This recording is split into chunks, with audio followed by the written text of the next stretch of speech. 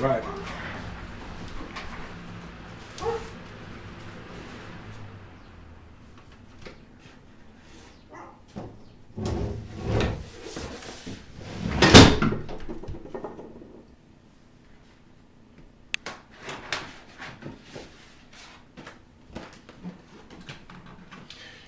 The old pooch next door.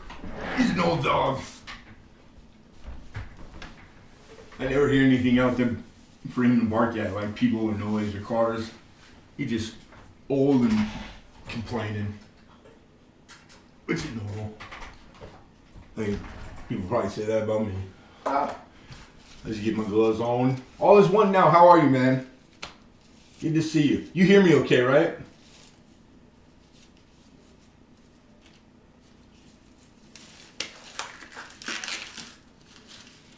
I like that. I watched the video you put up today, and I think I forgot to comment though, but I did watch it.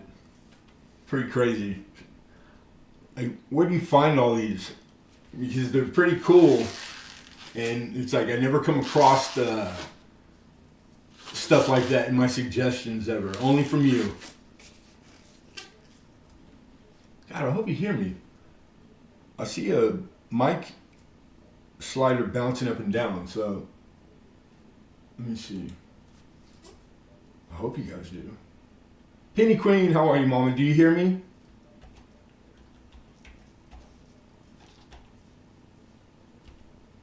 I hope so.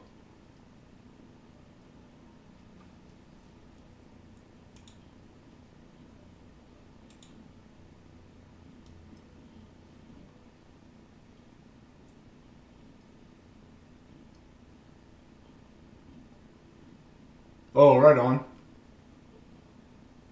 Cool. Awesome. Thank you, you guys. Rob Random, good to see you, my man.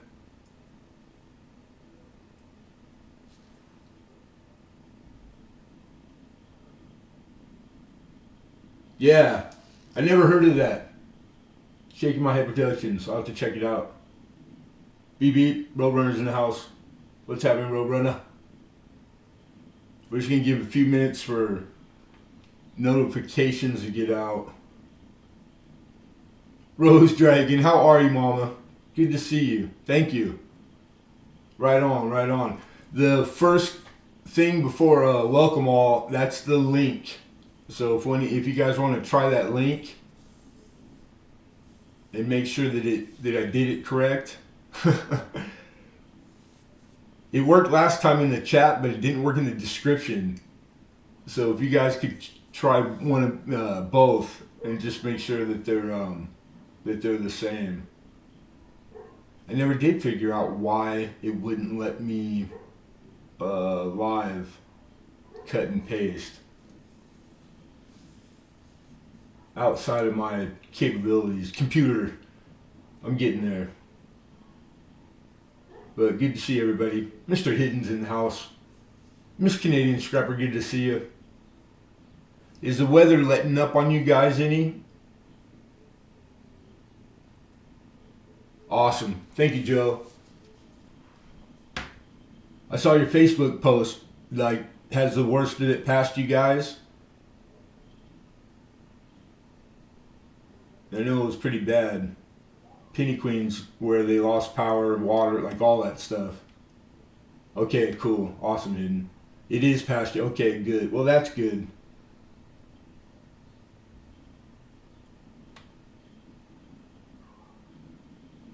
Sweet. I know it doesn't really probably lessen the blow. It's I bet. But I mean, like the bright side, you know. Yeah, like always try to find the bright side, or look at the bright side.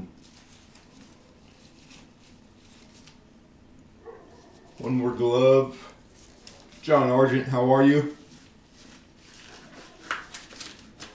You sound like a cowboy with extra hot sauce. I will take that any day, Rob Random. And thank God bless you. God bless Rob Random. That's what I'm saying. Lincoln Central is in the house. Luckily we had we have a fireplace, and the tree that had fallen. I remember that a while back was waiting to be burned. So it was dry enough to use as firewood, huh? That's pretty good timing, because I know that was recently, but not super recent. So that's cool. Because I know it's a pain in the butt when you throw something in there and it's not dry enough. I've been there. That sucks. It won't catch fire. Steeler 69, Mr. Rudy, my buddy, how are you? Neighbors came over and got some of our wood. Well, that's cool.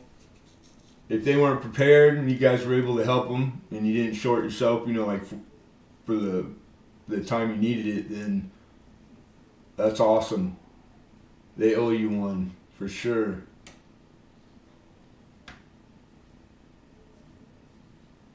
Oi, oi.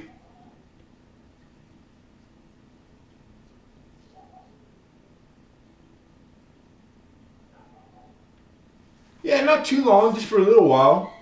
Well, I'm glad to see you, Miss Rose, Miss Pineapples. No, not. She's pine. Never mind. Everybody. Everybody's on a need to know basis. If you guys can, don't forget to hit the like or the dislike, either. They both count. It's dislikes aren't even held. There's no record keeping of if you had more dislikes than not. It's just a participation thing. They like to know that you participated. It's kind of yeah, I was there.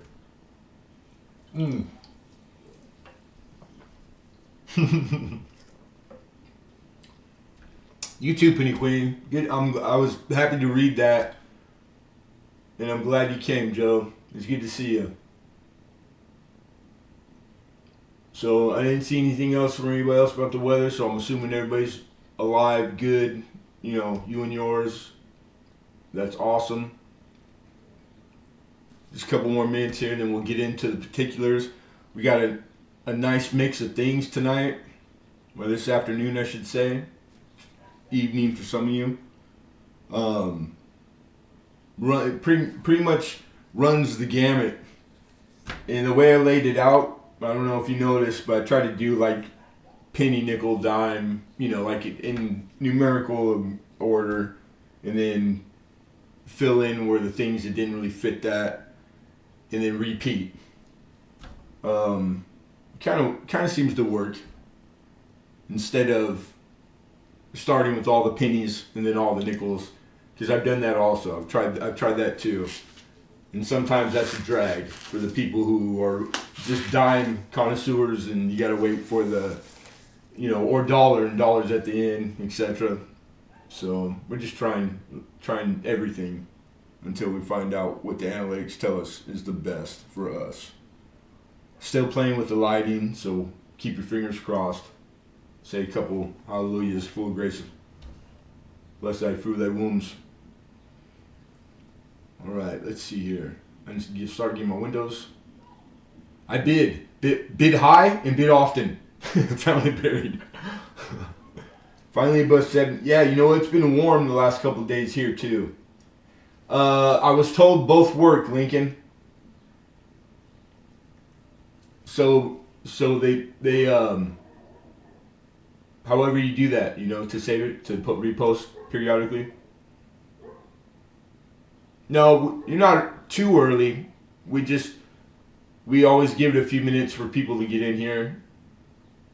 And then I have a minimum number of viewers that it's when we start. But I'm just adjusting my windows. This was the first time I actually was done sitting here and waiting for an hour prior, or a little more than that. So I just wiped all the cameras and got ready to get ready. All right, there we are. All right, so I've made the screen bigger. We're gonna try that.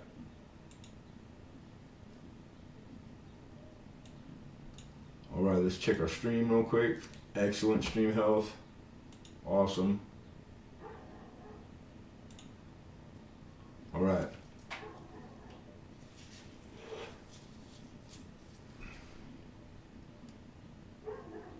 One other thing is checking my analytics like this past week, like getting in there and spending like a lot of time, like digging and looking at all of them because there's really a lot of. I mean, you can click and put all the ones that don't by default come on, and you'd be surprised if you've never done that before. How many different things that they keep record of, and really like some might not apply, but almost all of them do in one way or another. So anyhow,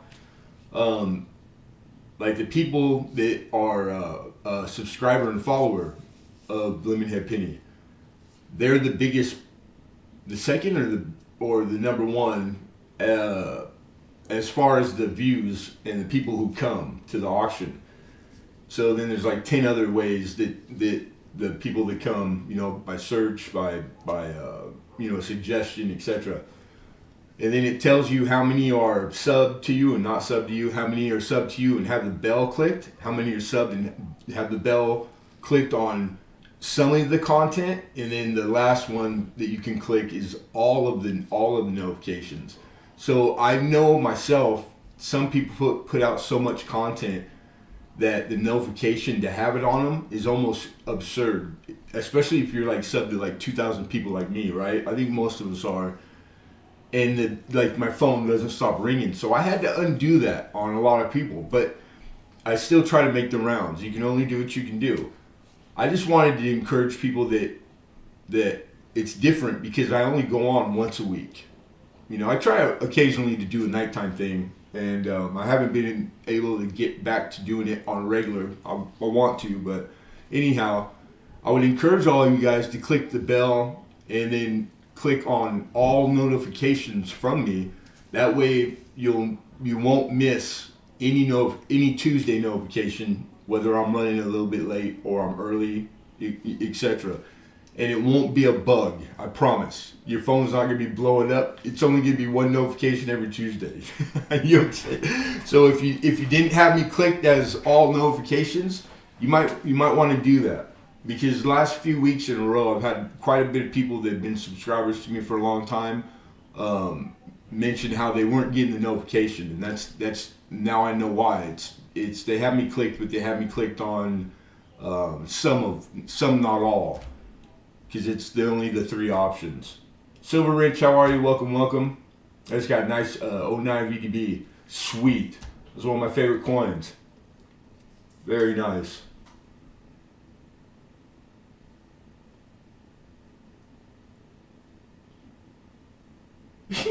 Okay, we know you're here. Stop it. I need a red card. Those are the new ones. You like that? I really like the red a lot. I think the red is sharp. I mean, all of them are, but I don't know. Just every batch, I'm thinking about getting a different color. So it was gold, black. Now we're on the red. And I found them because they had got lost and I didn't have them last week when I unpacked. Yeah, the red's pretty sharp. It like pops. And then these are, shout out CJ coins. These are the metal ones. I love these things. They're good for everything. Like scraping overspray off your windows on your car if you paint. That's funny. Yeah. Dude, when I've never had a problem shipping to Canada. Time-wise, nothing. It always gets there. Like, I don't know, man. I hear so many horror stories, but like, I love the post office. They've always done me right. Dragonfly Lady, good to see you, Mama. Welcome, everybody. Okay, so we'll start into the particulars. If you've never been here before, you're new, or you have been here but you have not bid, I need an email from you first before you can bid. And I forgot to put it in the description again, but we'll periodically remind people, and we kind of address it as new people come in. But the PayPal address, the tdacmartin1@gmail is my personal email. That's the email that you use. It'll also be the email for payments. Payments that we take are PayPal only right now. And goods and services, not friends and family. Hi ho, good to see you. Pretty standard issue stuff. Down the road, we're gonna try to add some different style, other ways to pay. But right now, as it stands, that's the only way. If you don't have PayPal and you would like to participate, we can figure something out. We've done that before. We're here to accommodate. All right, so that's payment, and that's prerequisites. That's all we ask. Auction link to the list is in description and will be posted periodically. They both work. Awesome. I pulled it off. Yeah, pat on the back. All right. Bidding increments are $1, starting up to 100. Increments go to 5, 105, 110, etc. After we eclipse 100, there are a few things that is possible. One thing that is over 100 to start, but for the majority, everything's less than $100.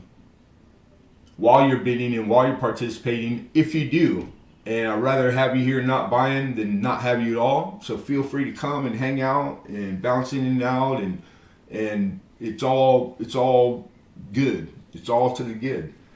It's all coin. It's all the same community, overlapping communities, metal detect, etc. It's just I'd rather you guys come and relax and have a good time. Don't feel obligated ever.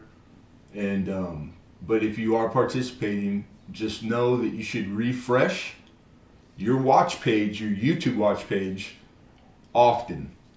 When you do that, by default, I believe it puts the chat on top. So you're going to want to get in the habit of clicking refresh and then going over to the top left of your chat box and reselecting live. But you want to stay on live chat and refresh periodically. That'll keep you as close as you're capable to me, my real time, the real time. There's always a default. It's like 10 seconds. And then, so anything past that it's your connection, not mine. Mine is always excellent. Mr. Frank P, how are you? Yeah, you know what? It's a nice gold coin too. And they only minted like a couple 100,000 of those. So hard to get. And not too many first strikes. Okay, so that's payments, that's how to. We use a gavel. Example, this is what you'll hear. Fair warning, going once, going twice. Yada yada bada bing, forget about it. Sold. That's what it sounds like. That's what it looks like. We use our etiquette, our auction etiquette, which means that we congratulate each other on wins. We let each other know when we're out by just typing literally the word out, O-U-T. And that's it. That helps expedite and quicken the auction. It saves quite a bit of time. There's moderators here that are Blue Wrench, so once the auction starts, if there's any questions pertaining to the auction, you need to put either the @ sign so it highlights my name, or you need to specifically do that with one of the mods' names so that they can get to your question, or I can. And feel free. Don't feel like you can't ask stuff. It's if it pertains to the auction, no problem. We use the United States Post Office for shipping. Shipping starts at $4, ranges up to like a medium flat rate is like $14. It's rare, very rare that I need the large. If I do, you guys pretty much know. I don't charge shipping and handling. I charge you what I get charged. And I start where you get tracking number. So everybody's stuff is tracked. That protects everybody involved. All right? Rich H, good to see you, my brother. Tiger Woods, I got home from. Tiger Woods stuff. I'm not sure. I don't watch too much TV, but he's a local. Like, I'm local to Tiger Woods. And my wife went to high school with him, believe it or not. Crazy. Dude's a billionaire. Playing golf. God. So anyhow, that's the shipping. everything up to a pound. Once we eclipse a pound, that's the flat rate. Small, medium, large. Best deal there is in the world. All shipping. So it really is the best. And like I said, I don't charge. So you guys be paid the minimal amount for shipping. I do hold, if there's ever a time where you would like me to hold a package, I got probably 3 or 4 right now, to maximize the, to fill it up before I send it out. I got no problem doing that. No problem. I got the room, so no problem. Alexander Smith, good to see you, my buddy. Need some coin to change my mood. Right on. Watching Tiger Woods stuff since I got home from work too. Okay, that's big news. He was in an accident. Wow, I didn't know that. Yeah, I didn't know that. Well, he's alive, so that's good. Alright, so shipping, how to, prerequisite, increment. Lastly, I don't advertise it like in the title, but we do a giveaway. We always do, always have. The free giveaways at the auction inn. It'll be the last auction block, which is number 36 this evening. No association whatsoever with YouTube, okay? It's totally independent, in-house, sponsored by Lemonhead Penny, this big ugly guy. And I encourage all of you to read the description, because all the legalities and the what-tos pertaining to the giveaways is in the description. Alright? Again, not associated with YouTube whatsoever, which gets them off the hook. If you're gonna sue somebody, you gotta sue me. Don't you dare. Just me. And the free giveaways, all you have to do is be here. They're totally free. All we need from you is your participation. That's it. There's times when people are here and they don't participate. It's totally up to you guys. But I will give you a heads up. This week's giveaway is trivia. So you've heard it once. It'll be a question. First one to answer correctly will be the winner. And it's not crazy. It's not like I put some thought to the question. It's pretty universal, which I think everybody everybody has a fair chance, like an equal chance. Nick Mahler, good to see you. Mr. Alden Davis is here.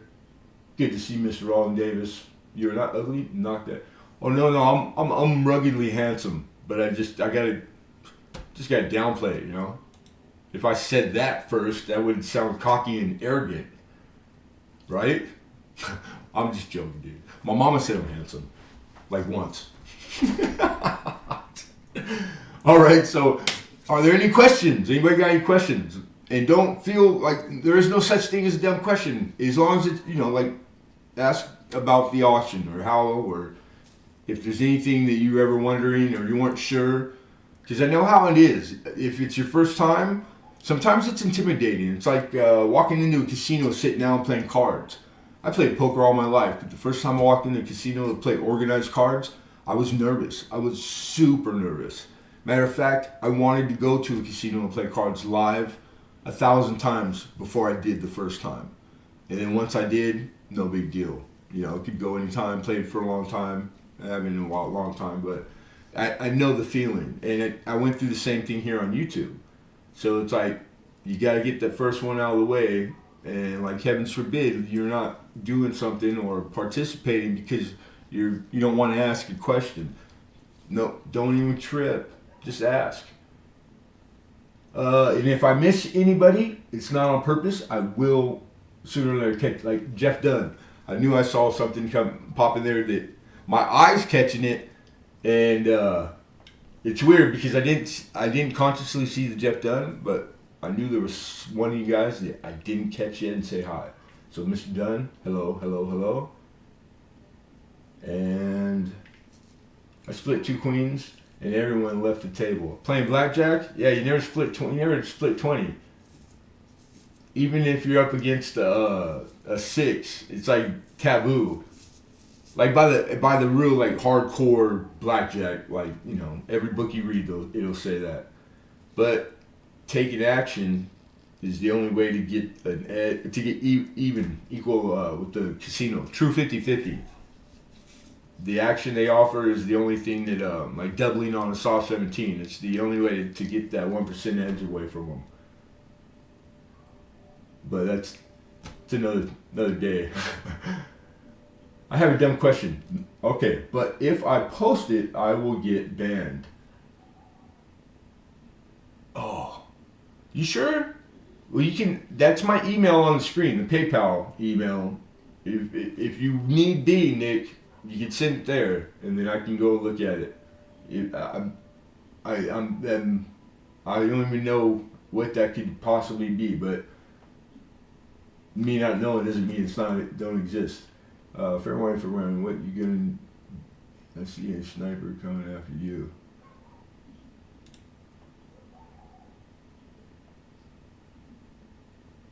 Okay. Kiss my grits hidden. That's from Alden Davis. Okay, I'm running on the treadmill to power my computer. Your power's still out? Damn, that sucks. Alright.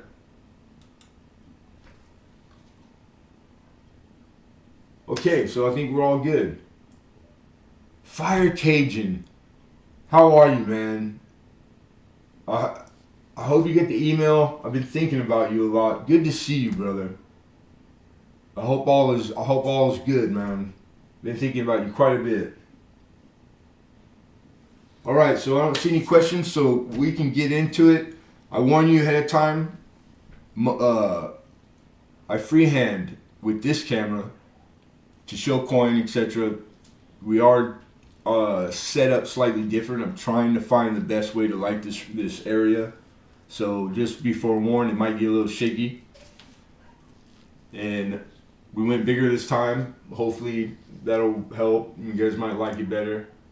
Awesome fire occasion. Right on, my man. Well, that's good to hear, bro. Very good to hear. Alright, so block number 1. We're looking for a 39S uncirculated wheat scent, and it's woody. $3 is the opening bid. Oh yeah, this thing's good looking. Good looking. And I think I remember us tilting this thing last week, just slightly. Okay, question. Are you using Streamlabs?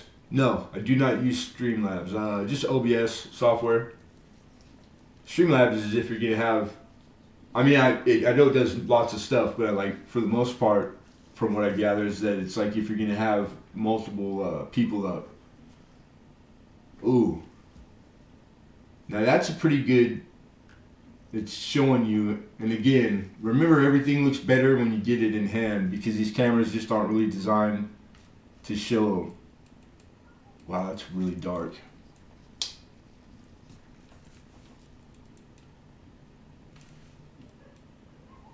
And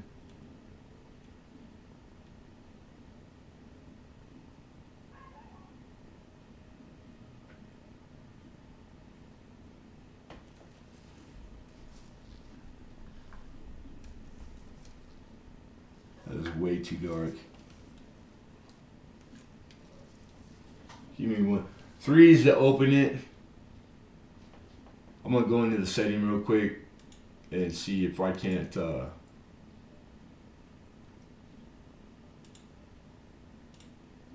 lighten it up a little really quickly. Because that is darker than it's supposed to be. Configure video. Here we go.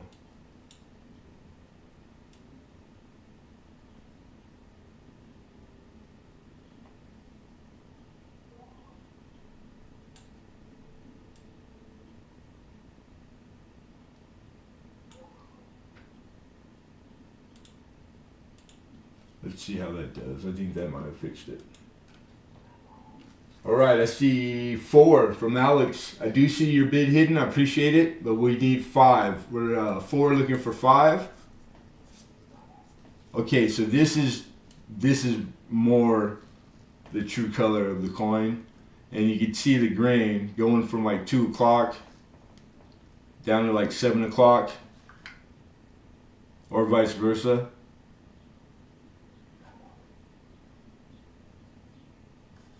Pretty nice looking. I'm a big fan of the woodies. Woody is slang. It's not a technical term in numismatics, but most folks that collect wheat cents know. What it is it's an alloy mixture error. It's a Blanchard error.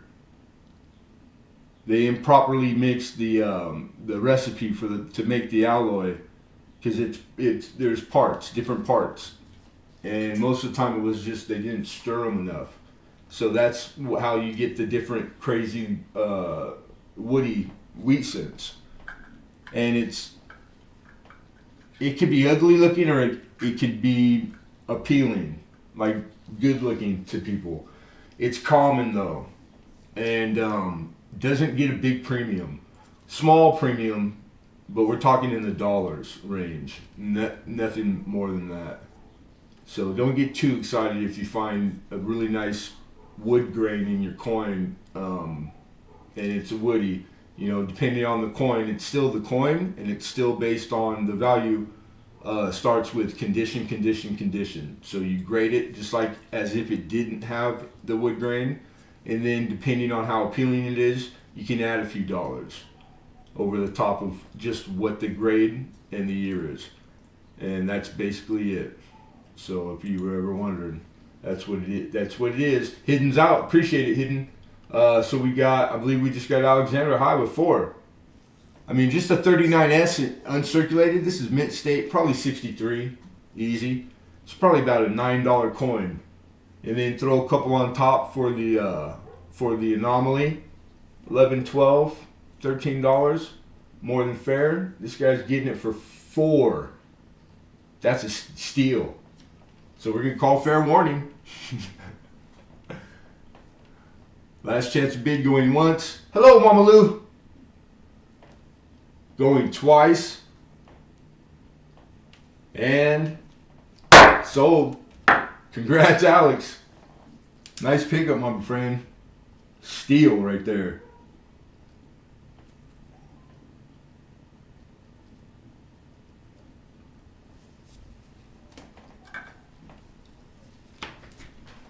That was lot 1. We're on lot 2. Yeah, congrats, bro. All right.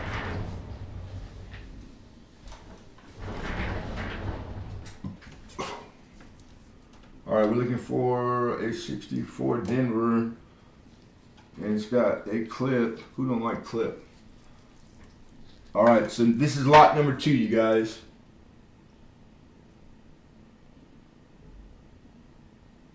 Yeah, right on. That's smart. If that's what you're planning on doing, that's a good idea. This is a 64 Denver.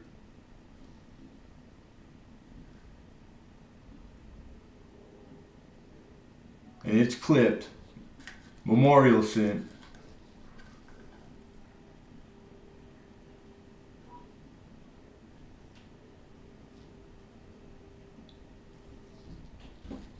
And I believe we're looking for 4 to open it up. 64 Denver. And not red brown. I think it would get the full brown designation now. The reverse is even a little bit more. You can still see remnants of the mint luster. You see the gold in there that flashes like around the date underneath the clip. There's some of that in all the lows. You can see it like in the cheek and the hair, all the low parts of the relief. And I mean, without that little spot, carbon spot, but it's an uncirculated coin. So remember condition, etc. Hey, Mr. Delboy, good to see you, my friend. And we have 5 looking for 6.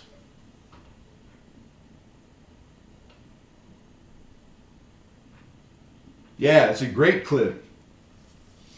And when you look real close, sometimes pickup to legitimacy is right opposite, directly opposite of the clip. It'll be weak. And if you look close, there's weakness there. But not always. You'd be surprised. There's times when it's not weak and it's clipped. That's possible too. All right, 1964 Denver Memorial Cent with a clip at 3 o'clock, 2 o'clock. And we have a bid of 5. We're looking for 6. I'm just going to grab the next block coin, and then we'll run it. And what am I looking for now? 20 nickel.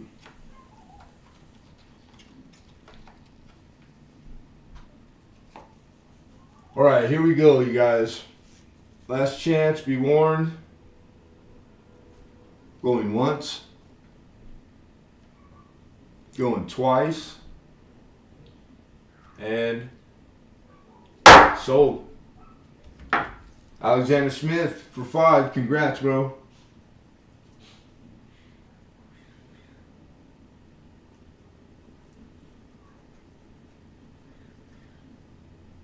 I mean, that looked like a 9. There it is. All right.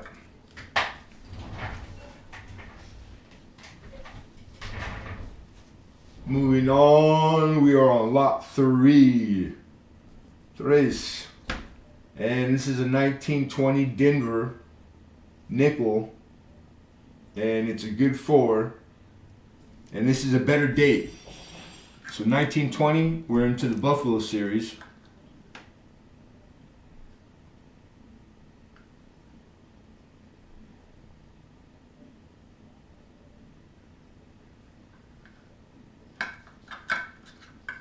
And opener is 8. We're looking for 8.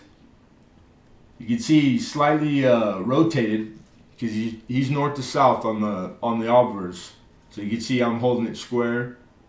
That's the degree of rotation that it's out. It's at least 15%, which is kind of like the starting point of it being collectible, like that you could even add a few bucks for it. And Mr. Hidden says 8, looking for 9. You can see pretty much full horn, which is nice strong mint mark.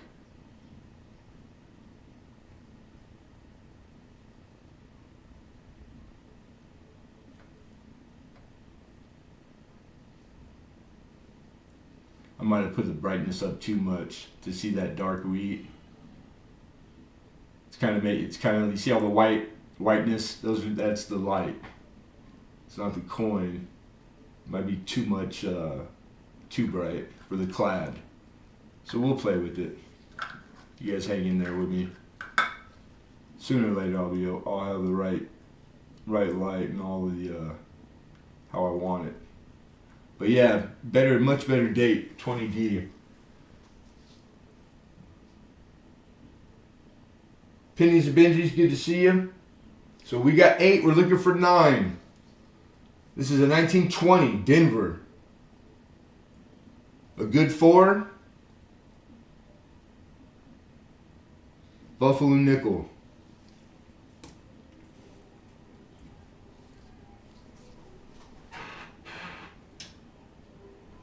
Is that affected at all? No? Cool. I can see better. I think another light over here. Like they say when viewing coin, you don't want multiple light sources. Okay. Now, and you don't want different style of lighting, which I have 3. I'm doing it totally against what I know what to do. It's just knowing and being able to, resource wise, it's 2 different things always. But that's neither here or there. So I think I have enough to where I have a fluorescent on behind me that I think it might be hurting this. I'm going to turn that off really quickly. Then we're going to call it down. So you guys get ready.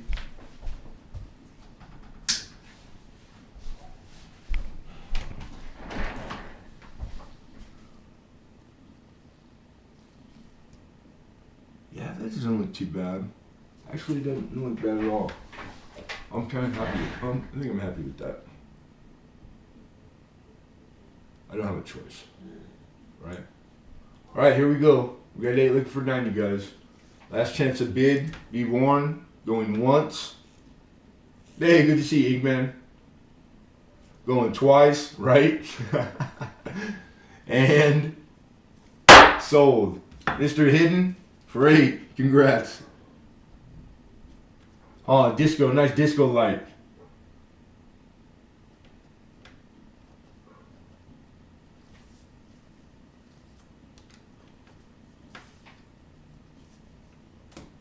All right. Moving on. Lot number 4. This is a dime.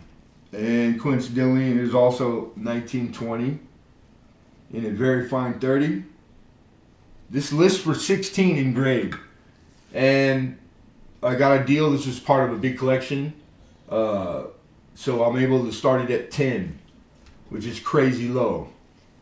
So we're looking for 10. This is listing in the raw current market value today for literally for $16. And that's in the raw. That's like the dealer wholesale raw price guide, 16. So which from 16 to 20 is what you would probably see when you walked into a brick and mortar, more leaning towards the $20 side. $10 is like awesome. So if you don't have a 20 Denver yet, or this is an upgrade maybe, earlier date. Let me give you the reverse because it's got enough of the verticals. You need to be able to see X amount of those verticals for certain grades, especially in the middle from very fine to AU.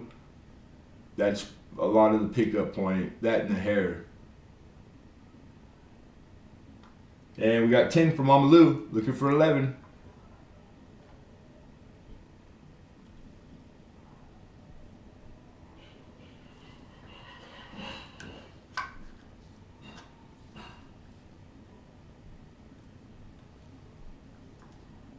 Sharp rim still, very sharp.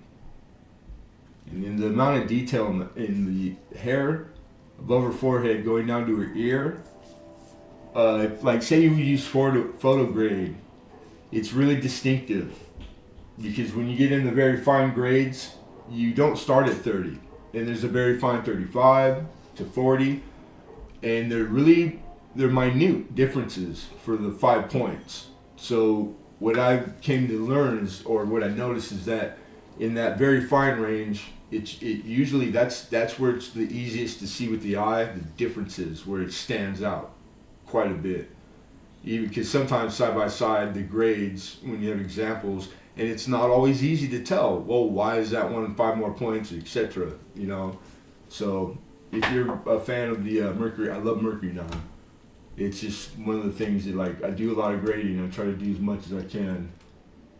18/7. I found one in my life. All right, we got 10. Nobody else for 11? Mama Lou. Here we go. Mercury dime, 1920, Denver. Last chance, be warned, going once. Going twice. And sold. Congratulations, Mama Lou. That's a good pickup. Very nice.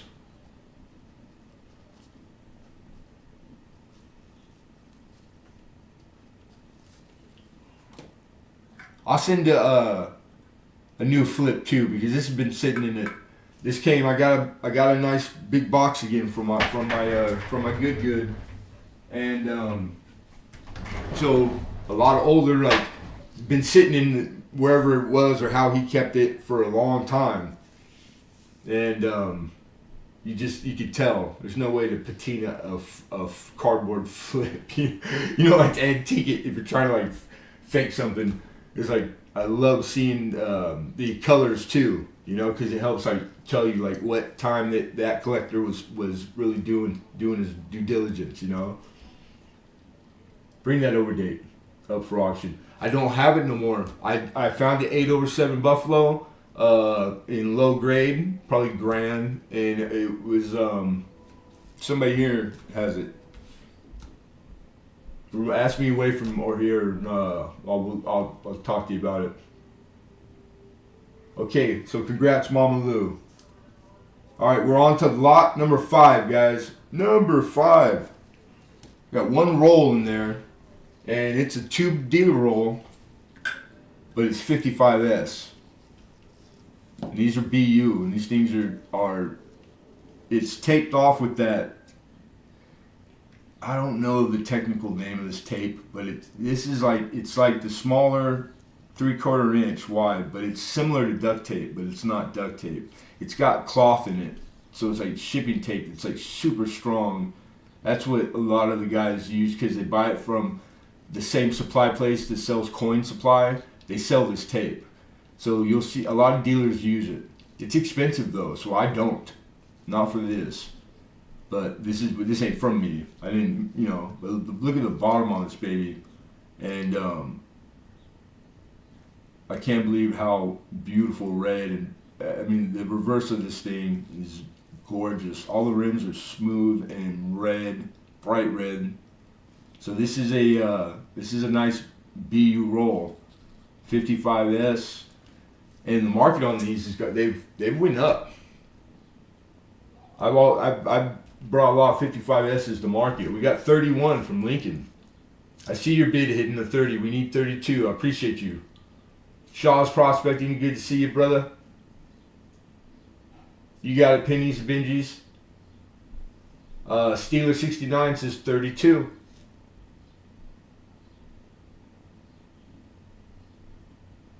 You have that in quite a few rolls. Yeah, it screams legitimate, Mama Lou. Because it's common, it's still common. Well, I don't know how common practice it is now, but the 50s, 60s, 70s, that's dealers. They still get everything from the mint when they're able to in the way that it comes, and it comes in bulk. So it comes in plastic bags. They're sealed, heat sealed, and it comes in canvas bags. It comes in large amounts. What dealers would do is they would go through, because there's a difference between a BU roll, a Brilliant, or Gem, and Choice. They both insinuate a different grade, and then you'll see the word Unk. So actually, like the common, but Unk rolls weren't really. They're not. You'll see them way less than you'll see a BU roll, because they weren't valued as much or sought after. So everybody wants the Choice and the Gem coins, the Brilliant uncirculated. So dealers would put those together, and it's all prior to Aaron Variety, which still Aaron Variety, believe it or not, is a really small percentage of coin collecting on the whole. It's not as big as it seems like, but it's getting bigger every day. So I mean, and it's huge here on YouTube, which is great because that helps it get big out on the grand scheme. So it's so what I'm trying to get at, and what want to say is that don't frown upon a tube dealer roll, because odds are these are all better specimens than you're ever going to get out of an original paper bank wrap roll that is truly on the random. It'll be the year, but you don't really know what you're getting. And they both equally have not been searched for Aaron Variety. So your chance of if that's what drives you for your rolls, it's the same regardless, whichever roll you get. But these, you're guaranteed, and somebody who is knowledgeable pick these out to put in that roll. It's kind of like the crap work that I had to do stuff like that when I worked at a coin shop, because it's not like really rewarding work just doing it really. It's like doing work. It's like earning it. Anyhow, we got high of 32, Steeler 69 looking for 33. And the amount I talked is probably the perfect amount that we're gonna call it down.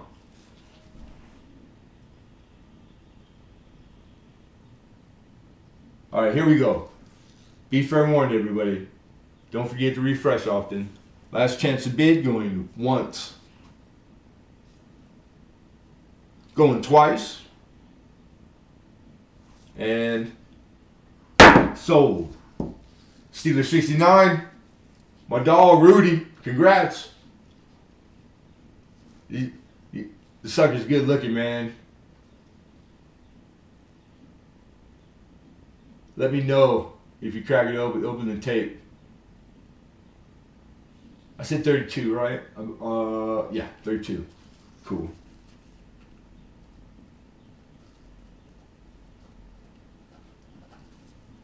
All right, that was lot 5, guys. Moving on to number 6. Hawkeye PA in the house. Good to see you, Hawkeye. I hope you're doing well. Yeah, right on, Mama Lou. We try to, I can't help myself. So I always, if I can, the things I think are a little outside of the typical, you'll learn it as you go as a collector only. That's more the on the seller side, the coin dealer side, and it's something I think is it's appropriate right now. The timing. It might have been more taboo back then. I don't know. Some dealers might think it's taboo to tell you anything. I've known some dealers like that, but that's all right. I'm a grown man. I can eat ice cream for dinner if I want.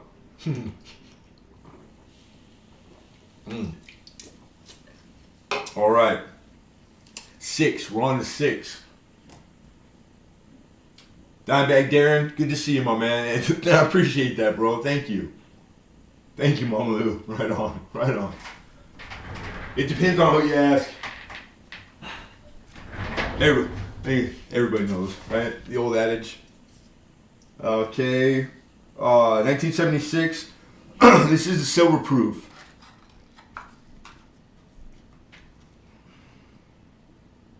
Quarter. Let me see, it's quarter. Where'd I put the quarter? I'll put you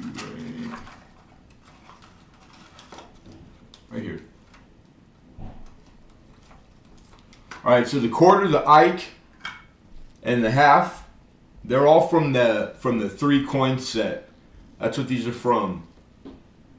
It was something that was a purchase auction win from a few weeks prior that never got paid for, so I just took it out. It had like residue on, like the packaging wasn't the greatest, so I just thought, you know what, I'm gonna take them out and individually flip them. So that's what I did. So this is the silver one, and opening, and this one is starting to tone. It doesn't look so appealing right there, but if you have it in hand and you cartwheel it, it's got oranges and some color, and it's gold. It's on the golden side, and you stick it in an album or in a book, and it'll continue to tone. But this has been in the set its whole life, so this wasn't not even like circulated, never. And the reverse is a lot prettier than the obverse. And again, it's got circular toning with like oranges, yellows, like golden to brown. And where are we at? $8.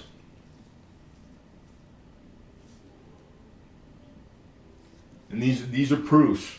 This is God, I should have kept the package, because you guys probably know better. Like if you look up in like a guide, it's pretty easy. It says like specifically like silver 3 coin set. That's like how it's known. Like when you're trying to price it or quote it.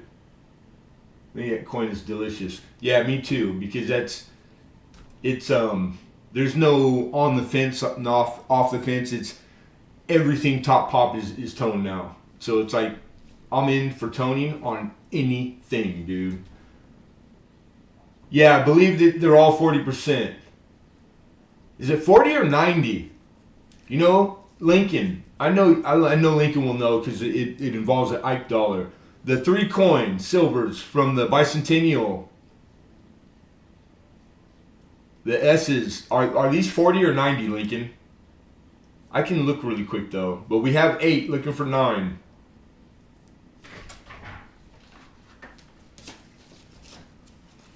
Oh, Hidden beat me to it. All right, I trust Hidden. Hidden's pretty knowledgeable. numismatist. Thank you, Hidden. I appreciate that, bro. Right on you, man.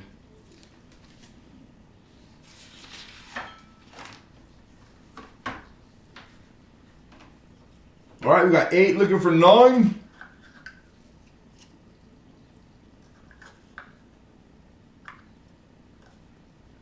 Nice strike. I mean, look at the detail there. There we go. Just like I said, the clad. This light might be too bright. But we're going to be jumping back and forth, and it's showing pretty well. So I'm not going to tempt fate. We're gonna go with it, baby. We got 9 from BR Chef. Good to see you, Chef. 40%, George. Yeah, I do too. It's hard to find them out of the set too. I had probably a year and a half ago, about 8 of them. And I don't remember, where I got them. Maybe longer. I think I got them from the shop when I worked there. And they were just, somebody had bought a bunch of sets and they had cracked them all open for the half of the dollar. And we had the quarters. And they were like really like spotless, gorgeous, high grade. And I brought them and did a buy it now on them and sold them all, I think like $10. And I wish I had more because there were more people than there were coins. So it's like, yeah, hard to get. You'd have to buy the set to break them out. All right, you guys, here we go.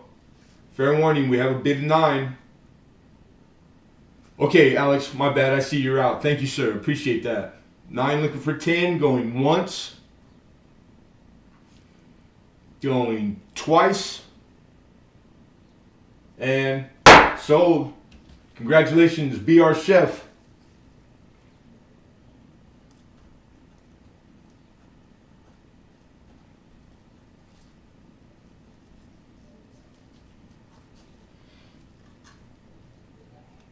All right, that was lot 6.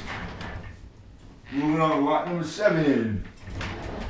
7 had more description than there was the amount of room of lots.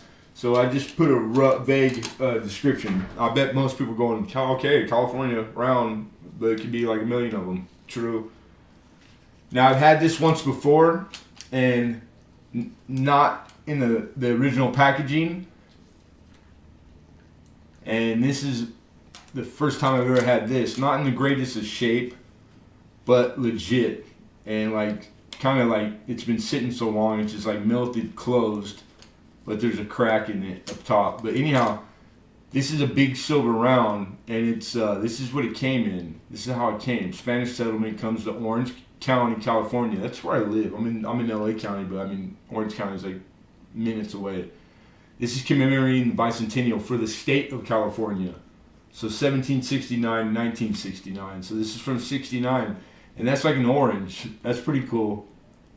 And then the coin was in there. And you can see it was just, it's a card. It's all original. It's been in there its whole life. And then it has a crack here. So which is good. I mean, the condition's not the best anyway. So it's not making it plus or minus any value. Just having the original carton is a plus, but the coin is immaculate. All right, we need you to focus.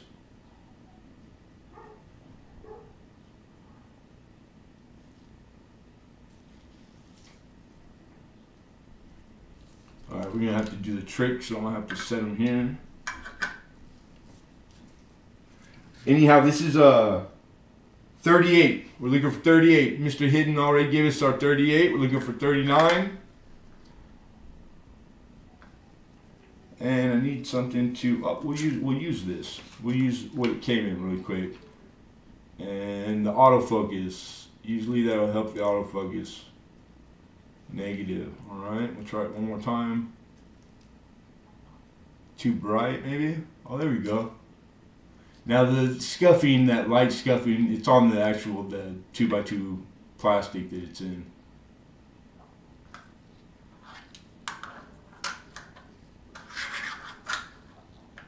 This is a great coin. I've had it once before. They made it in copper, in gold, and silver. This is a silver one. I've had the bronze. I'm sorry, yeah, bronze and copper. And I've had the silver once before.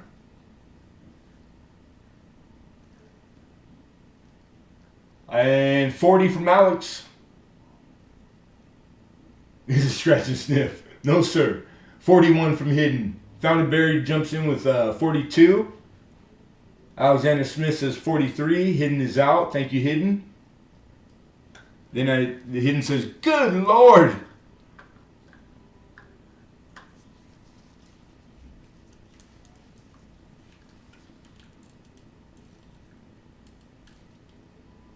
Golden Land. Showing Indians and settlers.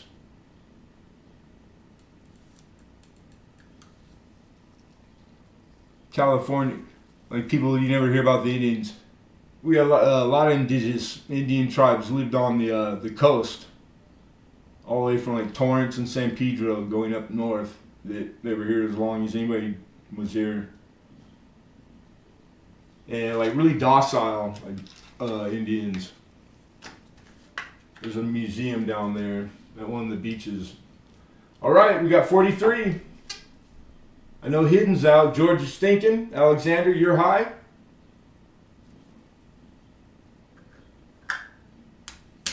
Fair warning. Getting ready to run this. Running it down. Oh, you know what? Right there. One of my hands there. That's perfect. Beautiful. Found and Buried says 44. Looking for 45.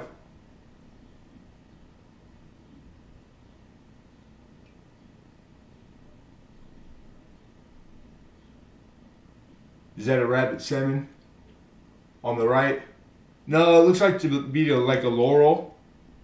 The other one's probably like a great, like a redwood. I know redwoods are California, sequoias, but the branch on the right, I'm not sure. It's like a branch of some sort. Alex is out. Thank you, Alex. All right, here we go. Rabbit salmon. That's in Alaska. Last chance to bid, everybody. Going once. Oh, I'll take a look. Going twice. And sold. 44. Found it buried. Congrats, George.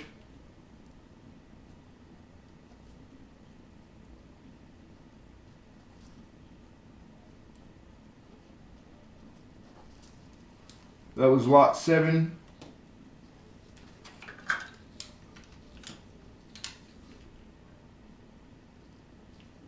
No, I don't. A dolphin. It's a dolphin. And you know why? The dolphins like migrate. I've been at the beach, probably a couple dozen times through my life. You know, like when I was a teenager, we used to go a lot, ditch high school and go body surfing or something. And you could see the dolphins out from the beach, like not far at all. And they're always in like, I don't know if it was school is the right word, but I think for fish it's school. Yeah, man, dolphins. It's pretty cool to see. You just see they're doing that, you know? They're just booking it. And it's pretty cool. So yeah, that's why the dolphin's on there. And congratulations, found it. Is that front left leg doubled? Well, I don't know. If you cherry picked me through it's possible. I've done it to somebody before. That's bragging rights. You have to find out when you get it. It could be, man. Dodgy dolphin. All right, everybody. That was lot 7. Don't forget to refresh your watch page and reselect live chat in your chat box periodically. We're moving on to 8. So we're back down to cents, and this is a 1924 S, better year. We're looking for $5 open.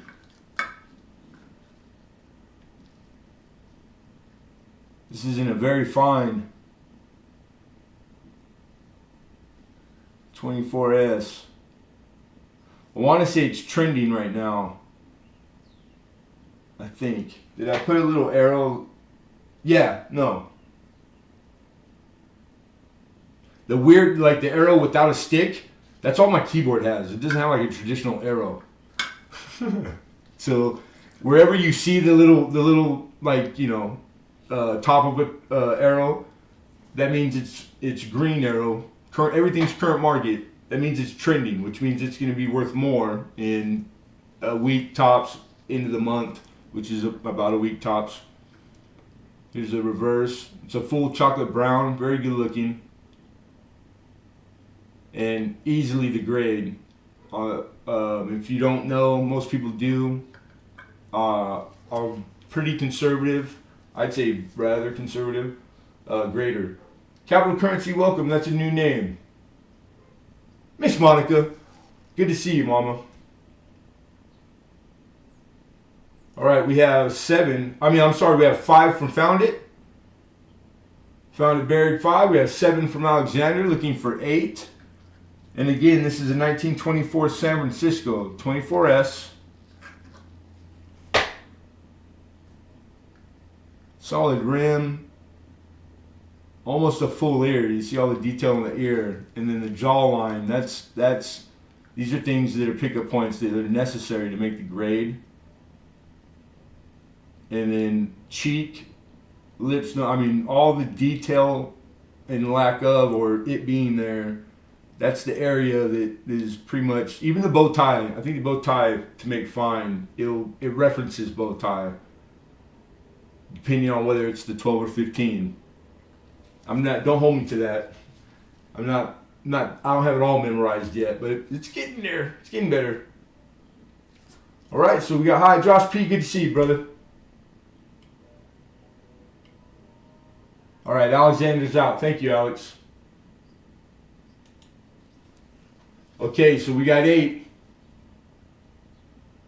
Yeah, this is one of those years that it's not one that everybody goes after first, but it's when you do get to it and realize, oh, I need a 24S. It's harder. Like typically, people they underestimate it. It's a little harder of a coin to find and find, and it's just one of those. There's a bunch of them in that area, you know. And I brought more than one. I brought like 3 or 4 that, in my opinion, they're the same. The same description fits for all of them. So it's the one that most people overlook, or they wait and they go, damn, I need a 24S. I thought I had a 24S. I don't know. Maybe I'm wrong. So anyhow, last chance to bid, everybody. We're looking for 9. Going once. Going twice. Sold. $8 to George. Congrats, George. Good pickup.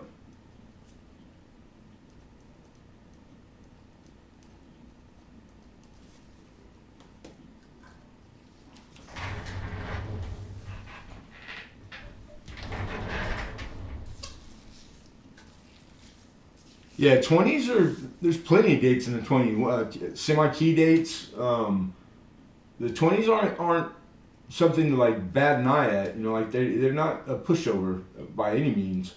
Even half of the 30s will give you, depending on the grade, they're hard to find. And if we're talking about truly trying to do it through circulation, man, I don't see how anybody completes a set nowadays. It would have to be impossible, but I know there's people that have been working on them for 30 years. They still need 3. Wow. It's that's admirable. It really is. And if you could put in there, Lincoln, anybody who's new bidders, I just need an email from you folks. 1919 is pretty common, believe it or not, for the teens.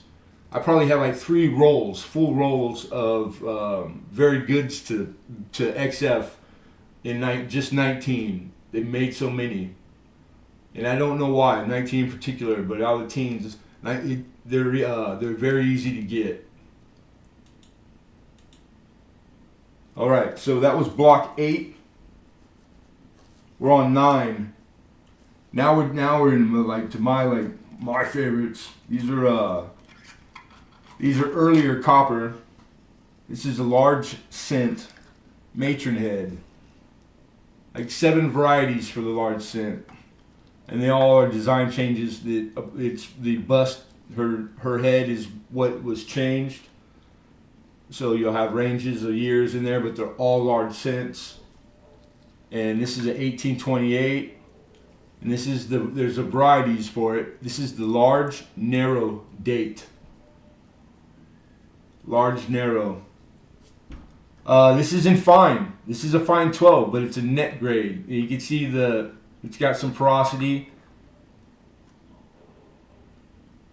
Now I haven't had time to. I got the OG book for large cents, and I haven't been able to read. It's a big book because there's quite a few rusty dyes where it's known in certain years that they were struck with like really bad rusty dyes.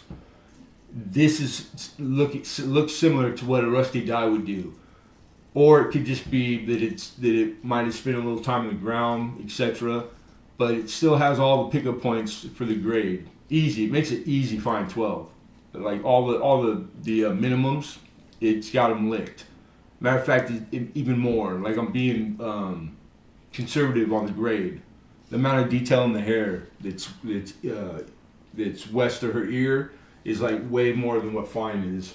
So anyhow, but still, 28, nice year. And this coin lists in just fine for 55. I'm way past what you would take off for net, and I'm looking for 30.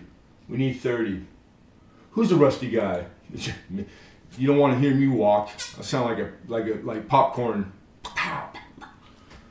So I sound like Rice Krispies. Snap, crack, and pop. Lemonhead helped me find some of that bag. There was nice ones. Yeah, right on, man. Right on. Yeah, that's it. Getting a 1919 in circulation, like what I meant more so is that if you do find a wheat, it's kind of common to get a 19 plain. But just finding a wheat from the teens is awesome, dude. So don't take. I apologize if it came off that way. I didn't mean to demean the find at all. I didn't find a 19 for a long time. Oh, I'm sorry, the reverse. All right, she's pretty perfectly north to south. All right, so there's slight rotation from the obverse die to the reverse die, but pretty common in a large sense. So seeing them not being lined up properly, it was really common back then. You know, the process was a lot different than it is now. And but lots of die pairing that weren't supposed to be, that are known. Lots of cool stuff. I would suggest the series to anybody, even an early collector, just because of the me wanting every specimen there is to be saved, because these things there's not just billions of them like Washington quarters, and they're not that old, and we're a young country. Like this is our history. This is all we have, and they're not making large cents anymore. I think I read that somewhere. They're not. They never will. It's like every day one gets lost on accident, or a kid or somebody steals it, and so they will only get less of them as the time goes. It's guaranteed, man. Unless they're all locked up into a government stronghold. Alright, so nobody? Alright, so things that don't receive a bid. This is the first one, so that's why we're explaining. They just go off to the side. Whatever that pile ends up being at the end of the auction, right before the giveaway, we just quickly revisit the things that did not receive a bid. So if you weren't sure, you want to take more time to check, don't worry about it. Also, if because of time doesn't permit, you need to go, whatever the reason, you could always ask in the chat for X or Y coin to come up, and we'll fit it in. We'll bring it up after whatever's on the block is over. No problem. We can do that. All right. All right, so we're gonna take this down. The 28 is down. No bid. I'm just gonna mark that we showed it. And then we're on to lot 10. So this is lot 10 now, everyone. Oops, don't mark it up yet. And 10 is also, no, this is a 2-center. Not only do I have key dates, I have key dates, semi-key dates, and some really nice type coins tonight, all in one auction. That's, it's not typical. Not typical here, and not typical anywhere, really. So you guys might want to like keep your ears open. Is that the 60? Because I got two 2-centers. 64. There's the 5. There's the 4. There you are.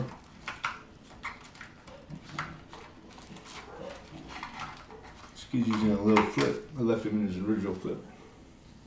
Alright, this is the 1864 in XF. This is a 2-cent piece. Look at that. The highest point of the relief on these, where they take the brunt of circulation, typically is where the we is in the center, where the letters we, W-E. So having the letters W and E or not is a big intersection or like juncture of grade and value. So having just remnants where you can make out the WE but very faintly is a bit, it will get you into a grade where if you can't make it out, it's still wonderful 2-cent, but it's you want to see the we if you get into this series. It's going to be one of those where look for it if you're out there and searching coin, and then those vertical lines where you can see that highlight, it starts to rub there, and if it wears evenly, which you always hope for, then the leaves start to get flat. But this is an XF, and it's nice dark brown, not too dark. I'd say chocolate. It's chocolate brown. Here's the reverse. We're looking for 30. This is listing for 55, right? No, 65, 50. The no bid, I gotta put a mark. I gotta start putting a mark here. That'll help me. Because it's empty. I'm sorry, opener's 50. It lists for 65. So that's $15 off of what current market is in the raw. That's raw wholesale market value, current value. So that's an awesome price for this 2-center. You will not find this 2-cent in this grade at a coin brick and mortar for less than 65, 70 bucks. Awesome type coin. And I'm just gonna put it out there. Dang, man, I wanted to keep it because I couldn't see it that well the other day, and now I'm thinking I see it. I think this is a variety. I think it's a clash, a very valuable clash. Damn it! On the right side of it too, there's a variety for these. It's clashed with the Indian head cent, and it's really known and wanted and sought after. It's scarce, and it makes this coin like $400. Dang, man, I didn't have a lot of time to look at it this week, and then I kind of thought, nah, it's not it. Now I'm starting to think, yep, that's it. But I'm not saying that to encourage you guys either way. You got to do your whoever. I'm not going to take it down right now because that would be shitty. Excuse my language, but you're gonna have to do the work on your own, the research, etc. That'd be nice though if it was. That'd be nice to know. But regardless, the grade and what it is, if you don't have a 2-cent piece, this is a nice one.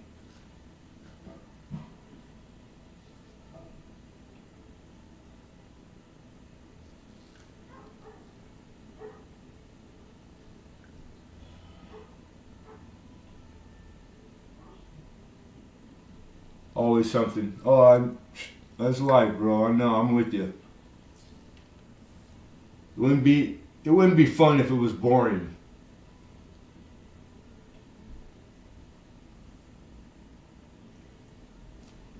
Okay, let's see. Oh,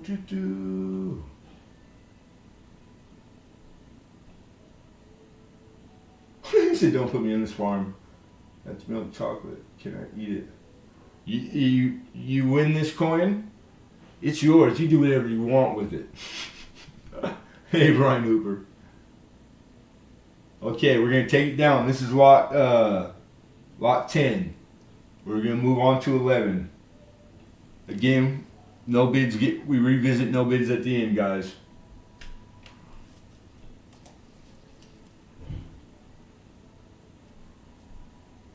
And that was lot 10. So lot 11 is a 1917 nickel. And in XF, listing for a 17. Opener, I need 13. 1917. This is a Buffalo nickel.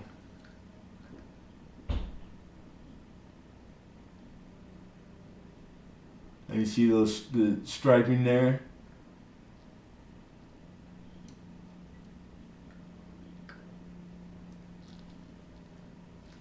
It's kind of cool looking. It's appealing. I don't think it's ugly per se. Strong date, very sharp rim. Like very sharp. Even the lettering.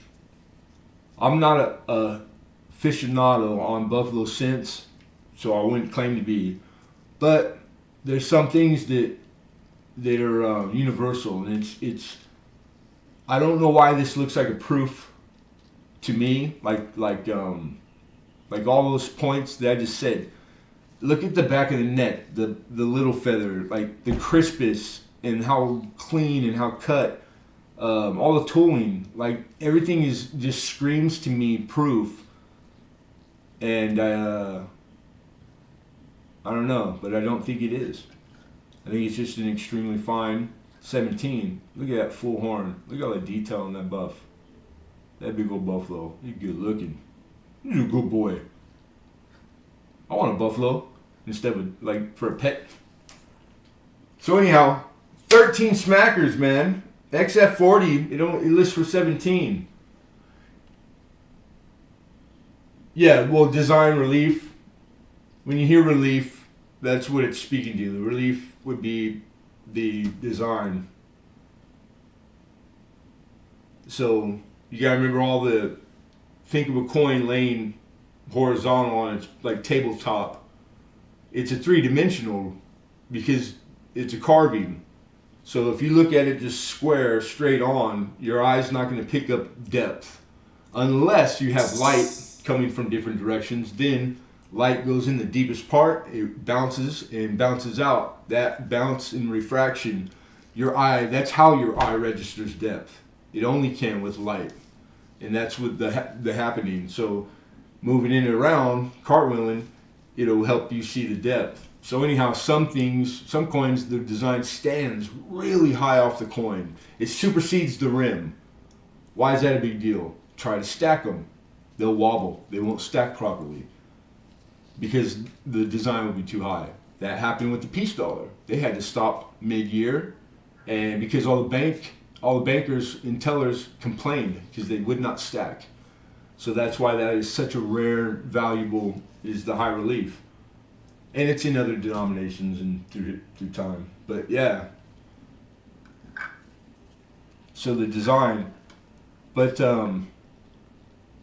things being very sharp and crisp can also, besides being proof, it could just be that it's coincidence. It's early dye, very, very early dye. Because early dyes, when they're brand new, all those carvings, they're very crisp. They're sharp, like sharp, and 90 degree, where 90 degree is. Once it starts making coin, it doesn't take but 100 to 1,000. And all those sharp areas, all those crisp, sharp lines are now rounded and soft. Because it's metal. There's no metal that we know on Earth that some are stronger than others. And they use different metals depending on budget some years. So that it gets deep. Coin collecting gets deep. So as it strikes coins, the earlier the coin off of the die's life, you want the earlier ones because they're going to have the best strikes. And it doesn't mean that they struck well. There's, it gets even deeper. But typically you want early strike. You want early age of the die because it's going to give you the best chance for, if it survived, a better strike, and details in that. That's it's all taken into consideration when you send it to a grader or a third party. These are things that what they on their checklists, whether you know it or not. Pretty cool, really interesting. Like grading is really a cool subject if you're into that type of thing. I would suggest it to all coin collectors that you learn grading. It's probably the most important part of coin collecting. We got 13 from John Argent, looking for 14. And that's all I gotta say about that. But yeah, look, dang it, man. I'm like, I don't know. That's pretty dang crisp. I think it's slang, but the old timer I used to work for used to call it razor rim. Like looking for Matt Proofs, you're looking for the razor rim. Like I knew it when I saw it. It's like a thinner, but it's sharp. It's really crisp. The lettering will always be more crisp, and then just everything. Like the detail in the ponytail. That's the pickup point for like most low going higher grade, and it's all there. If anything, it might be a little undergraded, but there's like stuff on the reverse too. You're not really supposed to take the reverse. Some coins they only grade the obverse. They don't even flip them over. People are like, no way, whatever. All right, fair warning. We got 13. Looking for 14. Last chance to bid.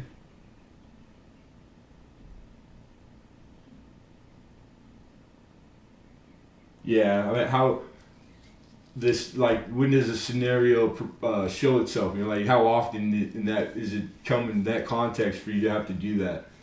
Pretty rare, if somebody ever does, But yeah, I enjoy all that side of it. I wish I had more time for it. All right, you guys, going once, twice, and sold. John Argent for 13. Nice coin. Nice pickup, John. Equity in that bad boy. You're making money on that coin if that was what you're in it for. If not, nice specimen. I hope it's an upgrade for your buffs, for your Buffalo set. What did I say? 13. Mr. John Argent.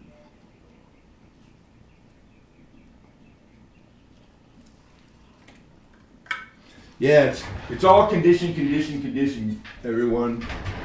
Regardless of where you're at, and there's people in here now that know more than me about stuff. Like there's nobody has the market cornered on any facet of this, or it's all good. It's all great to have people to lean on for help, because I think the coin community, God, I've never not just watched everybody fall over each other to help.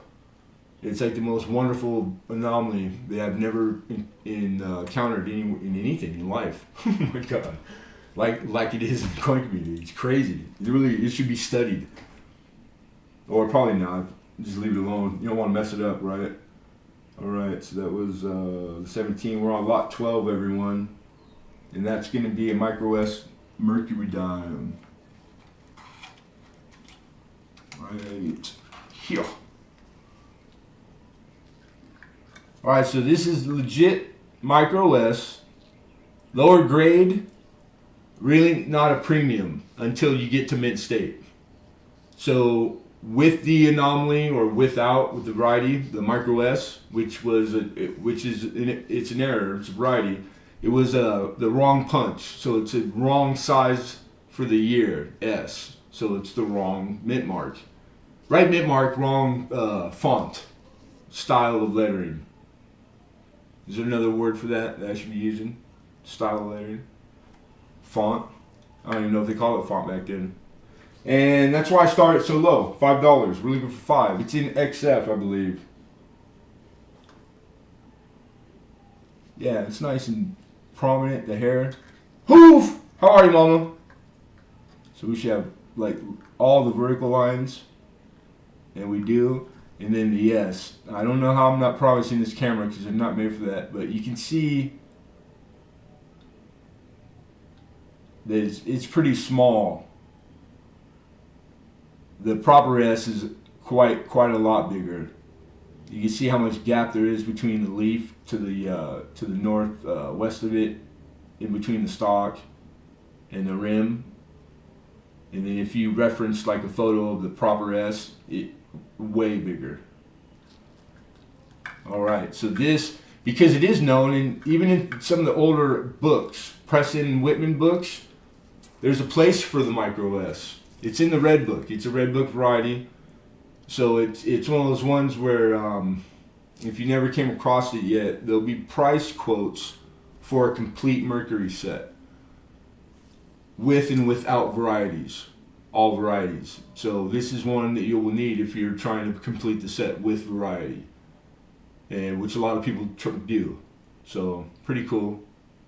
And the price is more basically the grade than the anomaly. Like I said, until you get to mint state, it's not a premium. But once you get to mint state grades, then like a brilliant a BU would be I think it's like $50 difference. So it's not something that you wouldn't look for. I would look for this every time I searched dimes. I do myself, and it's that easy to remember and see. It's not a tough one by far. And then just so you hear it, I don't talk about it as often as maybe I should. Any error variety that I attribute myself is, I give you my 100% guarantee, and it's 100%. If you have a problem or you disagree when you get the coin, all you need to do is contact me and we'll take care of it. We'll make it right, whatever that is. Whether it's you want me to find the real deal and replace it, or you want your money back 100%. Whatever, either is fine with us. All right.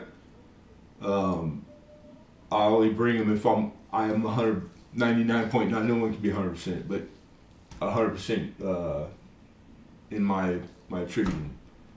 All right. So that's it. We got 5 from hidden. Looking for 6. Anybody in? 1945 S, San Francisco. This is the Micro S. Wrong mint mark on that bad boy. Micro, little. I disagreed with Travis once and he beat me up. Stop it. Spreading rumors. Propaganda. Everybody knows I couldn't beat Hidden up anyways. Hidden's the biggest bully on YouTube. Big brute. You big Brutus. That's my brother. My brother from another mother. It's warm today. Finally. The dog stopped barking. I wonder if they took it in. Alright, you guys, here we go. We got 5. Looking for 6. Last chance to bid. Going once. Going twice. Sold. Fever in the Funk House. 5 days old. Congrats, Hidden. Hidden for 5. That was lot 12. Moving on to lucky 13. And this is the half, the silver proof from the 3-coin set. We're looking for also for 8. And this is the 1976 San Francisco proof, 40% silver half. This is one out of the 3-coin, the half, the dollar, the quarter set. I broke it up. This one has less toning on the obverse, so you can see there how mirror, and then slightly cameo, but not. I don't even think it's enough. They're pretty stiff on that now, more so than in the past. Like, to me, it's cameo. Like, now look at it, pretty hard. Like, you can tell it's frosty in mirror, but it's not quite strong enough to get the 100%, and we haven't seen the reverse yet either. And then I think the reverse is easier, cameo, but it's starting to tone. But you can tell it's a proof. Definitely proof plancher. And this is 40% silver. The only way to get this coin is to break it out of the set. The quarter, the half, and the Ike. Alexander, I see you're 6. And either it was after I said sold for the prior, I mean the last coin, or it's less than what the opener is for this one. So either way, it doesn't fit anywhere. But I appreciate it though. I appreciate a bid, any bid.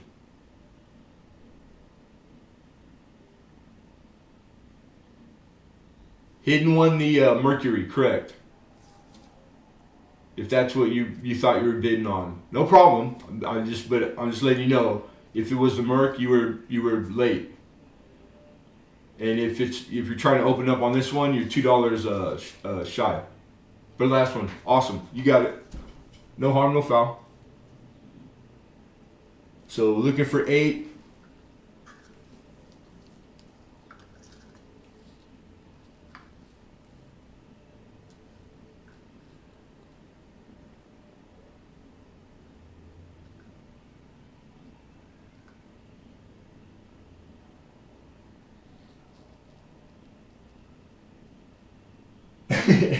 Ain't happening, Mr. Smith.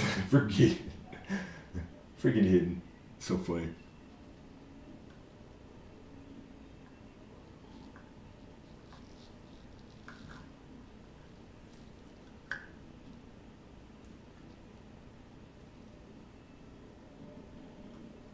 We got the opener. We got 8, looking for 9.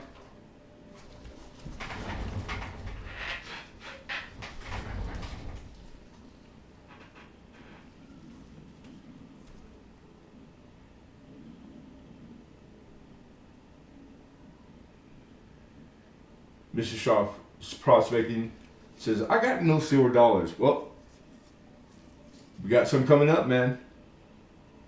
How does a prospector not have a silver dollar? He's like, well, I got a rock about this big of silver, but it's not a dollar. I got some gold, like size of a softball. That's not a gold dollar. True. John Brandon Bowie, welcome.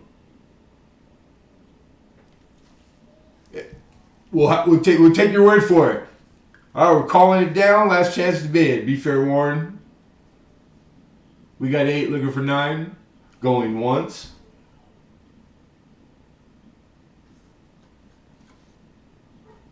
Going twice. And sold. Mr. Alexander Smith, congratulations, sir. That's a good pickup. That's a good price. Damn good price.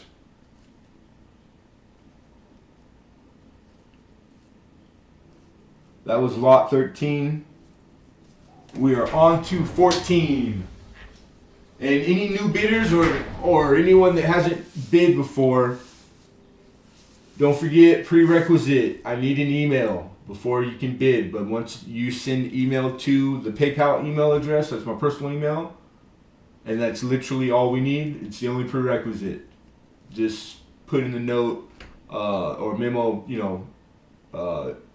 want to bid, or this is for bidding, something along those lines. That's all. And again, that's just for folks that if you've never bid before or won an auction block, because there's lots of people that are wonderful and come and hang out and haven't won one. I need that to, so I have a way to contact and a way to invoice.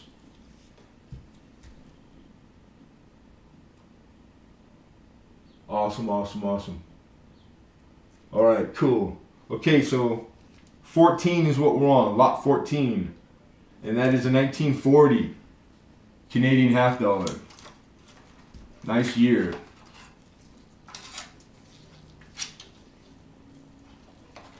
He fell down. Oh, hard to get up. Only hard to get. Here we go. 16. Looking for 16. All right, the silver. This coin is 80% silver. That's the content. So like the ASW would be 300, 0.300, but it's 80% silver at 11.66 gram. And this is the 1940 Canada. I like this coin a lot. I like the really busy, ornate, I think that's damn good looking.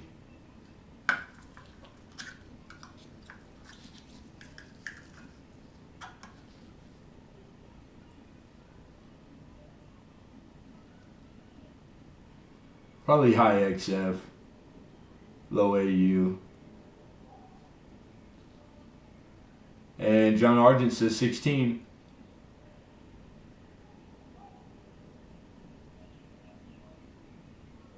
Okay, you got it, Lincoln. I still need the email to do the invoice for the, but yeah, awesome. You can be vouched for better than that.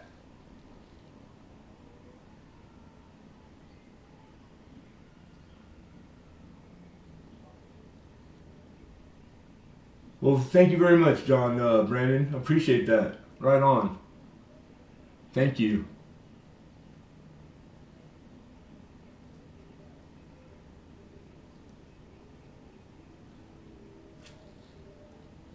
The center of the coin still looks like its original luster. It's like sheen from the center out, darker on the outsides, which is typically kind of vice versa of what you're used to seeing from the rim in, like as far as toning or losing its luster. So I don't know what that's saying. I don't have an explanation for you. But I love Canadian coin. Do you have 4 of the 40s? Right on. Yeah, but great looking half, man. All right, fair warning, everybody. We got 16. We're looking for 17. Last chance to bid. Going once. Going twice. And sold.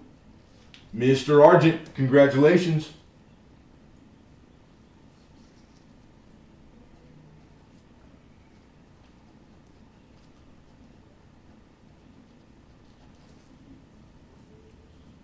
And that was lot 14, everyone.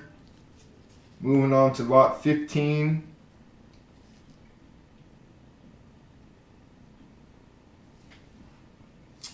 Where would I put it then? Oh, right here. Right in front of me. Alright, so lot 15, and congrats.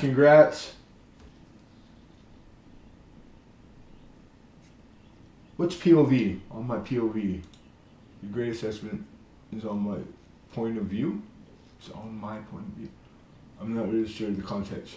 You're very welcome, man. Thank you, John. Thank you. I know it's something good, but I'm missing, like, I think I'm having a brain fart right now. I know it's me.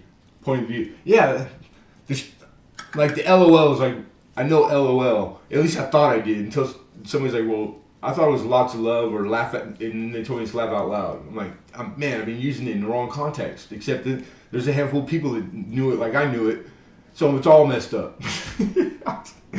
LMAO, that one's like, I know that one. Anyhow, this is the proof Ike. And he's toning, he's starting to tone from the outside in. And it's golden and yellow. And he's mirror. And lightly, I don't think it would get the cameo. And then the reverse of this 76 San Francisco. This is a double die.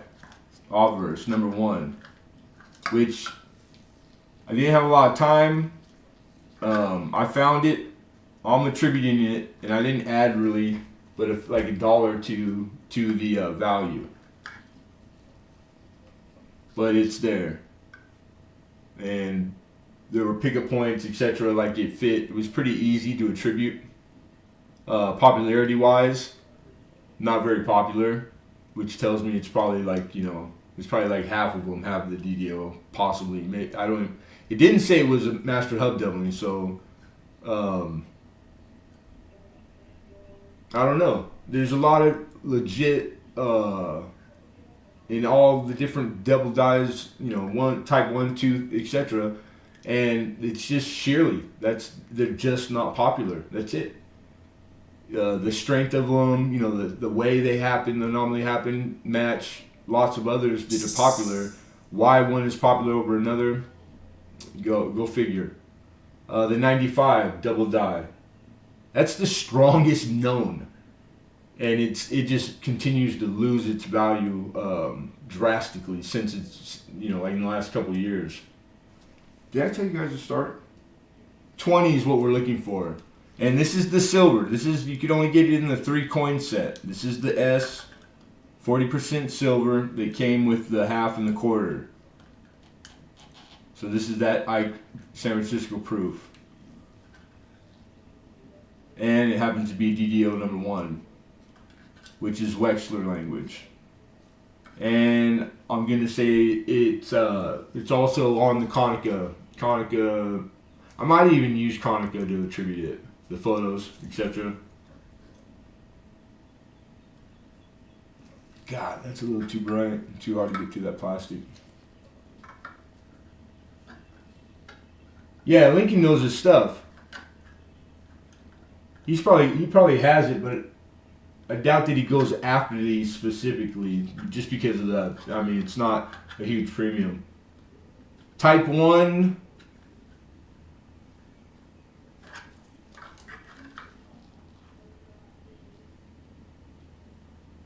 It's really square letters. Is that the Type 1? Instead of like the 40, the little angles on the T's. That's the difference on that from the Type 2, Type 1, or is it just the mint mark? The like filled or not filled? I just know it's DDO 001.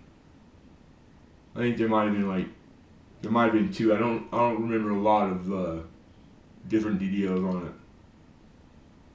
Yeah, it's definitely Type 1 then if it's block letters. It's a more crisp. Weren't those like they were proof dies they just used proof dies? That's why it's all perfect. It's more crisp. It goes to all the stuff I was saying earlier. Type 1's got blocked. Yeah, it's Type 1. It's easy for me, the T's. I can tell type. I don't remember which one's which, but I can tell the difference between them just by looking at the T's almost always. But when you start to look at the other lettering, you can tell it's all very block, very crisp, 90 degree.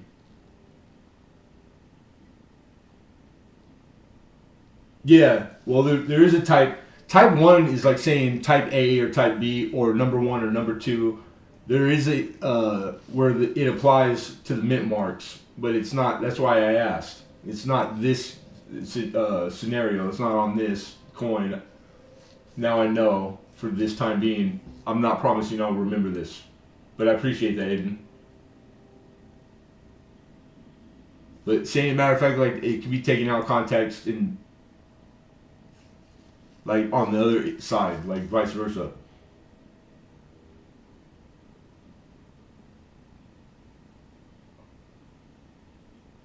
All right, nobody?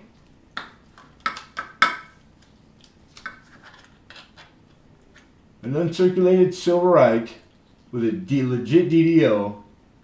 The DDO's in the obverse is in the. It's really easy to see on the date, and it's strong. And then there's a few other pickup points. I forget. I don't know by heart. It's the first time I ever found it, but it's like again 100% guarantee with anything I attribute myself. All right. All right. We're gonna move on, everybody. That was lot 15, so we're moving to 16. Let me mark it real quick. Again, we revisit all the things that don't get bid first time around, and we don't spend nearly as much time. We just revisit them really quick. So 16 is a 2000 painted.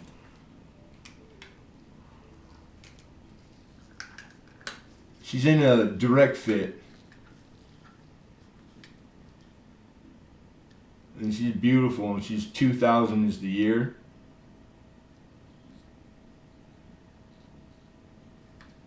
And 38 is what we need. Lot 16, this is a 2001 1 ounce silver painted Liberty. We got 38 from Found and Buried, looking for 39.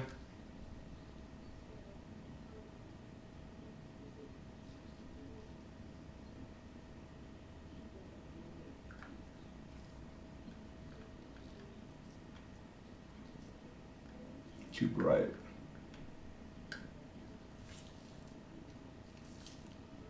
There we go. Put my hand over.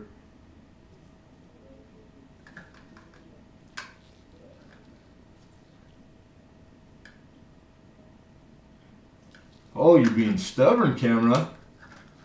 39. Anybody in for 39? We got 38 looking for 39.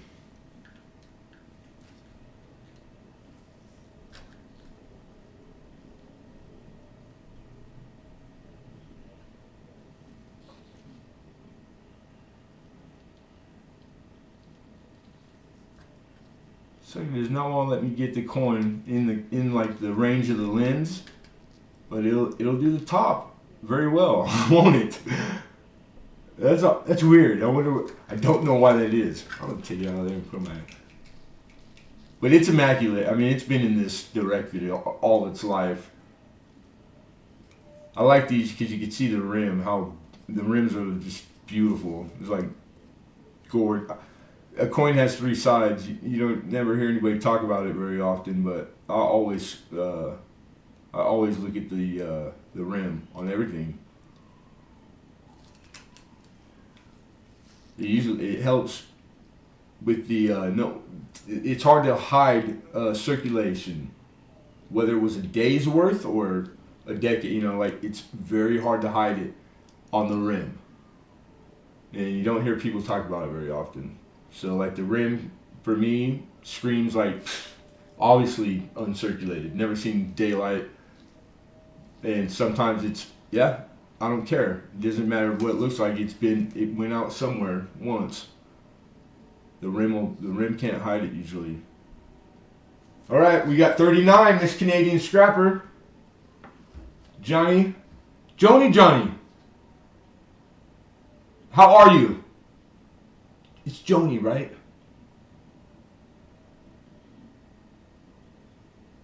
And I know I probably asked you before. I apologize, but it's hard to remember all of them. And I know that we're new friends. No, it's been a couple months. All right, you guys, we got 39 looking for 40. This is ounce, year 2000, Painted Liberty. Johnny, right on.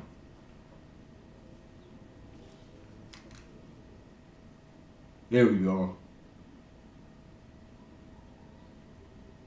Beautiful. Beauty. All right, last chance to bid.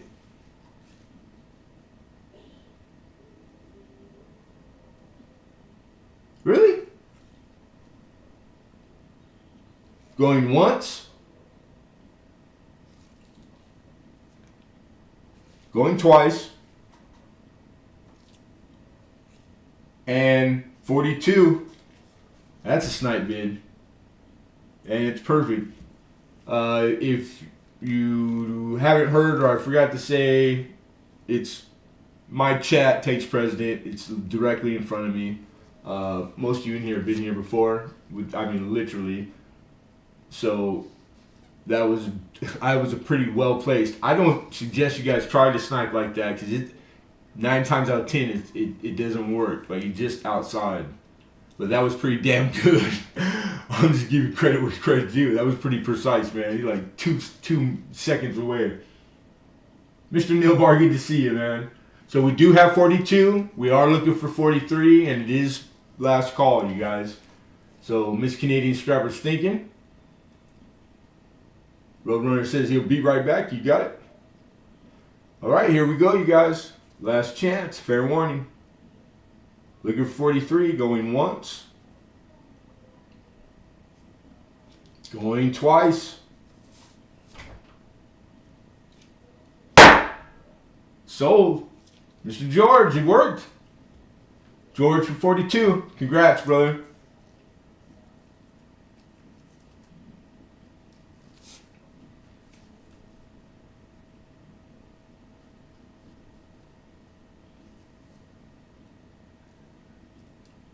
And that was block 16. We're on to block 17.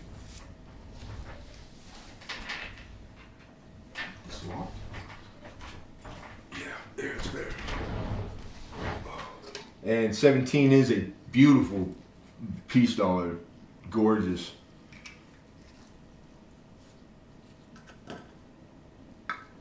Now this, probably should have took her out and put her in a flip because I don't have the right size, but it's new. It's not really, I wouldn't suggest you keep the coin like this, but I'll ship her out to whoever wins her like this, and I will include like a new dollar size cardboard windowed staple flip. Or if you would prefer plastic, which is not long-term storage, but if you would like one, I'll include one of each. But you can tell that this is like a larger coin size, airtight, you know. And you probably would fit with the cushion, but I don't. It was already in this when I got it. But she's beautiful, and she's a 23 plain, 1923 plain. She's BU 45 is what I need to open it. We're gonna have a hard time showing her probably. Maybe not. Come on. All right, let's try this with the hand.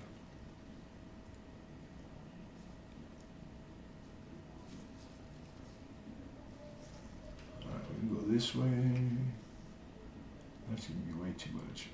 Well, okay, you can see the luster, the mint luster there. That was appropriate. That was correct. What it looked like for a second there. Way too strong. All right, let's try drastically left. There we go. 1923.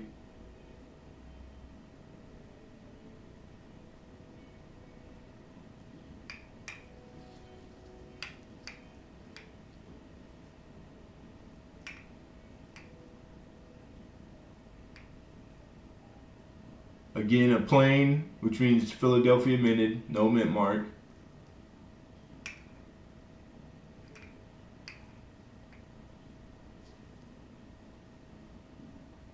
What's a CIN?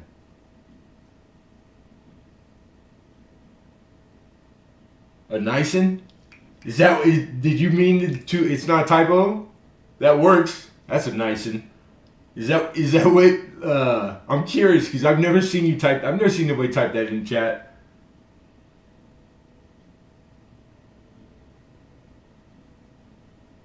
Nissen? That makes no sense. Alright. Nobody in for a gem, a brilliant, uncirculated peace dollar, 1923. Matter of fact, in this grade, I want to say she's 55 is what she's current market at. So 45 is less than what the current market value is of this coin.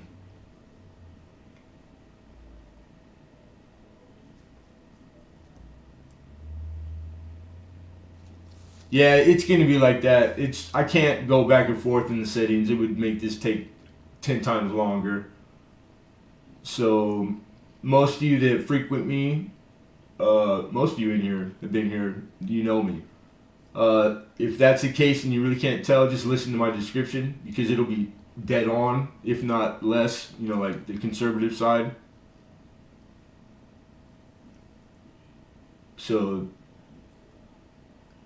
I've never had a complaint about grade ever. But I quite often get the opposite. I get lots of contact and emails with the thank yous for how much better it was than what I quoted it or graded it. And that's purpose on purpose. It's a business decision.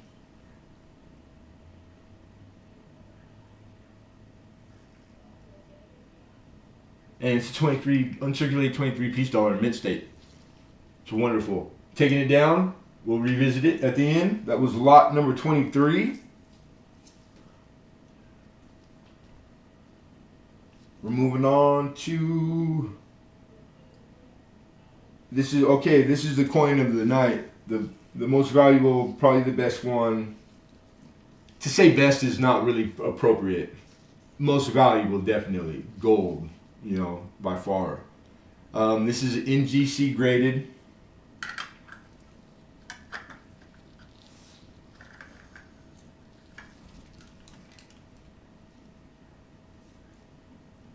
(2006) Eagle.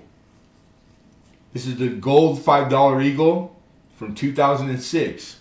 This is a first strike. Let's get the first strike designation. Gem uncirculated. There's your number. I've already made sure it was, I checked website. First thing I do. Something that's valuable.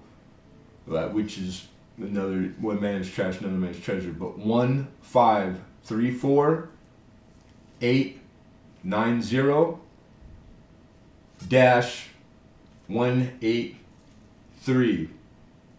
In GC's website, you need to type all of that in, dash included. All the third-party companies are slightly different.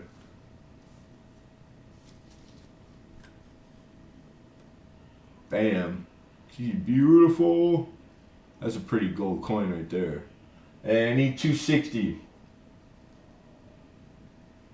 And the market and closed auctions and auction histories on these since 2006 is all over, but a close relation to spot somewhat. And then of late, it runs the gamut.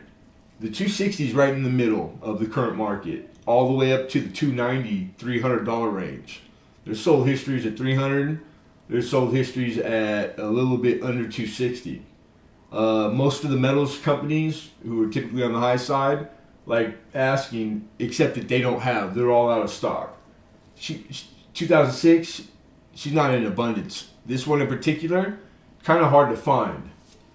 So that speaks to value right away, always. Availability is a big part of the how you price things. Come on. Anyhow, in the mintage, they only minted like 200 and some odd thousand of these. Less than 250,000.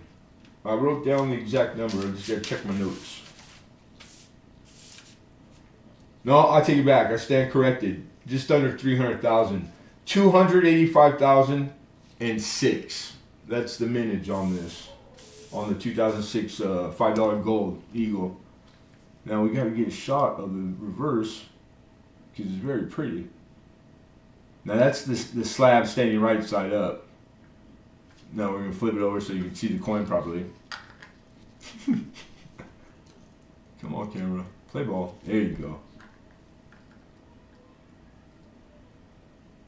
You got 1/10 ounce of fine gold, $5. It's an eagle flying into the baby eagle. Little baby eagle. Done in gold. I don't see one flaw on that thing, man. God, what a pretty. The size of roughly the size of a dime. If you had never, this is the gem uncirculated first strike. They did this also in proof. So there's like anywhere up to, the 70s out there. The 70s are slightly more valuable auction history wise than these. They go for like almost always 3 and a little bit above. But this particular first strike gem is a little harder to find. You gotta be pretty seasoned research, but I do it all day long, so I'm pretty good at it. You had a birthday hidden? Did you? Oh, that's right. Not too recent. It was already a couple weeks, right? You need to buy that for me, hidden. Hey, John Francis. Silver Tiger, good to see you. So, anybody?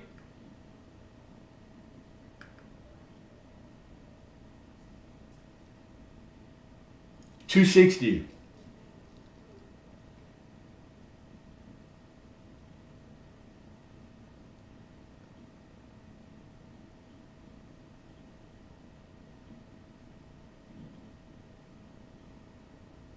No, you're fine, man. That's a normal, typical question.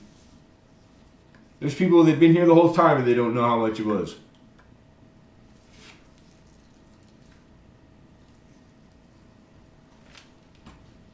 And I don't even know if I checked, but I will. From when I got it till today. Boom.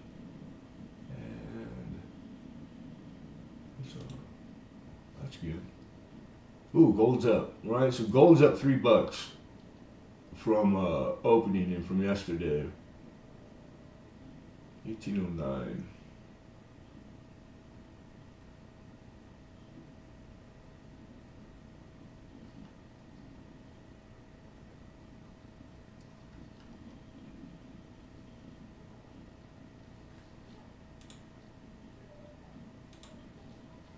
So Tiger says 260, looking for 265.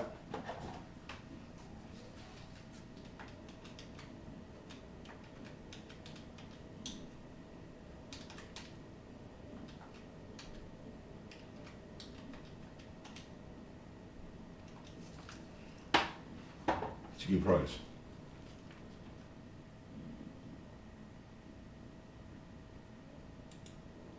All day says, oh, I know the price. Yeah, you guys, if you've been here twice or three times, you know you don't stand to see gold often at all. Just we're not that size. But when it permits and I can and I try all the time. If I can bring one coin and always on the smaller end side, I try to. So it's like it really it's the luck of the draw, but it's good because it's being remembered by my sources that they'll offer occasionally because of thinking about me. That's what you're always shooting for. You're shooting for like because you can't be there all the time. You don't want to call every day and bug. Trust me, don't do that ever. And it's you kind of like earn it. It's like earning it. So it's good because I'll bring it. And hopefully we grow this year. I would like to end up being a little larger. I would like to see this turn into the other denominations that the coins get, in the 4 and 5 range. That would be awesome because they get even cool. It's just cool all the way around to me. I would love to collect myself, but it's outside of my budget. But yeah, I love. Who doesn't like gold? I get it. I get the fever. I get the addiction. I can't put my finger on it either. Don't ask me to explain it. I don't even have a theory. I can't. I have no idea. It's not rational. It's not logical. But there's something there. Like I can get why like men went across the whole country with just a backpack and a shovel. Like the 49ers. Like gold. There's something special about gold. It's just crazy. So anyhow, I don't see any other bids. So we're gonna call fair warning. Yeah, all those you've gotten a few coins, probably more than not out of the gold that have brought in, and I've had a pretty good run. Not too, not the same year small coin every time. This is probably the first like $5 I've ever had. I believe it is. Excuse me. Okay, so we're gonna say fair warning. We have 260. We're looking for 265. This is the $5 gold. It's 2006. Eagle. It's the gem uncirculated, also first strike designation. Going once. Lurgan. Going twice. And sold. Now I'm no connoisseur of coins and things, but that there sure is pretty good, right? It's gold, man. Very nice. Congratulations, Silver Tiger.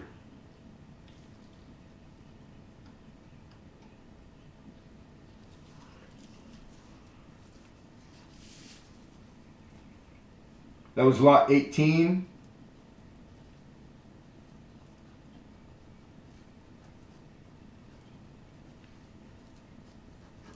Moving on to 19. The 19 is going to take an explanation. And kind of, not funny, but I had an email going, I think you made a mistake, and which is sharp, because that's like paying attention. I was wondering if anybody was going to say anything, like during the auction, let alone emailing me prior. So the person that did that, kudos, man, because that's the only one that caught it. Other people might have, but they didn't act on it. So it's a thank you and a kudos. but I knew.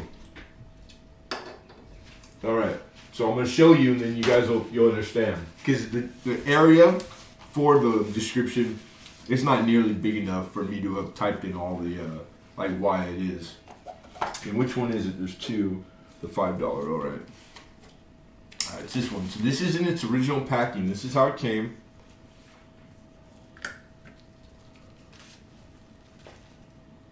Like that, like so. These are big old bar. These boxes were made just for them. And these are they are a pound, a troy pound. And they're beautiful. They're proof. And believe it or not, all the little fuzzies, this is in an exactly perfectly fitted two-piece plastic.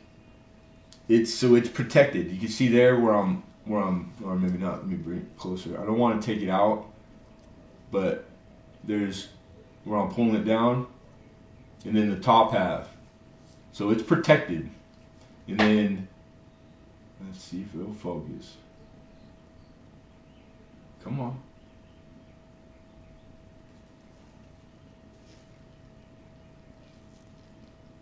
Almost.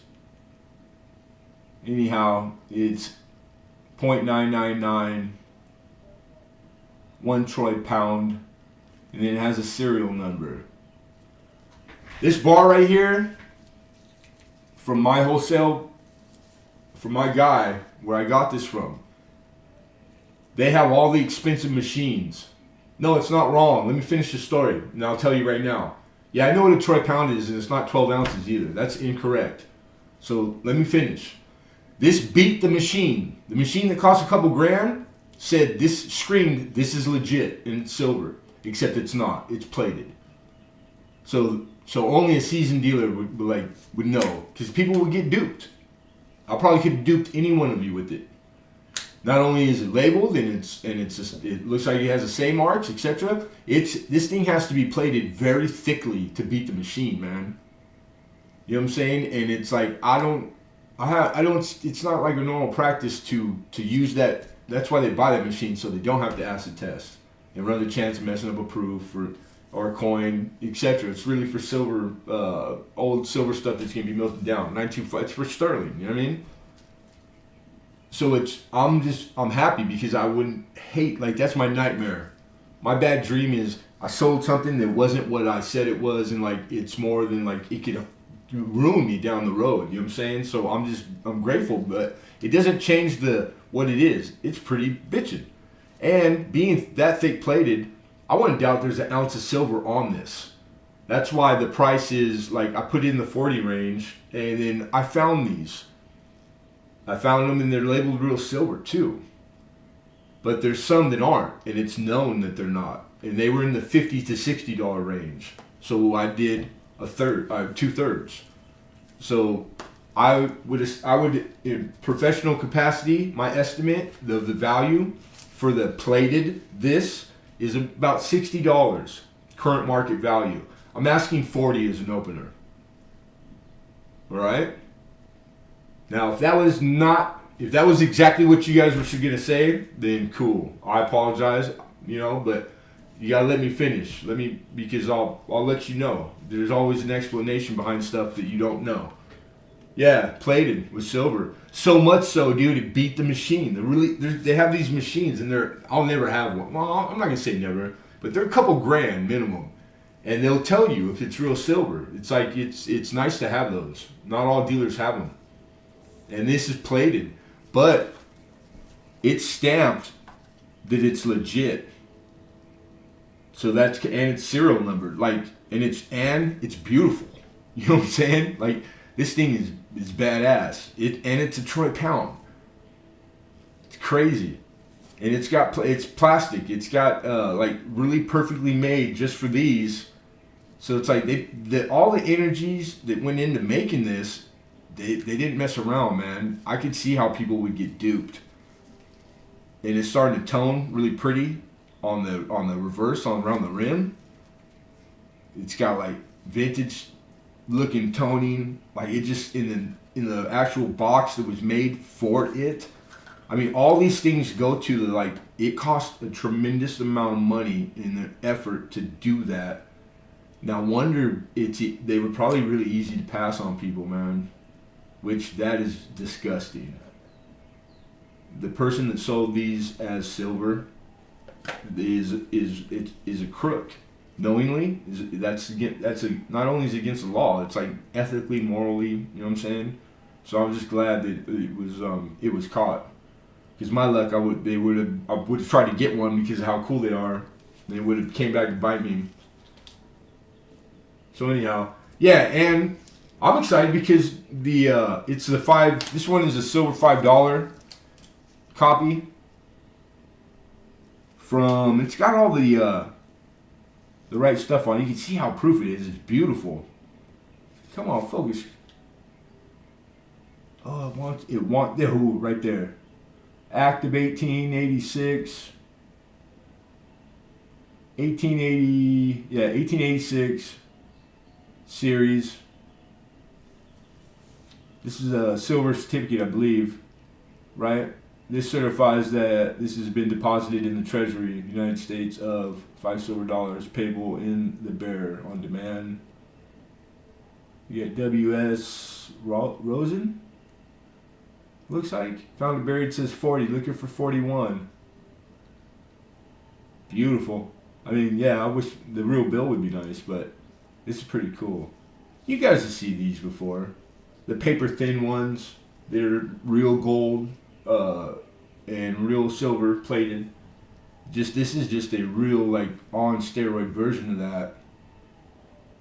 It's probably, I'd say, 3/8 maybe, quarter, thick. It's a pound. It's like a weapon, but it's nice. It's really nice looking. I think it's cool. There's one more after this that is like a $100 bill, and it's pretty badass too.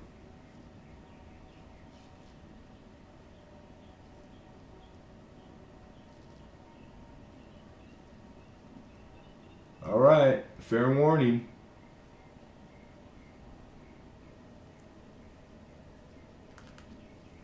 Last chance to bid, going once.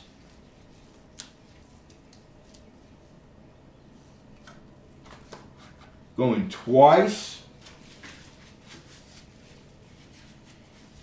And sold.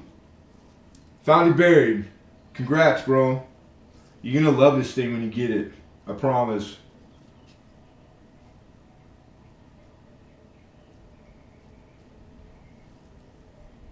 There's got to be a formula out there for plate.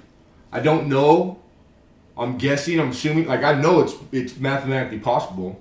So, which means that there has to exist one. And I don't know if they in that industry if you need it or not. But I wonder how much silver would be on something that big, that surface area at that thickness that it beat the machine. The machine thought it was legit. It was calling it out as pure silver. So that's crazy, man. Because you probably could just melt it off of here, drip it into, like, I used to pour. Like, I could get the silver off this sucker easy. But I wonder how much it is. I'm guessing an ounce. I would say it's an ounce.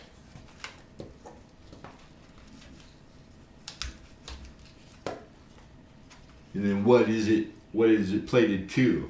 There's only so many things that, like, would, take that they use actually for plating. Like it's stuff that's like they always use bronze, copper, mixes, etc., which is like cheap alloys. I'm curious. Anyhow, congratulations, man. That was lot 19. We're on 20, guys.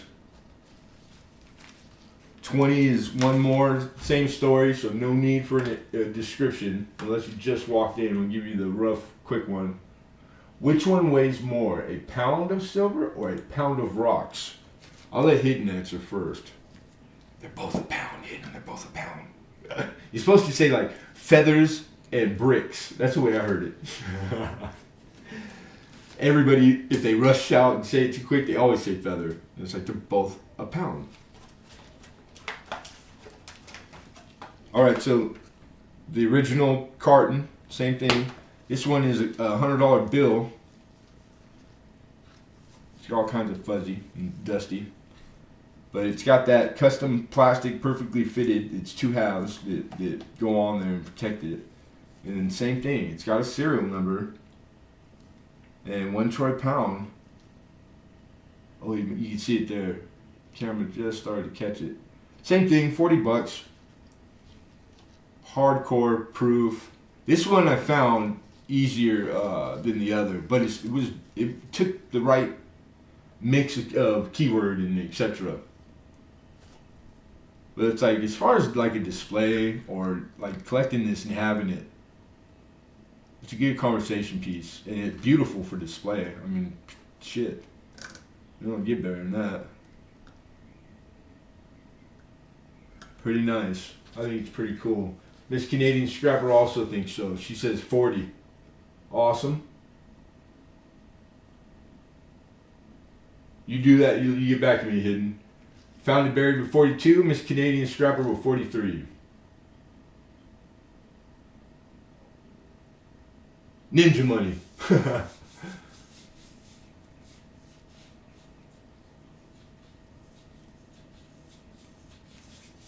Yeah, universally weighed metric. Not really. I mean, maybe like on average.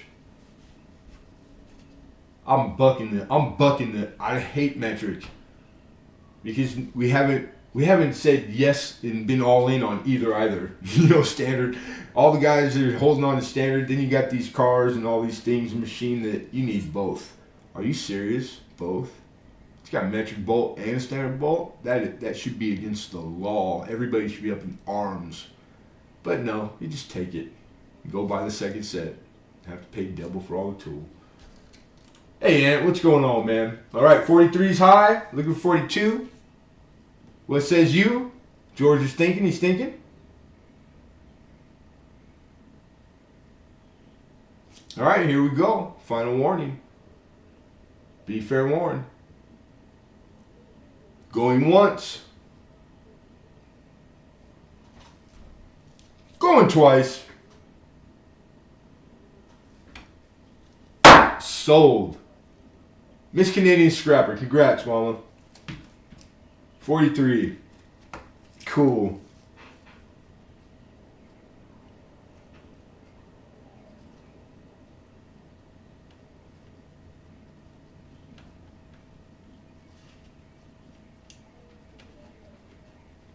Still waiting on your album.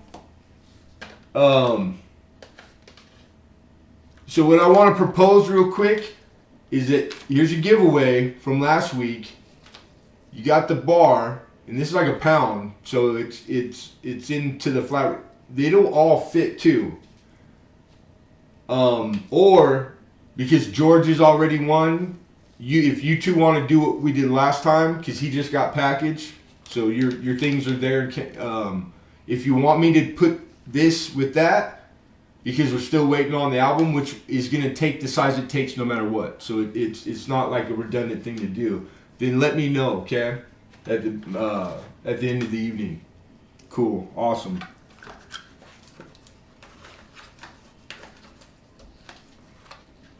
Alright, so that one, I gotta make sure I don't mix them up. Yeah, let me post it real quick. And that was block 20, you guys. We're on 21 right now. Yeah.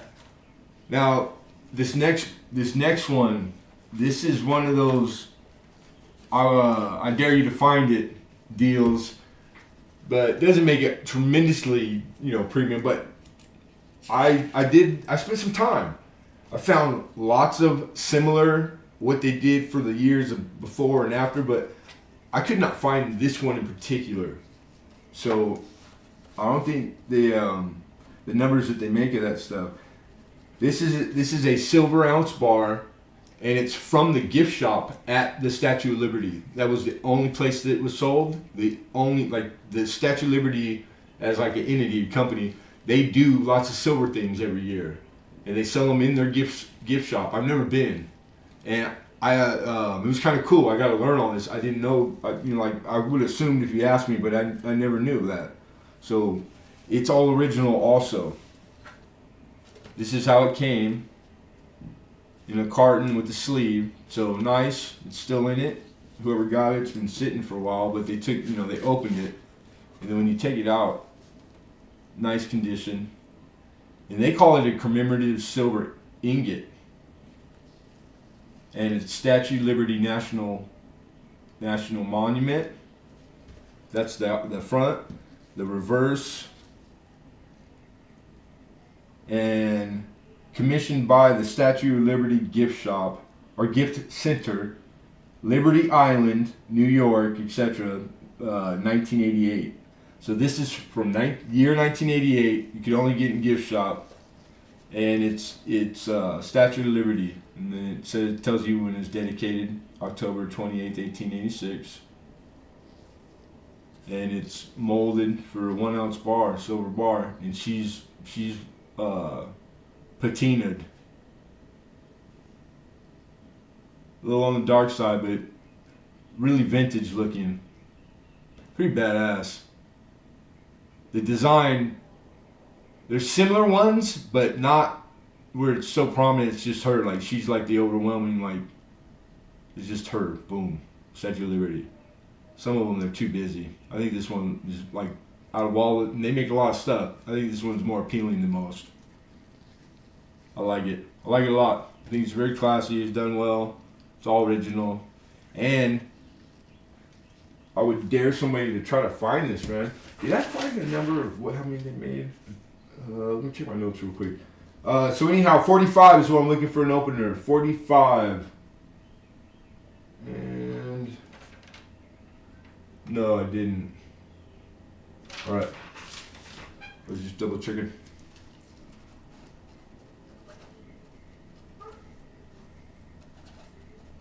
Yeah, I've never been back east that far. It's a dream of mine. It's on my bucket list.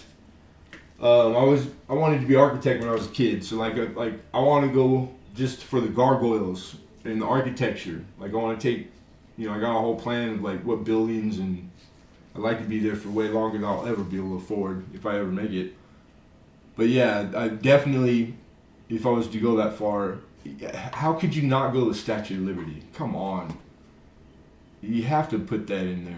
I mean, for me, it's easy because it's art. It fits with all the reasons I wanted to go prior to even being a part of this or knowing anything about it. Miss Lady Graven, good to see you. Thank you for coming. Crazy day? Well, relax. Sit back, chill out. Okay, so Roadrunner is saying that all the gift shop stuff is sold for the maintenance of the island. To finance all that. Yeah, I wouldn't doubt it. Pretty cool. I just didn't know that they did so much silver. Every year they do quite a bit of different things they're having done. They're commissioning stuff. I wonder if they've been using the same private mint or if they use a mix of private mint. Like, that's a whole facet that you could collect just Statue of Liberty stuff. I bet it would be a really big monumental undertaking to try to acquire a specimen to be everything they've done. Like, how insane would that be? I wonder who has the closest to it collection right now, because that stuff will be known. It's just until you come across it, how would you know that it's even out there? And then it's like, if you really sat down and thought, okay, well, yeah, Statue of Liberty. What else would be Americana where I don't know, but I could probably guess. I bet Mount Rushmore does the same thing, and I have no clue. But I would bet $100 bill. You know what I'm saying? Et cetera, et cetera. Through the whole country, think of all the national park type Americana that would, that would fly out of a gift shop. I wonder if the Grand Canyon, I've been in that one, and I don't remember, but it was prior to me being full blown into coin, so I would have missed it and not thought two bits about it. So kind of interesting. If you're, 710, how are you, man? Good to see you. The year of retrofit commemorate the most collectible. When they refurbished, that took like more than a year too, though, didn't it? I remember. I think that was 90s. I don't, or it might, maybe 80. No, I think it was after 88. I don't think it was 88. But I'm not sure. But yeah, Statue of Liberty, man, it's also on my bucket list. So nobody? Just the generic ounce bars are going for $40. The premiums on silver, I think we all know, outrageous. It is what it is. Every dealer's paying it. Every dealer's doing the same markups, plus or minus. It just is what it is. So the extra 5 is for the supply and demand and the rarity scale and the how hard or not hard to get another one. You know what I'm saying? It's the numismatic value, the collectability in it. And I think it's on the low side because I did find very close to, they did renditions of bar and silver, you know, prior and after 88 and in the $50 and $60 range. 86, really? Huh. I would have thought it was, I don't want to pop it out, but if you really want to see the reverse, I will. Yeah, well, it's made to do that. I got gloves on. What the heck? So it's got the ribbon, and the ribbon, just pull on the ribbon. And she's like a standard 1 ounce bar size. And then she's numbered. Statue of Liberty, commemorative, actual thickness. Okay, so this bar is the actual, that's cool. The actual thickness of the Statue of Liberty copper skin, 3/32. That's pretty neat. That's cool. Thank you, Hidden. I would have not saw that because I didn't pop it out. A15, so it's 1,597. I wonder how many they made. Because we know it's 4 digits. It's not more than that because you couldn't fit a 5th digit on there. So I would assume like 5 or 10,000 of them. So it's probably 1,597 out of like 5,000 and 10,000. But how cool. Actual thickness of the Statue of Liberty, copper skin, 3/32. That's badass. I like that.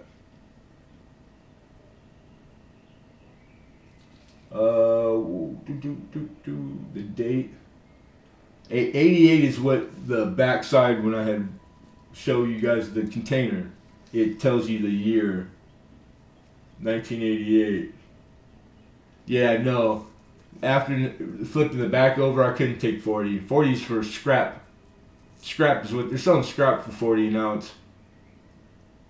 So this, if I have it for next week, I'm gonna jack up the starting bid on it. You guys have to understand, if you don't collect silver in this form, like bar, even what people label as generic, because it's the right way to call it, because it's what it is. It's highly collectible. So the things that drive premium over the top of just the basic, which is the weight and the precious metal and what it is per ounce at the time, is numismatic or collectability wise the factor, and it's all driven by the same things: condition, and how many were made and how many that are out there known or estimated, etc. So lower number is really a big factor in this, and then the backstory, it's pedigree. This pedigree is awesome. If you happen to be American and like or collect American, it lands in a lot of collectors' categories. That's another way to put it. So it's not the only person who's going to buy it is a silver bar collector. There's many people that will. If that helps you guys understand, if you didn't know that before. That's one of the factors too, in price, in premium. It's like, do I know that there's 5 different types of collector that each one of them will equally see it when want it? Yeah, there's lots. It hits a lot of category. It covers a lot of demographics. All right, not just coin collector. You know what I mean? They're not even the first, to be honest. Like third. And we have Mama Mill. Good to see you. Thanks for coming. Mama Mill says 45. Looking for 46, you guys.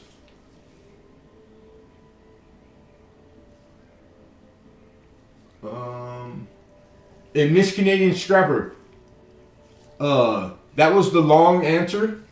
I appreciate and I will always entertain that type of going on, the offer. I actually, you know what I mean? Like, So don't. I just want to make sure you don't take away from that like a bad taste. You know what I mean? In your mouth. It's not that. I just want to be really specific when I tell people stuff. If I know it, I'm gonna try to teach you guys it. Okay, that's it. If I don't know, I'll be the first one to tell you. And if I'm wrong, I'll be the first one to admit it. But yeah, that's really the case. All right, Mama Mill says 47. Miss Canadian Scrapper came back with the 6. And she says 48. We're looking for 49.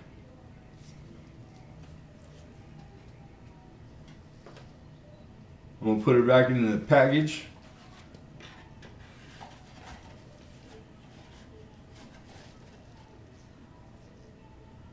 Nice book.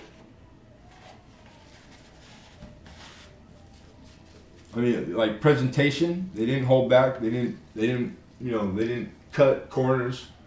It's good. They put out a pretty nice product, man. I'm super impressed. For the first thing I've ever gotten from there, I'm pretty excited. I see 48. Mama Mill says make it 50. So we got 50 high. You ship to the moon. Asking for a friend. I haven't before, but I'm up for it. So I just have to research it and then get back to you. But we'll just tentatively say yes. 17.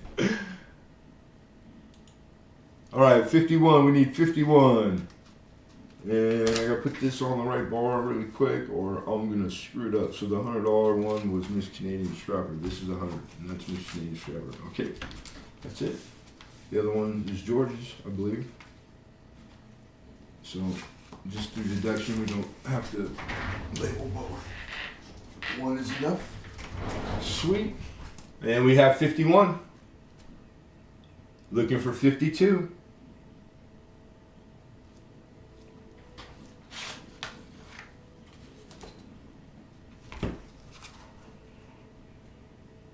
And Mama Mill says 52.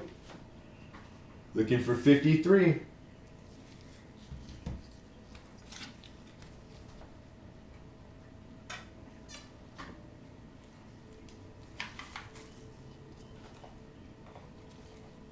All right, here we go.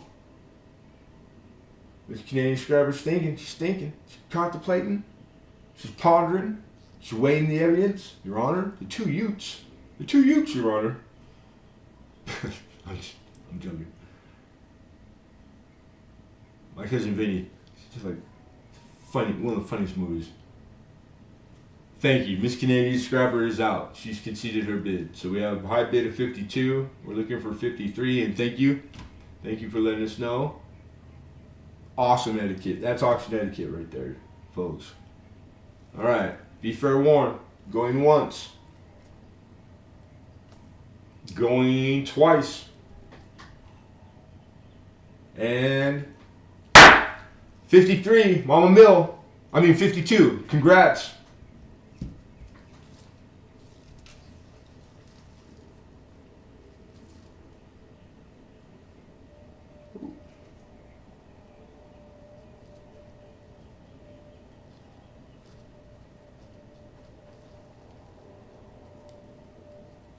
That was 21, lot 21. Yeah, congratulations. This is neat, really neat. This is cool. This is like the stuff that I try not to pass up. It's hard too. You try not to let them know that you're in, so you downplay it sometimes, but sometimes that don't work. Most of the time, but it's like anything like this, I'm in. I will always pick up if I have the scratch. So I try to always find the cool and the one-off for you guys because I enjoy it. So odds are there's always something every Tuesday, you know. My reference cover official government issue only. Aftermarket is not with knowledge. Yeah, this ain't government. The Statue of Liberty is not government. This is just it's private industry. They go out and it's private mint that made the bar. It wasn't the United States mint, but it's numismatic. So it's Ashley West Coast. How are you, Mama? Good to see you. Thanks for coming in. Numis Media. Time to buy a new monitor. Mr. Smith. Have a good evening. Oh, is somebody leaving? Or are you you guys are joking? Okay. Well, congratulations, Mama Mill. I think if you like bars and that type of deal, or whatever genre that you fit in for that, because it could be a lot of them.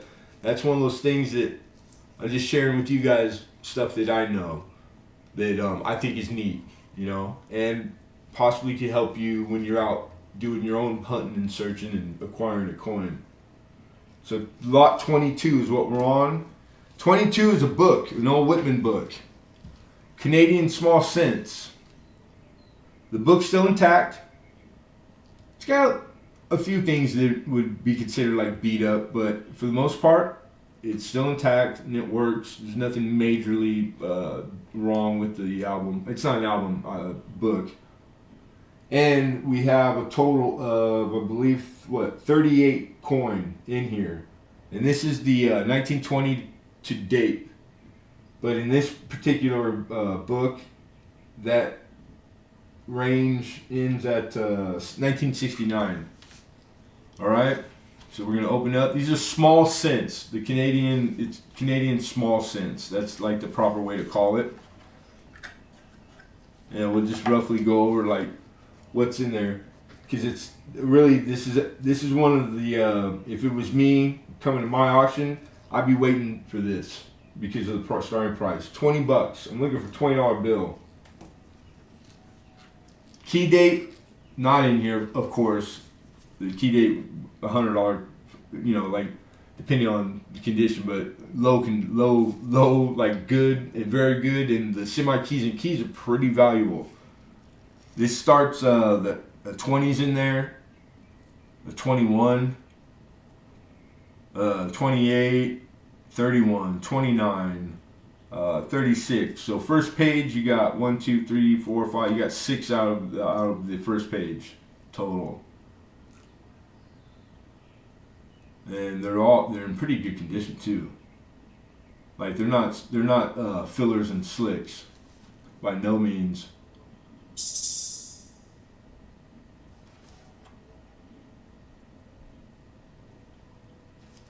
And I didn't go over this for air variety. I just got it and brought it. I've been sitting there. I haven't had a lot of time. I was really busy this week. And I lost a couple of days. Middle page, you have a design change in 36. So George V is the first on the obverse. George VI will go all the way. He's on the obverse now, and there's a place to put an example of the obverse, but this person, whoever it was, didn't do it. His name was, what was his name? Stephen Bassarri. I wonder if he's probably younger. Nah, who knows? My handwriting's worse than that. I'm like guessing by the handwriting. That I shouldn't do that because mine's worse. You think I was a 9-year-old. 22. We got 22 looking for 23, you guys. So 37 through 41, 43, 45, and 47, all the way up to 51. You do have the omitted 48 in there, the maple leaf 47. There's two varieties of 47. They're both in here. One's got a little maple leaf by the 7. You can see it right there.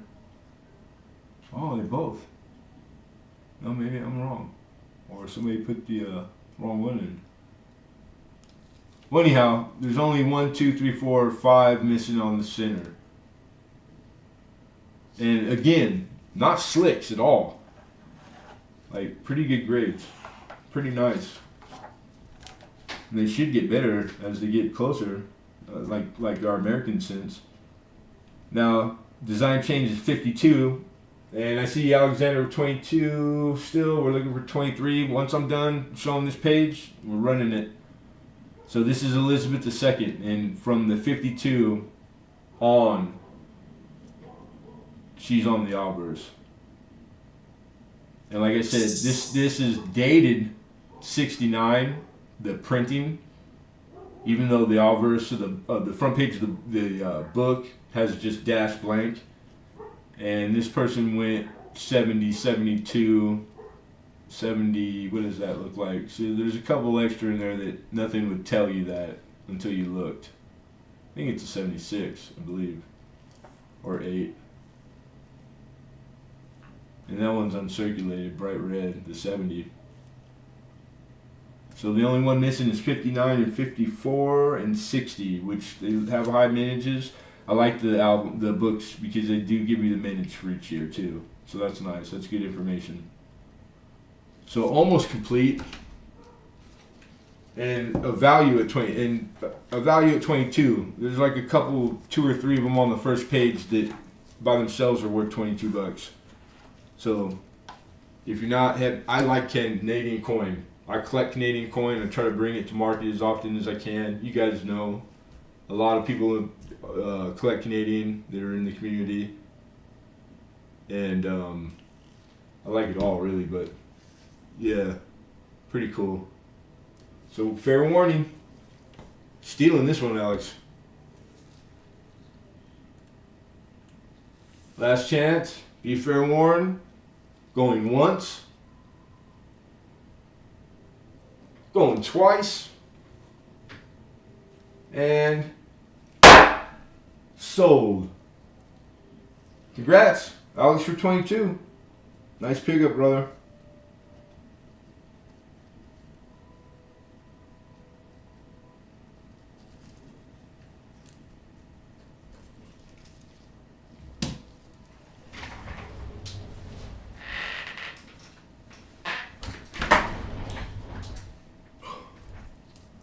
All right, we're on lot 23.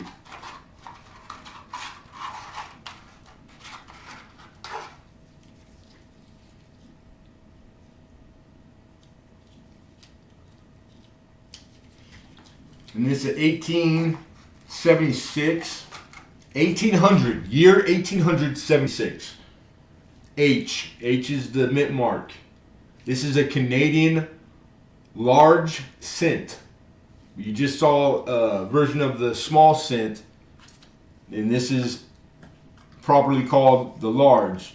That's in this size. That's a half flip. So that give you like an idea if you've never seen one, something to judge by. I like seeing the rim too, so I prefer putting it in slightly bigger. And I need $7. Victoria de Gradia, Regina, Canada, and then the orientation's the opposite of ours. Beauty.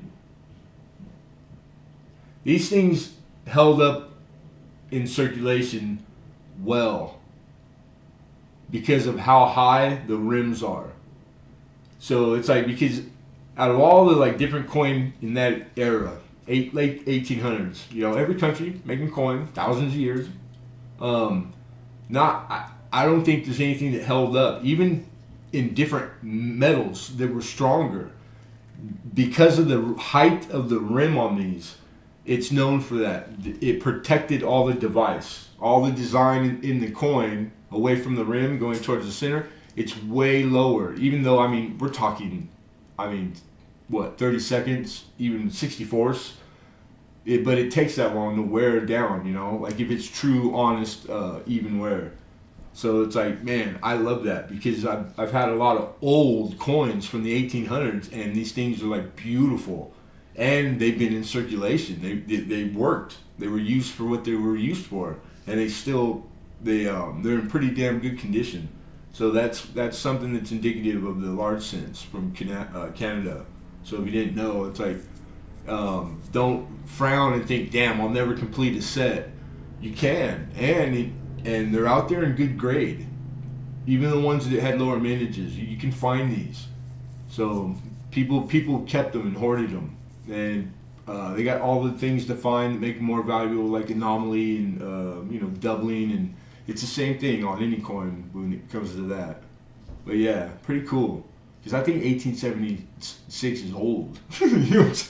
Like that's a long time ago. That's an old coin right there, man. And it's good looking too.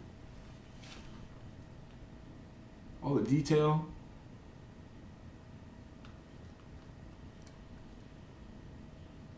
Pretty. We got 8 looking for 9. Yeah, Amy is I'm even gonna go as far as say that, like, because I've had quite a bit of large cents. I'm pretty versed in old Canadian stuff. I've had all of it, bank tokens, you name it, hard to find. I've found almost every single era and variety there is to find large cents. Even the high dollar stuff, minus like 1. I've found it. I've actually found them, but I bring everything to auction, as I find it. Especially the stuff that is more expensive. I've had some pretty ones. I've had mint state, ones that were beautiful purple. And it's not me because I'm good. It's because I'm lucky because of my sources, and it's all to the credit to them. I mean, it's not hard to see something and go, yeah, I'll take it. Like that's the easy part, man. So I've just been lucky. And Amy knows her stuff. Like she helped me get into it. Like to really appreciate and like Canadian coin, like to spend the money on the expensive books, stuff like that. And she's taking a lot of the coin from me. Dimebag, I'm not registered. You're good, Dimebag. PayPal's what we use. I still need I need an email, so I have your email. That way I can invoice you. That's all. So it's the PayPal email is my personal. Just send me an email, say, hey, this is so I can bid, and that's it. Easy money. And yeah, if you're bidding 9, that's a good bid. Mr. Chef Capone, good to see you, Chef. What's the weather like in Vegas? Is it hot yet? Cold? It's warm here today. I know Vegas has even closer to actual seasons than we do here in where I'm at. It's like pretty much the same temperature all the time. I do have, okay, right on, you got it. Then we have a bid of 9, looking for 10. Dimebag Darren, low is high with 9. Alexander says 10. Oh, did you really? You moved? Right on. Okay, I didn't know that, Chef. You just clean out of like Nevada? Or just Vegas in general? I shouldn't ask. Probably like, where do you live now? Tell me. I'm just joking. Good to see you, brother. I hope you're well. 10, anybody 11? Looking for 11. We have 10.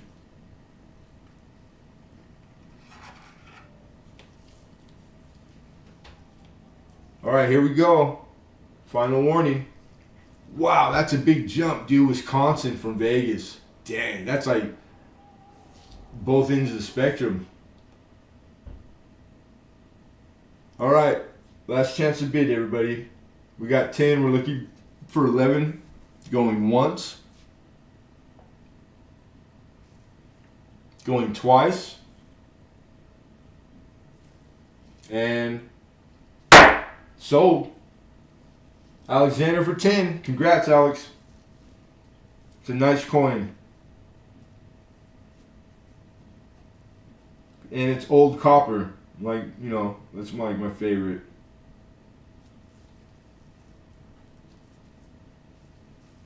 Alright, moving on to block 24. We're about 2/3 done, you guys. A little more, maybe. This is a 1926S, which is a better date.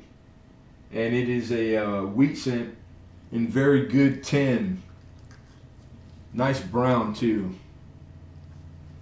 Opener, $6 is what we're looking for.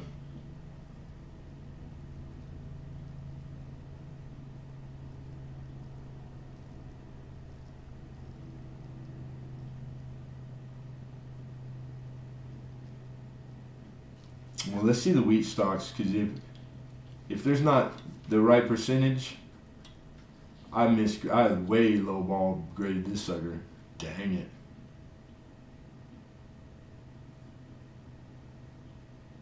Oh no, that's what it is. Okay, so the reverse is not evenly, like, as far as, like, it didn't wear the same as the obverse. Very possible all the time. Matter of fact, even in the older days, auctions, it was a habit to list the exact grade of obverse and reverse. Hey, coin digging, what's going on, man? Good to see you, brother. Really only applies, you'll see it now, but only with, like, really super valuable coins. You'll see, like, they scrutinize and, like, everything. But I mean, when you're talking about tens of thousands of dollars, I would expect nothing less. But if this money's in grade, the lack of how prominent the lines in the wheat stocks are is why I graded it lower than what the obverse it actually grades. The obverse is way better grade. Some dealers would just go with the grade of the obverse too. I could not, but I think that's cool because after I explain it, that's what I put my weight in. Is like me trying to teach you guys and share what I know with you. That once you hear it, you'll understand it and it'll get bid up to what its real value is. Because $6 that's a deal. That's a steal. Stick a pistol in the small of my back when you rob me, Alexander Smith. Just give me a little respect. Damn it. How are you, ACS? Yeah, I'm joking with you, dude.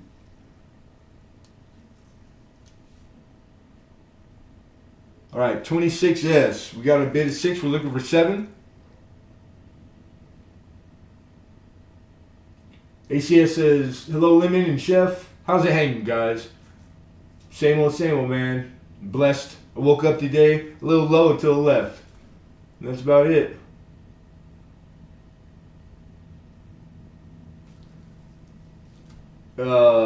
If it's not an upgrade, you do have the date. Pretty easy sale.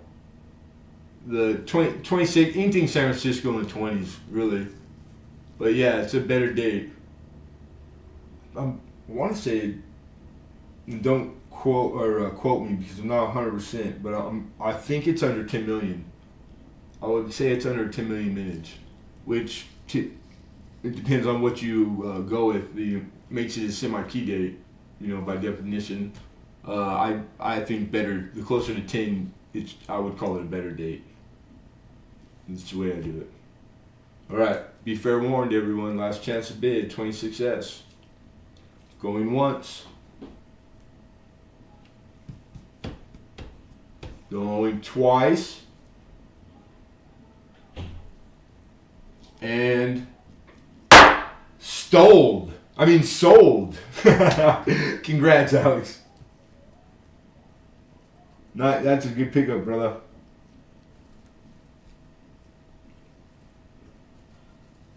That was lot 24, everyone. We're on to lot 25. Moving on to 25. And we're large cent. Oh. So I get excited. Like a little schoolgirl. 31 matron head. This is a large cent. American large cent. 1831. This particular variety is large letters. Alright? Because there's more than one. Very good. 10. So like a very good plus. Starting at 6. 4.6, so about half. So yeah, that's like, I think it's semi-key. It's considered semi-key.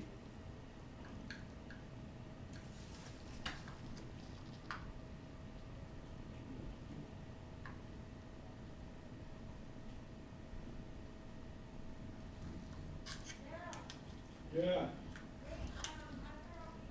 Here's the reverse.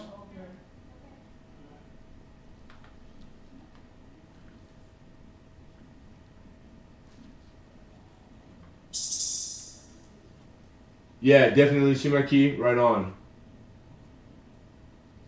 30. We're looking for 30.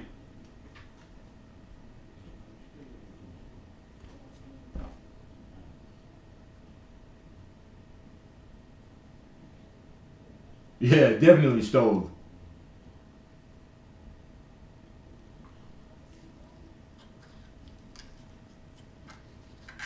Bradley Height.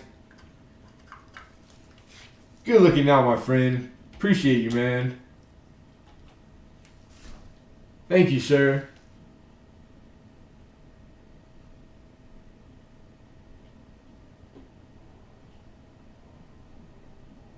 Very awesome. I hope you're not working too hard, dude.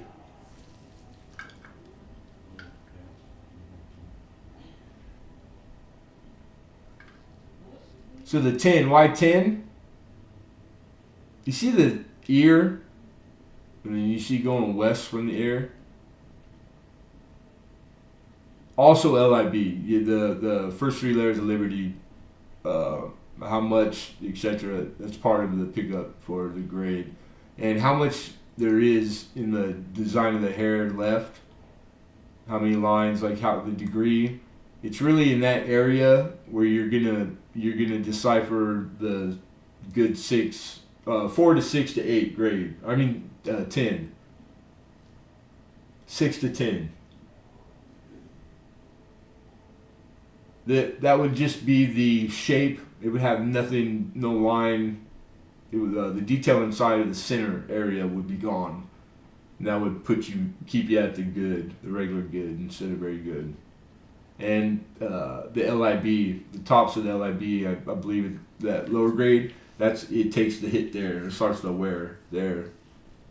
So this is confident as hell in my grade. If anything, it probably would get a fine grade, which is a lot more money. Nobody? All right, we're gonna pass up. We're gonna move on to lot number 26. And remember, all the things that don't get a bid, we revisit shortly, right at the end. Okay? So we're taking that down. And that was 25. Let me put a little check mark real quick. Moving on to 26.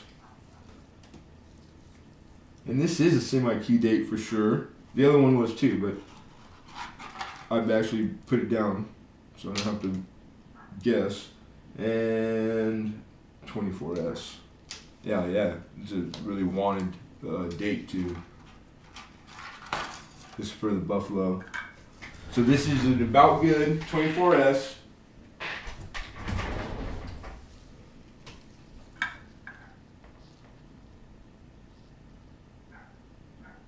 What they call a partial, but it's plain to see.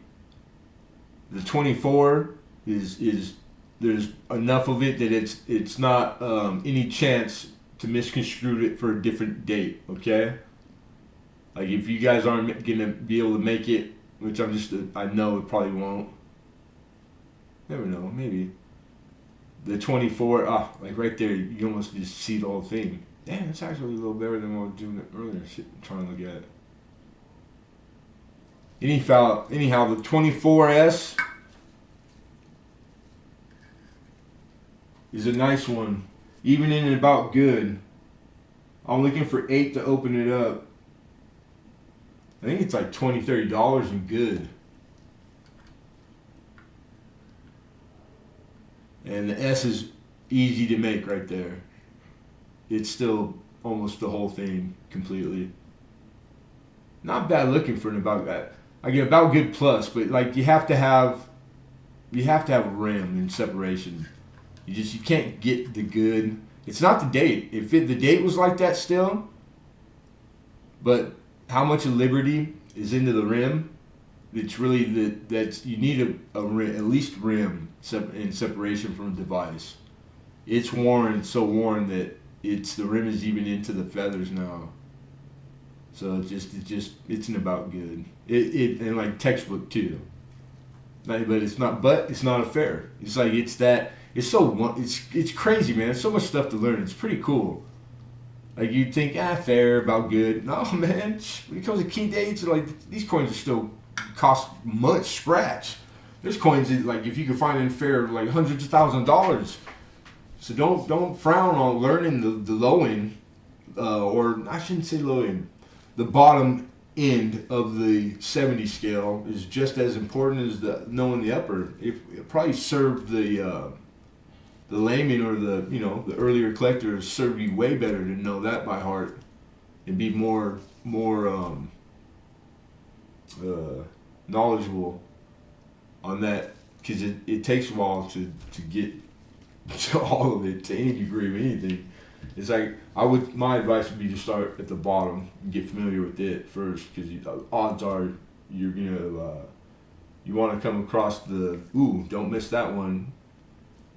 The opportunities will be more at the bottom than the top, unless you just got a magic checkbook. So nobody needs that. I thought for sure somebody would need that, because it's a hard one to get 24S for collection.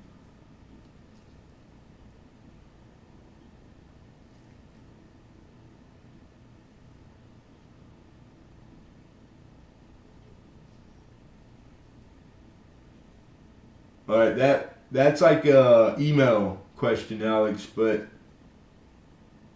how long would it take for you to send? Takes me a second to press a button, send. Like the actual shipping it's not a big deal. It's not time consuming. It's the do I have them? Do I need to get them? That type of thing. But it's something that it's not pertains to auction. So just cut and paste, man. It's that easy. Cut and copy your own statement right now in the chat and go email me. Paste it. 2 seconds. Done. And I won't forget, and I'll be able to answer it specifically, because I'm not sure how many nickel tubes I have. Not too many. I don't know if I have that many. All right, we're gonna move on to lot number 27, everybody. That was 26. Oop, showed it.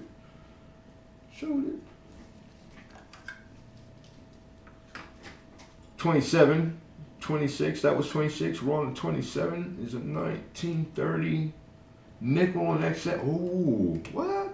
Stop somewhere. Oh, they start to look better in better grade. I don't make the rules. 30S. This is a semi-key date for Buffalo. This thing's an XF.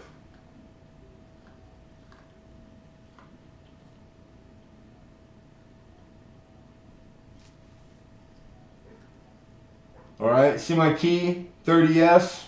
This lists for about $22.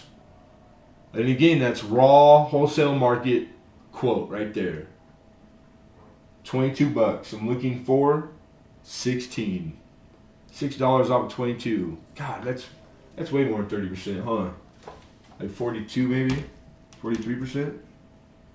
I'm gonna look like a fool if I'm way off right now.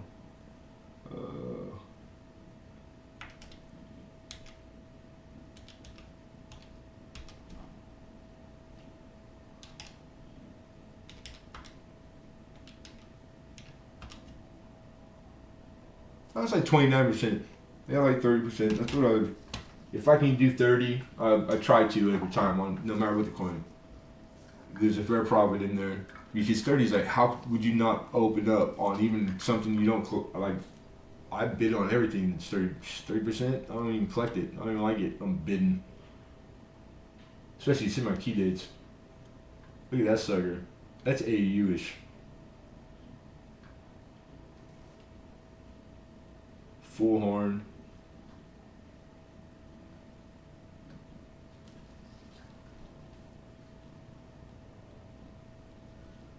And you see the relationship between the tail and the rim. If you're I'm not a specialist in Buffalo, but I've graded enough of them in this kind of grade and lower that you want to see separation in between, even the smallest gap from the tail to the rim. So here we don't quite have that. It's just blended in with the rim. Nah, it's kind of a coin flip. One man's eyes would see it different. But the lack of the detail at the end of it too, kind of corresponds with like it's there. Don't let it rub 2 more times because then it's just definite. So it's like it's on the cusp. It's right there at the AU and the high XF grade. You know, of course, I'm a conservative, so I'm gonna just call it XF. But yeah, semi-key date, better date. 30S, nice grade. High side of XF instead of the lowest of AU. Good looking coin. Very good looking. Alright. Spot on grade. Hey, thank you, man. Right on. I try, dude. Like I'll put more time in on the scrutinizing coin and I got more money invested in these damn books than I do in my own collection of coin. God's honest truth, you know what I'm saying? Like I'm trying to do it as well as I can, or as well as anybody can. But it's a learning curve for sure. But always hearing something like that, that's a big compliment. So I appreciate that. Thank you. That's what I'm shooting for every time out the door. Mr. Ozart's in the house. What's happening, my brother?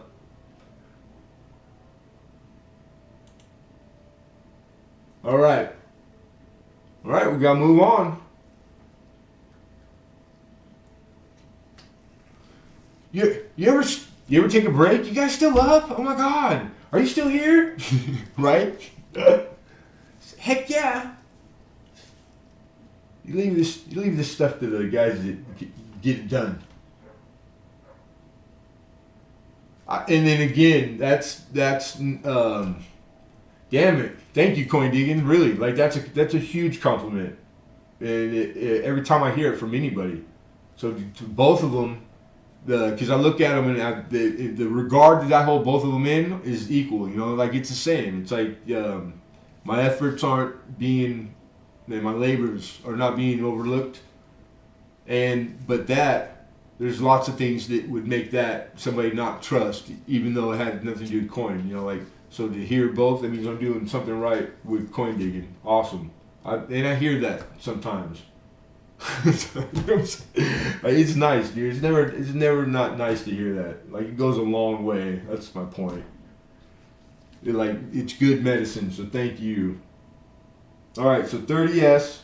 We're moving on. That was lot 27, everybody. We're on to 28, which this is wait for this one. Whew. Dang it. Alright, so 50 Denver is the key. The lowest minted for the nickel series, the Jefferson series, alright? The key date. Key dates, similar key dates are the coins you should want for every series you collect. They're the best. They're the most valuable, etc. Alright? This one not only is it, and I'm grading it a 65. Excuse me, a 65. It's got really pretty color. Alright? So this is a 1950 Denver Jeffy.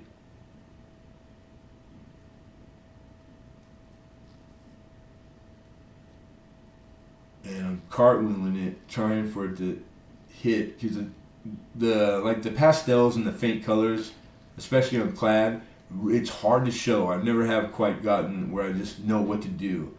But I know occasionally when I'm cartwheeling it, that it pops. But I can describe it because it's more on the pinkish sides. With pinks, purples, and blues are indicative of Jeffersons. I don't know why. I have full blue, and it's legit too. And pink, purple. It's just I see those toning, the colored tones, often. So don't frown and go, somebody did that or made that. You know, the fake toning. It's possible, but when you see those colors in particular, you can rest easy. It's probably legit.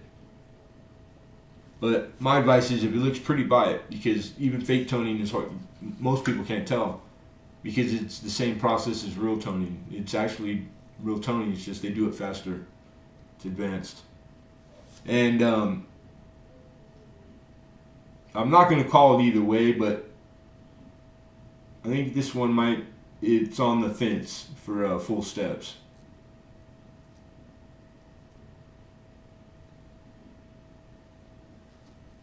But this thing, like the luster on it, and this camera is not showing it well. Anyhow, opening bid on this, 30. It's going for a little bit more than that in the grade, current market. The prettiness, the color in it, it'll get premium. They only made what, like $1.5 million. Now here's an odd ball note. It's against conventional. The 50 Denver in particular was known to they hoarded it, like in big time hoarded it, like as much as like the 1909 everything. You know what I'm saying? They knew to hoard these. Because of that, it's normal and easier to get these in mint state grade. I don't know the higher populations, but in mint state grades, it's easier to get these than it is in lower grades below mint state. It's the total opposite of everything. I've never came across a series as much as that. You know, like it was just literally boom. That's the way it is. So it's like when you see them in 65, they're out there to be had. So what would make it's easy to get a mint state 65 key date toning, pretty toning. Not all toning's pretty. Those are the things that now you can add some premium, more money on top of like price guide. Down in this world we rock. Good to see you. Thanks for coming. So yeah, and the 50 Denver is like probably one of my favorite coins of all time. I tried to have one the first few years and was able to accomplish it, one every week, just because of where I worked. I had a source, so it was cool, and it always gone, lickety split. And I don't come across them all the time because I don't have the source no more. So it's nice every once in a while to be able to get one this nice and bring it. And I've had guys buy them at auction, or win them I should say, and send them off. And I've had 2 emails with like awesome news. You know, like he came back higher, and I was conservative, and 6 steps designation. You know, like everybody's done well on the ones that, like I was trying to tell them, like, you know, not in so many words. I'm not just gonna say it because then it kind of, I don't know, it comes off like I'm not trying to get you to bid because of that. I just want you to know the facts. That's all, just the facts. You should know. So it's whatever I know, you're gonna hear from me. It's not a sales ploy. It's just how I do it, even if I'm selling or not. The people that know me know that. Yeah, it's key date, so by itself it's bitching just because of what it is. But then the grade, awesome, and then the how appealing or not appealing. I wish it would show it. It's prettier in hand by far. It looks like it just came from them. It's better looking than one that just 2020, 21. And I've had 100 of these. So did I buy a roll once? Damn near. But at one time, no, I almost did. So I'm pretty familiar with them and the what's possible, like what's normal and typical. You know what I mean? Okay, nobody for 50 Denver, huh? Wow. It's always the ones that I would have lost money because I bet, yeah, for sure. You know, going through the list, and I would have been wrong. Almost every week, there's always 1 or 2 coins that just knock your socks off. But it's good because it tells me you guys don't need it, and that's what it is. That's the analytic right there. All right, taking it down, moving on. We'll revisit them at the end. That was lot number 28, everybody. Moving on to 29. This is a nice lot. It's a lot of 2. You got the business class and the proof. Original, mint, cartons. United States Liberty coin. These are halves. These are immaculate. The containers, you know, they're all original. And which one did we get first? Open up, and this is the Unk.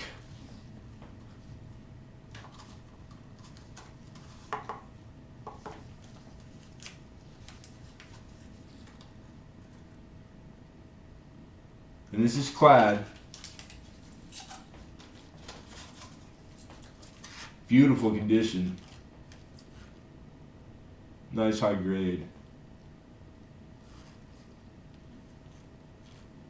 Come on, camera. Getting a little warm probably too. We'll figure out this light sooner or later. Alright, I see 10 and then I see 12. Okay, so this is the unk business strike, and the other is the proof.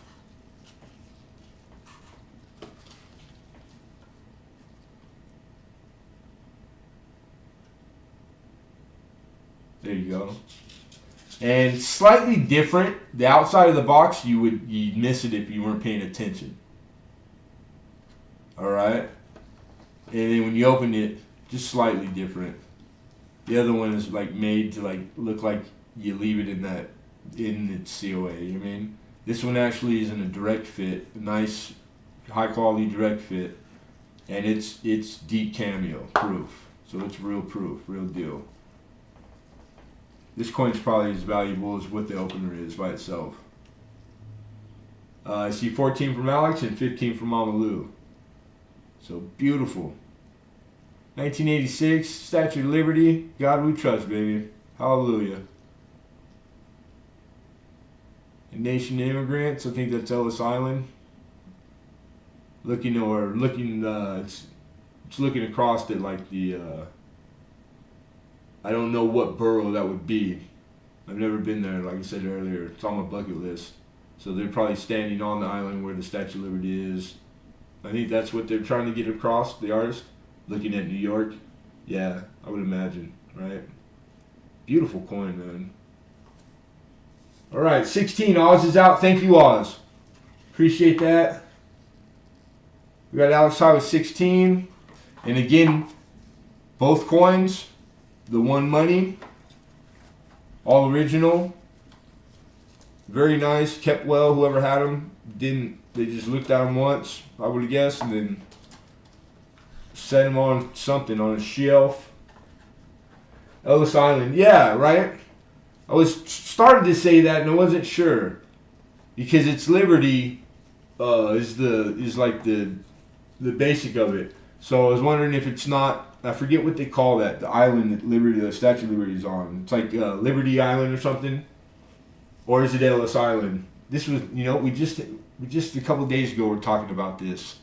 I can't remember where we were, but I don't remember. Okay, we got 17, Mama Mill. Alex is out. Thank you, Alex. Appreciate that, brother. Thank you for letting us know. All right, we show them, we repackage them. We're going to run it. Fair warning, everybody. Last chance to bid. Going once. Going twice. Mama Mill, 17. Congrats, Mama.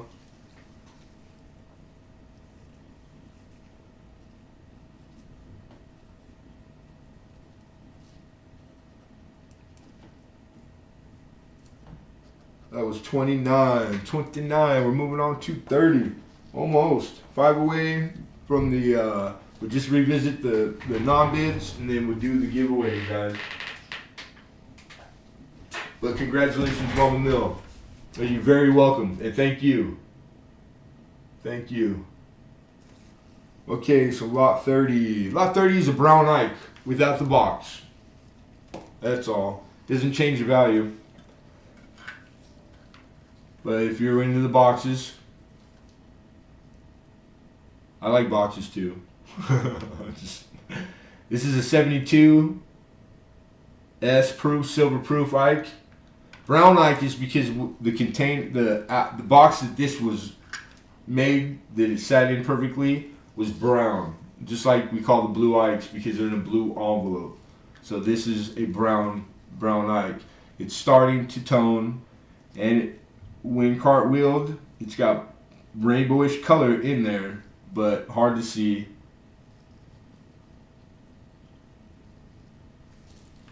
And then here's your reverse. And I think $10 is what I was at. Yeah, $10. I think just in melt with the amount of silver in it, it's like a little over $9 finally.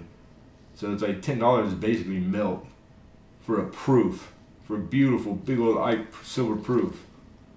We got 12. Oz says 12. I do see your bid, Alexander, but we're looking for 13 now.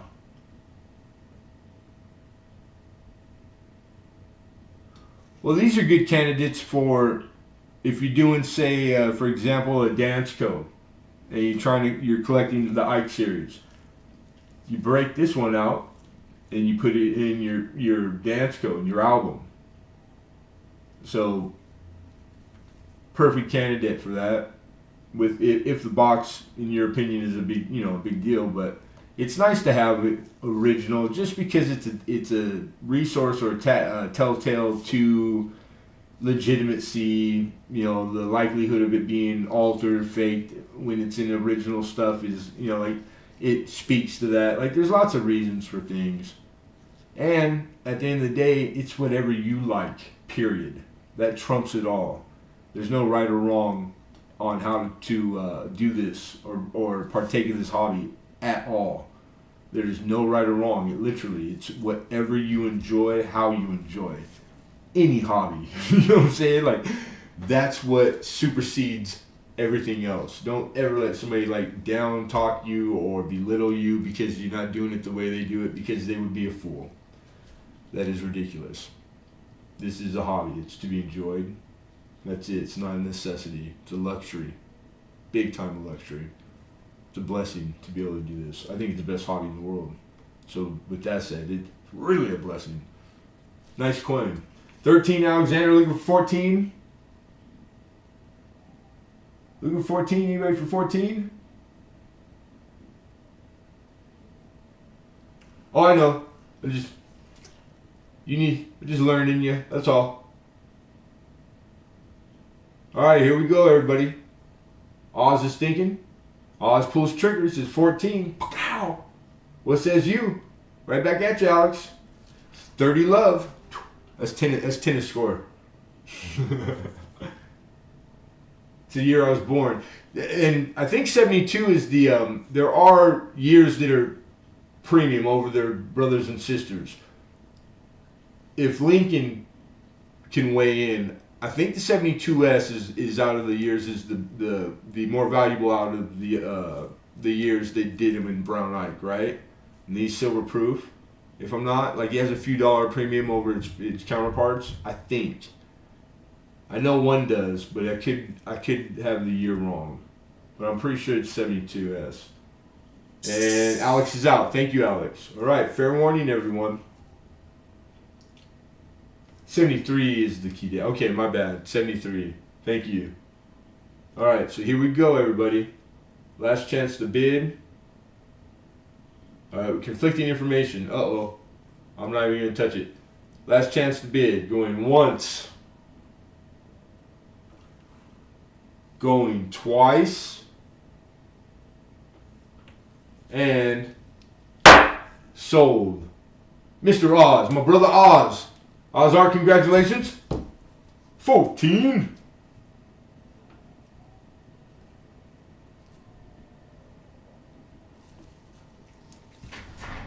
Right on.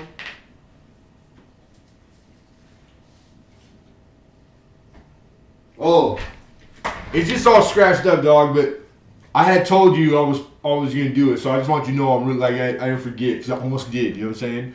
So I'm glad you got something, because I'm gonna put the Jordan card in with that. The card is fine. There's like nothing wrong with it, but it's an old holder. It's kind of scratched up, so I'm sure you got a holder.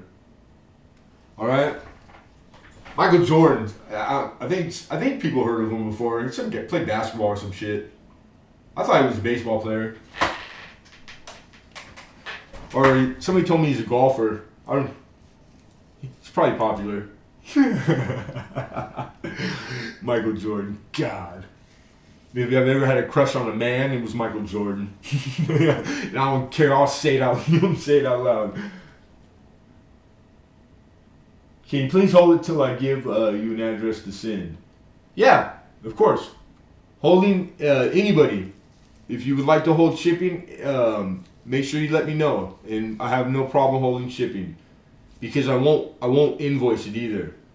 It gets confusing sometimes and sometimes not. I try to make it the practice of I will only invoice shipping when we ship. Trying to keep it all straight. I'm not the best paperwork guy, to be honest. Roadrunner says he gets confused all the time. Hey, dude, put that guy in a round room. Tell him to find a corner. He'll be there for life. I'll be right behind him. Polly's Nichols is in the house. How are you, sir? Good to see you, Polly. Yeah, no problem, Oz. Well, I'll email you. We'll talk after. I'll call you or something. All right, so that was 30. Lot 30, everybody.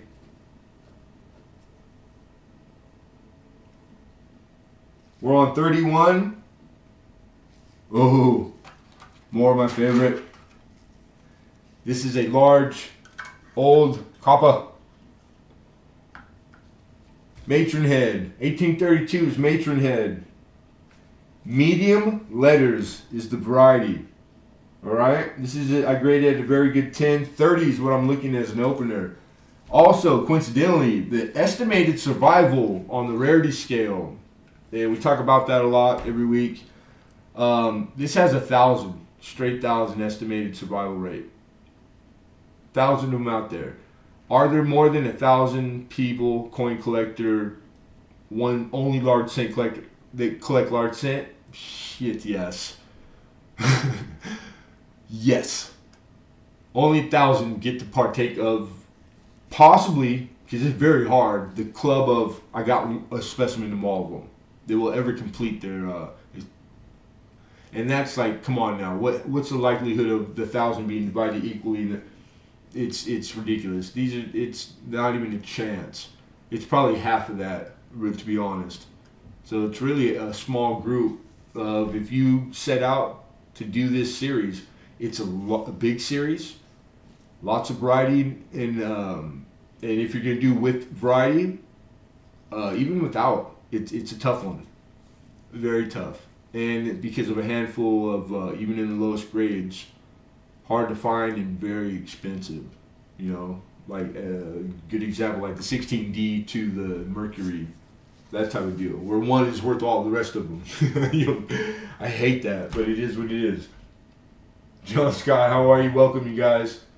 So yeah, very cool, very reasonable. My starting price is awesome. I know that.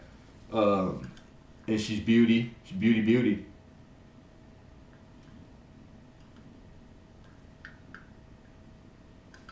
Let me give you the reverse. But yeah, rarity scale. And rotated die, but common. So don't get me wrong, I've came across like a few where it's the nukem, it's the variety, and the die's not matching. Why those and not others? Because I've had some that were more drastic than the ones that he calls out. So there has to be more to it. You know, it's probably a relationship between die pair, like times this times y x. It's more to it than just the offsetting of the dies. But so don't always think that you have something that's worth more because of it. You'll see it more often than you won't see it on large cent. Okay. So just so you guys know that. We have 30 for Mr. Hidden, looking for 31. But yeah, very cool, man. I'm just like, I get excited when I see the the estimated survival populations and the rarity scale, which PCGS, you can go there and scroll down on whatever coin you're on. Scroll all the way down, past all that great information they give you, besides just the value of stuff in their holder. And then it'll tell you things like estimated. They keep track of it. And they have a rarity scale that tells you multiple things. It's more than one analytic too. It's really great, and it's cool. And then usually the ones that are lower will have a summary. And the estimated population in the being 1,000, that's in all grades, because they break it up into all grade, mint state to 65 and then 65 and higher. Those three, and they'll have different populations. But if it says all grades, all of those added together are in the 1,000. They're the totaling of the 1,000. It's not 1,000 plus those. But yeah, pretty cool. The best I've ever had was a Cap Dime. They had an estimated population survival of 150. And crazy. Freaking cool, man. All right, nobody for 31. Stealing this one. Hidden's getting this sucker. He's like, hurry up. I can hear him. I think he lived like 4 states away. All right, 1832. Medium letters. Last chance to bid. Going once. All right, I see. All right, timeout, you guys. I see a 31 bid. Really quick, Lincoln, can you put the for new bidders? Because that's a new name I'm not familiar with. And welcome, Alan. We do have a prerequisite. I need you to email me before you can bid. So I have a way to contact you, a way to invoice. Okay, if you did, you said it, then we're good. We have 31 looking for 32. Right on. Thank you, sir. Hello, Kayla. Kayla fan number 1. How are you? Yeah, all is good today. All is awesome. I hope you're well, too. All right, Hidden. What says you? Get it in. Yeah, just as long as it's done. No problem. The time don't matter. Hidden's out. Okay. Thank you, Hidden. I appreciate that. All right, we're still fair warning, you guys. Last chance to bid. 32, large cent. Going once. Going twice. And sold. 31 to Allen 89s. Am I saying that right? Allen 89s? Congratulations.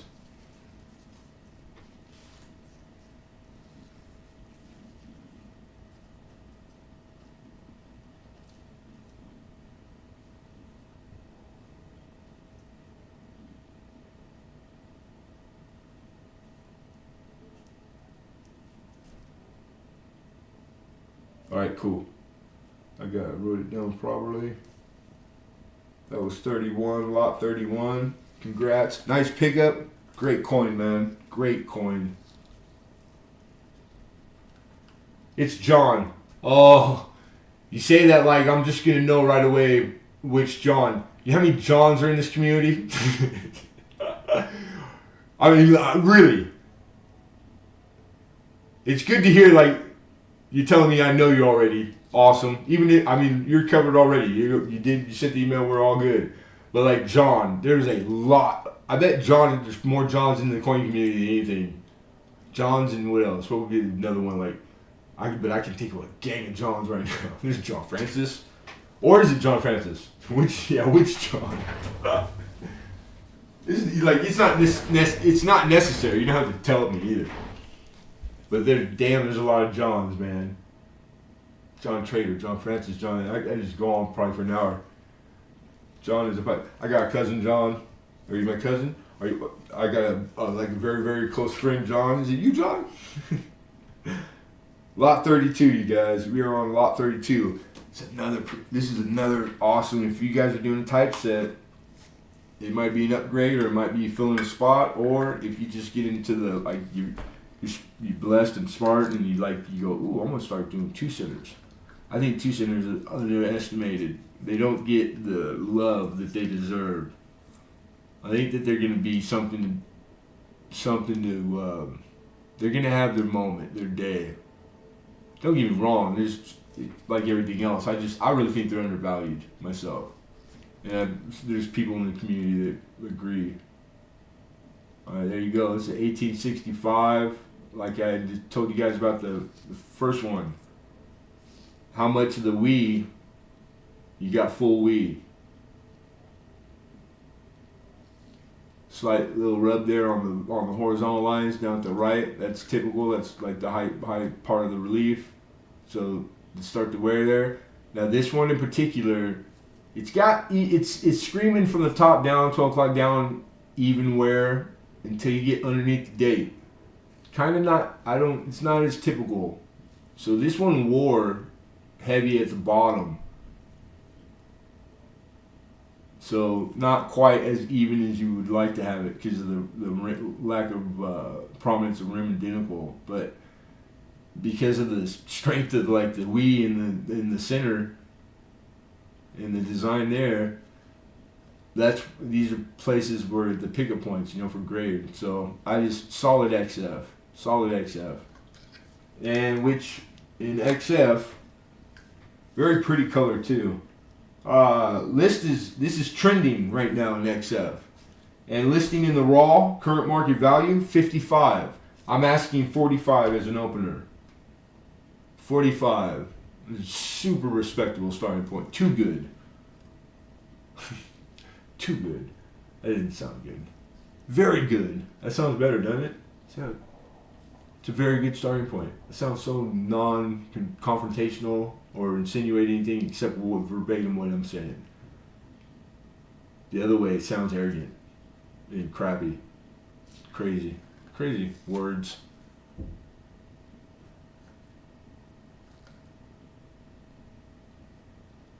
You see all the detail in the wheat stalks. Nice detail right there. As far as the fine, like the small line stuff. Pretty nice. If anything, I think the reverse grade's slightly higher than the obverse. I wish it would show the color proper though. I'm trying to get it to, let's try going up with the camera and down a little bit. Playing around with it. See, they jumped me back from clad to copper. And we got the opener, 45 looking for 46.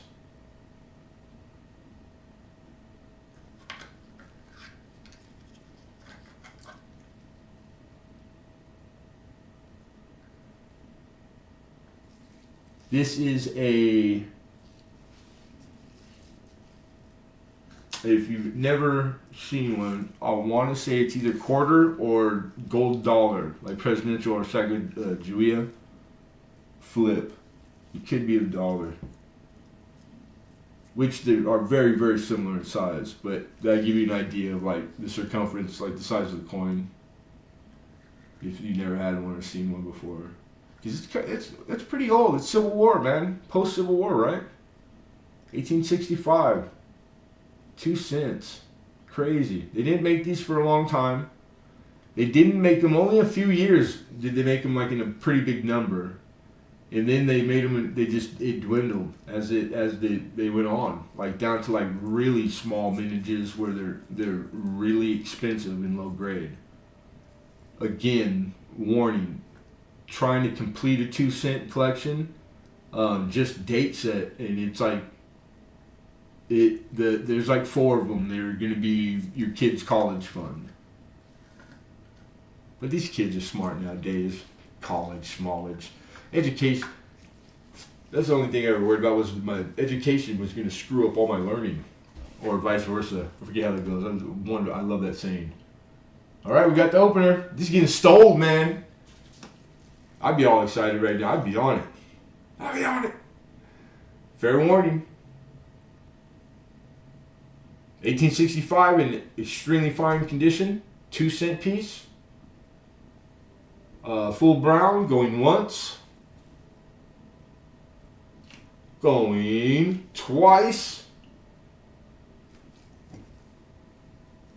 And sold. Congratulations, Allen 89s, for the opener. Nice. That's a good pickup, dude. There's equity in that, baby. And it's a nice coin. Very nice coin.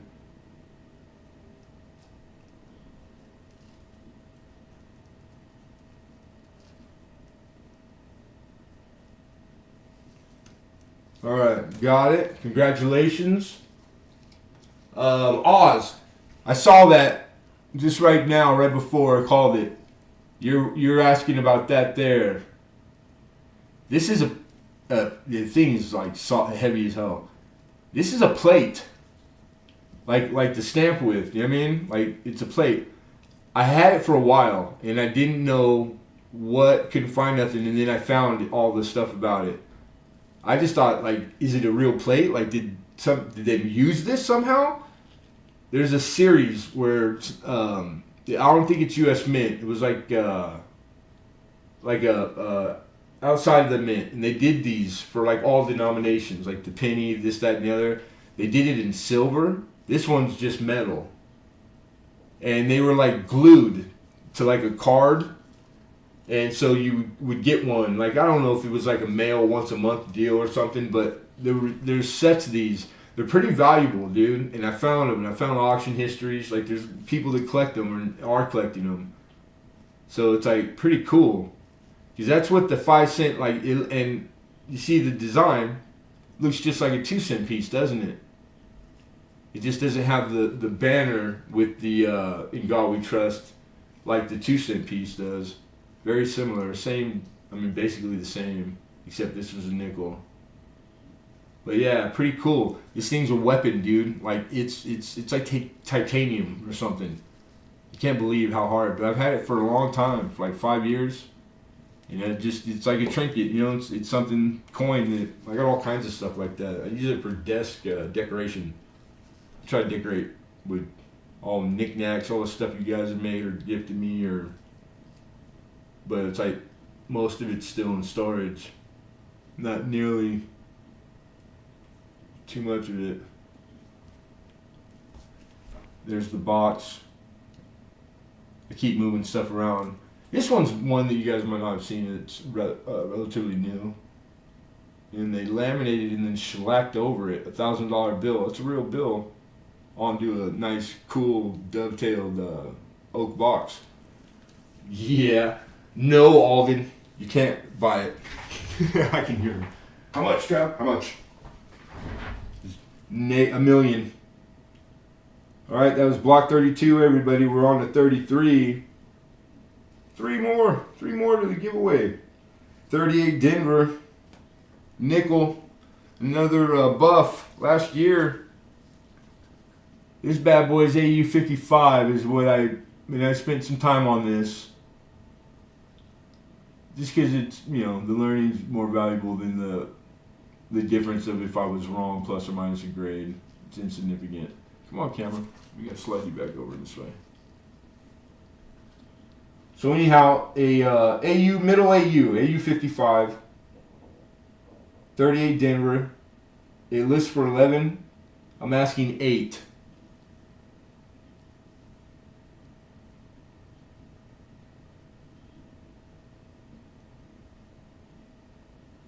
Yeah, it is. I like all the little boxes and carved box, you know, like trinket boxes. I don't even know what you would call them. Recipe. That one there is a recipe box. I know that. It had recipe cards. It was made specifically for it. That one I sent to Oz Art. Oz Art wood burned the most craziest, beautiful, wonderful Dallas Cowboy like logo on the top of that box, and then sent it back to me. And it's like, it's amazing.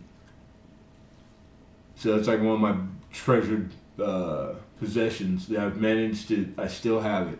You know, didn't have to leave it or lose it. I'll die with it. We have 8 looking for 9. And then let's flip this over and take a look. That grade, we should have a real nice looking. Oh yeah, you can see right away how full and prominent the full horn is, right? All the detail. It should be flat like at his hip, but and then what I was saying about the separation. That's got separation. There's room in between that tail and the rim.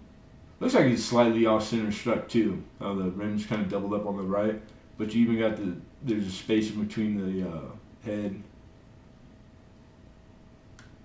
And then the devices are all prominent. Mint mark, boom.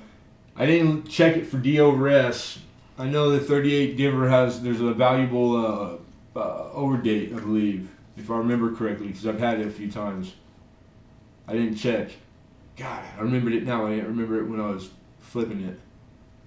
Anyhow, check it when you get it, man. Don't forget, because AU 55 would probably make it like 20, 30 bucks more valuable, I'm guessing.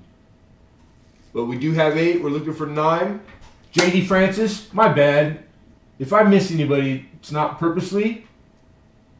Good to see you, JD. Looking for 9. Last chance. Fair warning, everybody. Going once. Going twice. And sold. Alexander for 8. Nice buy, Alex. You don't have 1 Buffalo? Is that what did I just read that right? Miss Canadian Scrapper, I don't own 1 Buffalo. I'm just joking. Oh my, how dare you? We'll have to fix that. We'll just have to fix that, that's all.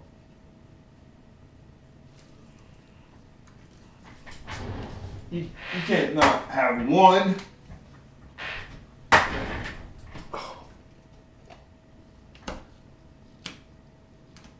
No, those are silver. Wartime. I thought I had one up here. There's a few that didn't get a bid. Still coming. All right. Block 34, which is another nice type coin. And this is a 1856. 1856 half dime. These things are very petite. If you're familiar with like the 3-cent silver or the also known as the trine, I believe these are slightly smaller, but it's in that realm. This is in a cent flip. There we go. And this is an 1856. I believe it changes design right there too. I think it's like, you might, because I've seen it labeled both ways, but it's with stars. I'm almost certain. But regardless, this is a 1856 half dime. It's in very fine. That list for 24, these always, they perform. They're pretty they're pretty sought after. So 20 bucks, 20 smackers. John Scott said 20. Ozart, I see your bid, and we need 21. Oz says 21. Looking for 22.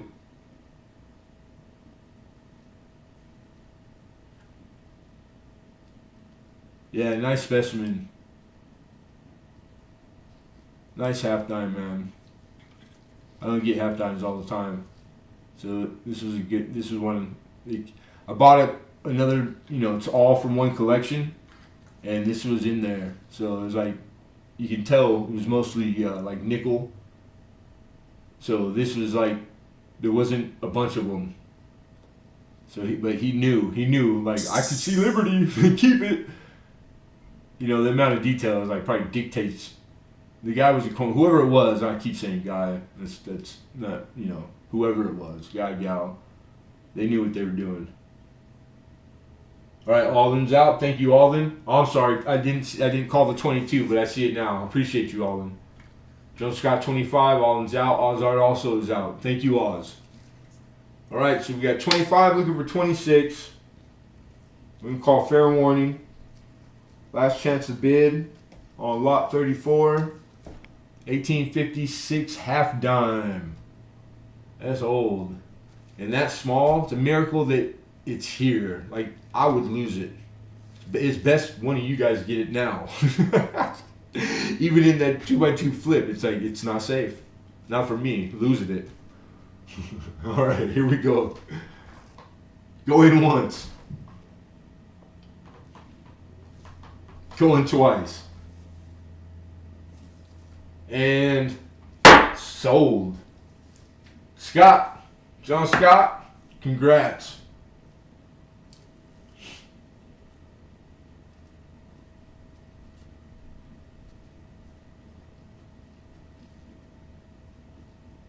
Uno más. Uno más. That was 34. Alright, then lastly, same person.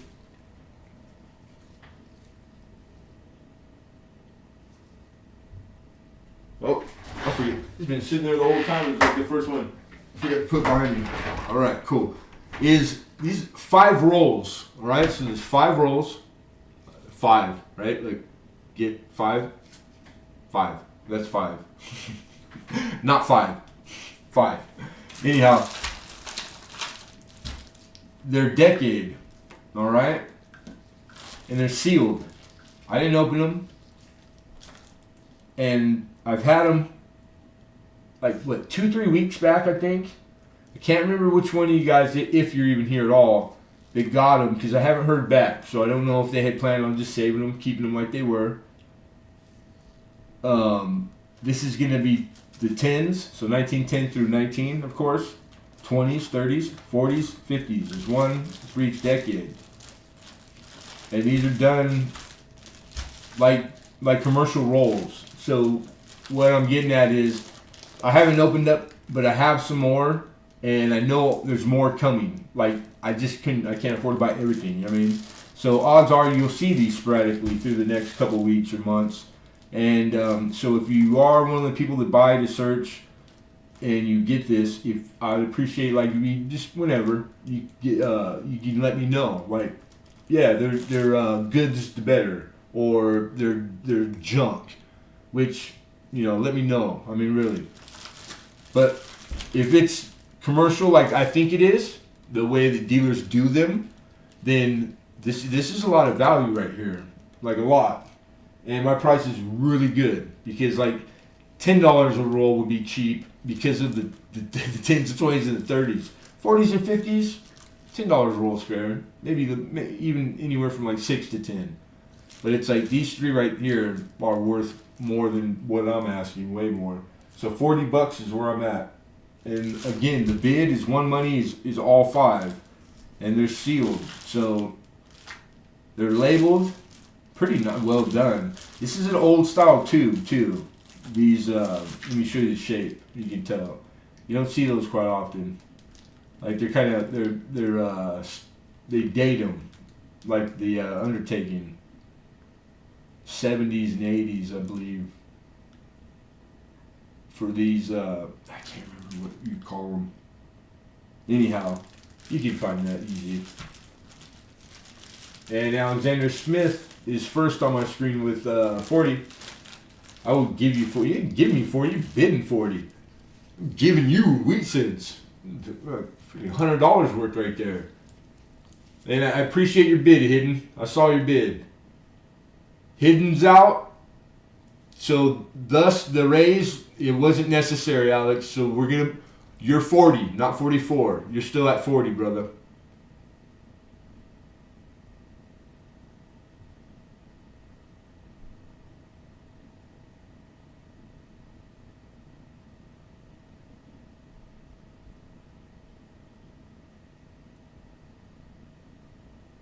Indiana Tones, Big Lou. What's happening, Lou? Good to see you, brother. All right, looking for 41. Yeah, thank you, Lincoln.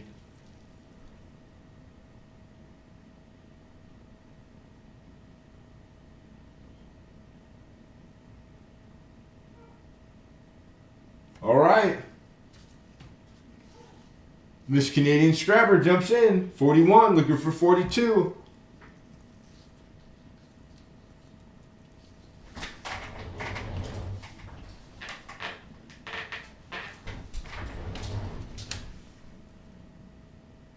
Alexander Smith is stinking.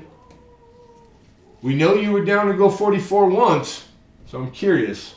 I gotta admit, I'm curious. It's a crapshoot. He pulls triggers at 43. Canadian Scrapper doesn't waste a second. 44, right back at you.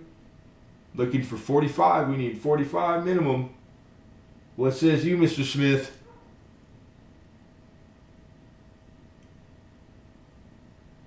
Did you order the code red? Where were you? I did not order. You can't handle the truth. 46. We got a bid of 46. Looking for 47. 47 is what we need. 47. Or 4,800 or anything above 47. 46, I should say. Dollar increment. 47 would be the minimum. Feel free to bid whatever you like, as high as you like. But 47 would be my advice. We have 47. Looking for 48.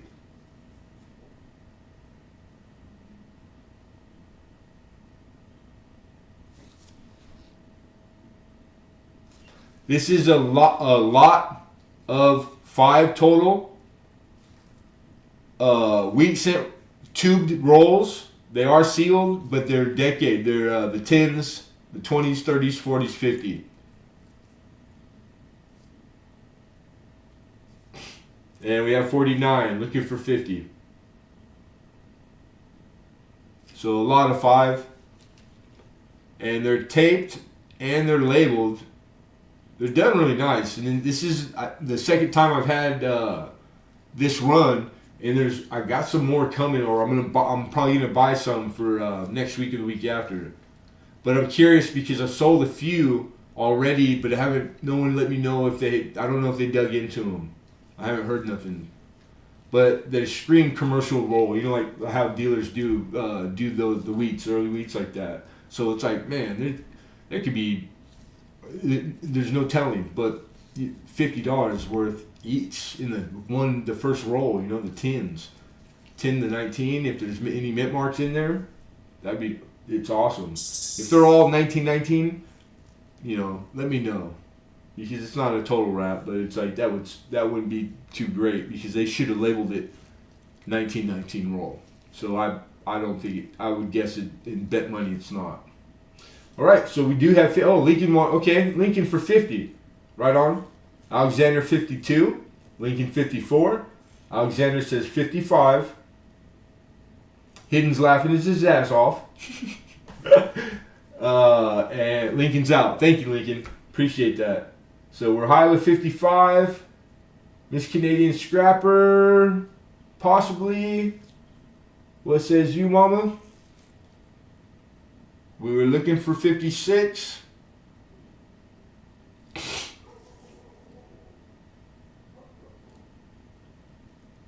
All right, fair warning, everybody.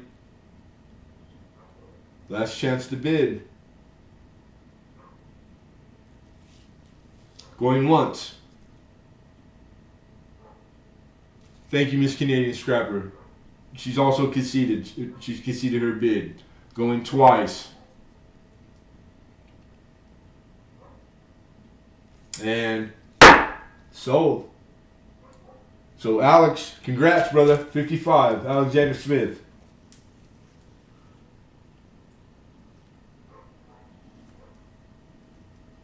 Like for what you're always talking about, what you're doing, this is really gonna. It's like perfect. Not that I was thinking about you either. I wasn't.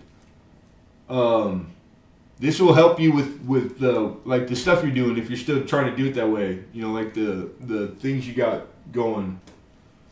There should be lots of stuff that you need, possibly. I would assume, but nice pickup regardless. Okay, so that's the official. We had 35 blocks. We did 35 blocks. We have just a handful of things that didn't get an opening bid. All right, through the course, we're just gonna visit them very quickly. We do the same way every week. Most of you know. So kind of be ready. If you had your eyes, you're thinking about one of them, and you know, because it's always the same thing. They usually all go, and usually for just whatever the opener is, like 99% of the time. So it helped me help you get to the giveaway. We can go through them pretty quickly. Yeah, I'm gonna do them in order as they came up. So the first thing that didn't get bid was lot number 9. 30's the opener. That's for the 1828 large cent. It's the large, narrow date variety. It's a net fine 12, which is trending right now at $55. I need 30. So if it's something that you were looking for, entertaining. 30 is all you got to type in the chat. You open it, and then we call it down. Boom. If not, I'm moving on. Number 10 lot also. And that was the other 2-center. Wow, that's right, huh? Freaking crazy. This is the 1864 2-cent piece in extremely fine 45. It's trending, and it's listing in the wholesale and the raw at $65, and $50, $50. That's a damn good price. God.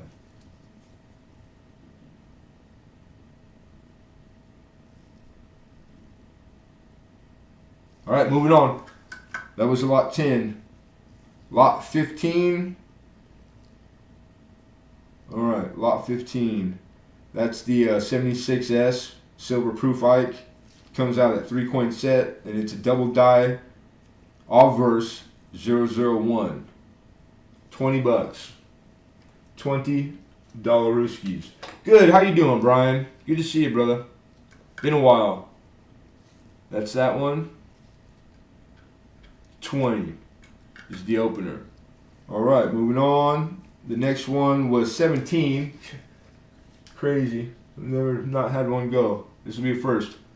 And this is a BU, a brilliant uncirculated, beautiful 1923 piece dollar.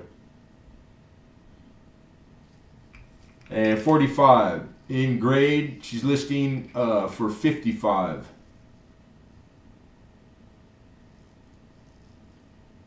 All right. 25. Lot 25. Another large cent. You guys just don't like the nice stuff, huh? All right, 31. That's cool. I need to know these things. 1931 matron head. That's large letters variety. It's in a very good 10. 30 smackers is what I need. That's the 1831 matron head. Ba-bam. Okay, Patrick Johnson, lot 10, backing up, and good to see you, brother. All right, we got an opener on the 2-center. Last chance, we got 50. Going once. Going twice. Patrick Johnson for 50 for the opener. Goodbye, dude. Nice pickup. The thing is, I'm pretty sure it's that very rare variety that it's clashed with the Indian head cent. So it's probably a $400 or $500 coin. So make sure you do your homework. Check it out, because I didn't have time to finish, but I'm pretty sure it is. But Patrick Johnson, nice. Patrick Johnson. E Pluribus, what's going on, man? How are you, brother?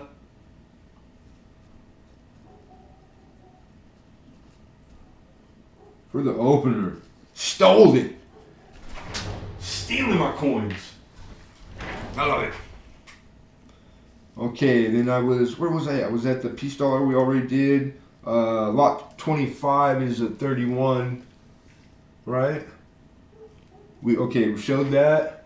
Double checking chat. Would you entertain 20 on the 31? Let's see. What that was block. Ouch! Damn, Hidden. You're cutthroat, dude. That's like borderline offensive almost. But I love it. It's I'm gonna say heck no. Heck no. A third after it's already lower than market. God, it's like, have I not been? What did I do? I apologize. Did I say something wrong? What did I do? You have to tell me. I can't make it up if you don't tell me. 25. I'll do 25. Okay, you better take it. 25. 25.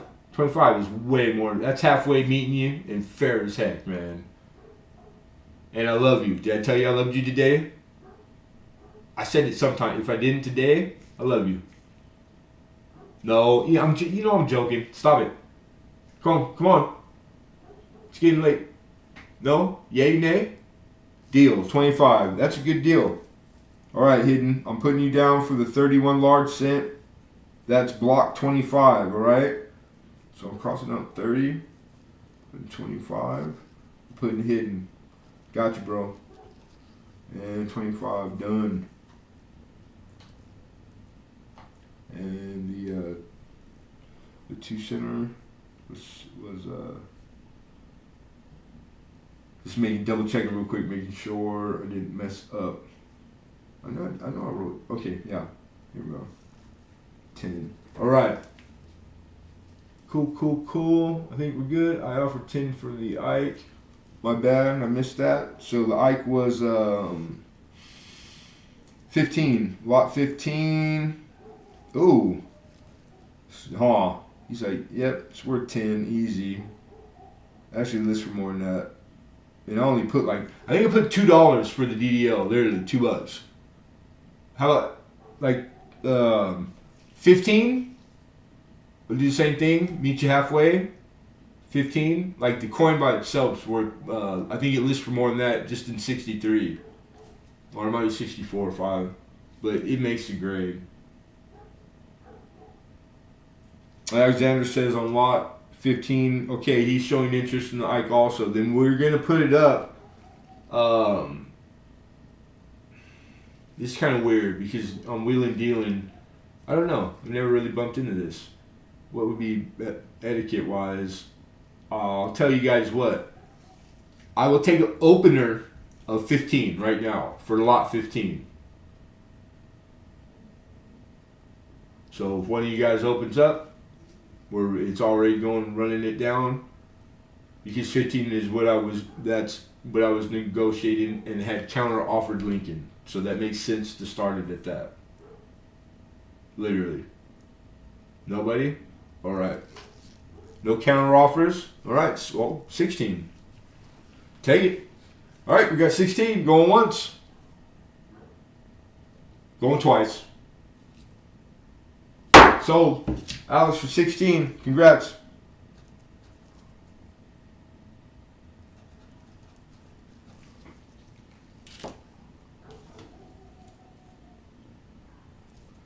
That was 15 lot. And then I believe lot 26 is where we left off, right? And that would be the 24S nickel, the semi-key date. $8.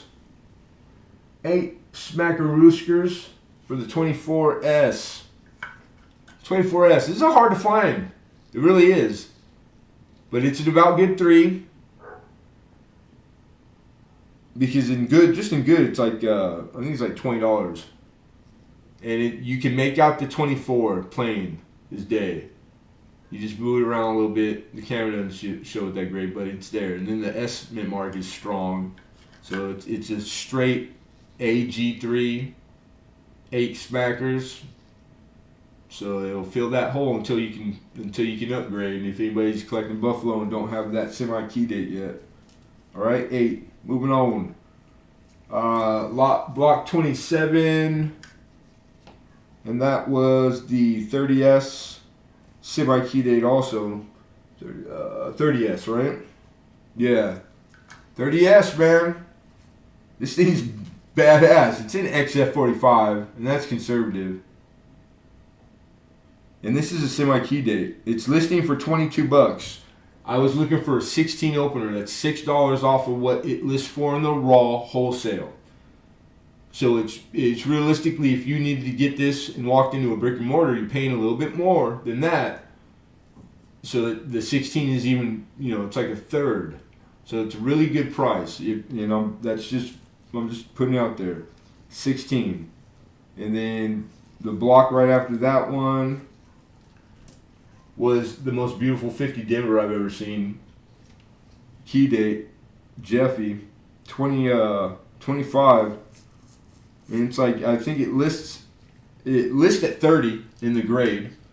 My starting point was 25, except that this should realize more money because of the color. And it's like a champagne-ish, but then it gets like some blue. It's almost ready to just like blow up rainbow. So put it in an album right away. And the camera just doesn't do it justice. You just have to believe me. Some things it shows well. Sometimes you get a hint of it. But this thing is dynamite. Freaking dynamite. Key date. 50 dimmer. like a 1 point something million only. I think Fire Cajun has 500,000 of them himself. Pretty close to full steps too, which isn't really crazy for him. Yeah, that's a nice nickel, man. I mean, they're all nice in their own ways. The pedigree, the backstory, you know, the whys. I don't just pick what I don't just get stuff and go, oh, I'm stuck with whatever I got. I mean, it's. I try to bring you guys, like, I don't think I've ever been to one auction, not one, in all the years since I started auctions on YouTube that had more key and semi-key date coin or early cop, you know, like the mix of stuff that I had in 2 days auction, my auction. I can't remember one that best would even come close. So this is more the collector's auction, and I know that might be why we have a pile, because it's too much. But I don't know until I test. So it's like I bring things but I'm okay with it, because for me personally, I know this stuff will go next week or tomorrow. Odds are I'm gonna get emails for all of it, because it usually happens like that with coins of this I don't know what the word, like caliber. Not that it's like super high. It's good stuff, man. It's good stuff. You can say Buffalo. I'm missing something. Well, you take 15 for the Buffalo. There's only one. There's 2 Buffaloes left, so you gotta be specific. But are they not? They're probably not. The amount will dictate it, right? 27 was 16, and so it had to have been that one because the other one's 8. So you're talking about the 30S, right? Dude, that's only $1 less than what I was asking. Yeah, heck yeah, that is more than fair. So we're gonna run it. So Patrick Johnson for the 30S, we have a bid of 15, going once, going twice, sold. Correct. I mean, through deduction, it could only be. So it's yours, 15. Right? Yeah. Congrats, brother. 30S, 15, Patrick Johnson. I'm coming right now. I see the other, somebody offered something or asked a question. Patrick J. And the 30S. Sold. Put that there. Greg King, welcome. I think a new name. Nice to meet you. I need an email before you can, just so that for the invoicing and so I can contact you. But I did say 8 for the 24S, and it's a semi-key date. It's a about good 3, like textbook solid, all by standards. I'll take it 8. Could you email me? Getting ready for it. No, I can't. I can't stop and. It's just the prerequisite that everybody has to abide by. I can set that precedent right now. It wouldn't be fair to everybody else. But if nobody else has entertained it yet, so we still have a few minutes and a giveaway. So hang around. Maybe that'll give you enough time to just shoot me an email. It's literally just an email and just saying, hey, I would like to bid. That's all that we ask. No deposits or whatnot. All right. And it's the PayPal email. It's that one. That's my personal email. Okay. Send that to Miss Canadian Scrapper. All right. Awesome, dude. Miss Canadian Scrapper, you in here?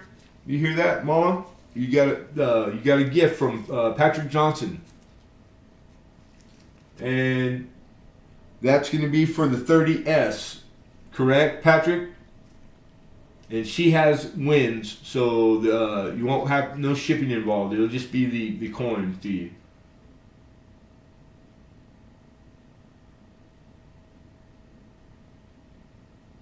Well, yeah, I'm quick on these ones like I always am. We've already spent. If you add up all the time on each block as they came through the auction, they probably accumulate an hour of the auction. You guys have already gotten all the descriptions, the whatnots, so now it's just we're looking forward to it at the end because people know they get maybe possibly a deal. So you got to be ready to go, man. I'm not messing around, waiting around. Okay, thank you. That's just for the records, you know what I mean? Like publicly. Okay, so we're gonna gift. Pretty awesome. Awesome, dude. Gift to Miss Canadian Scrapper.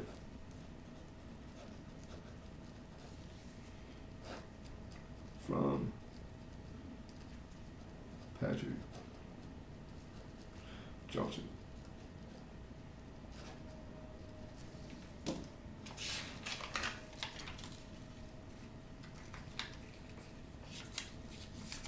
Got you, brother.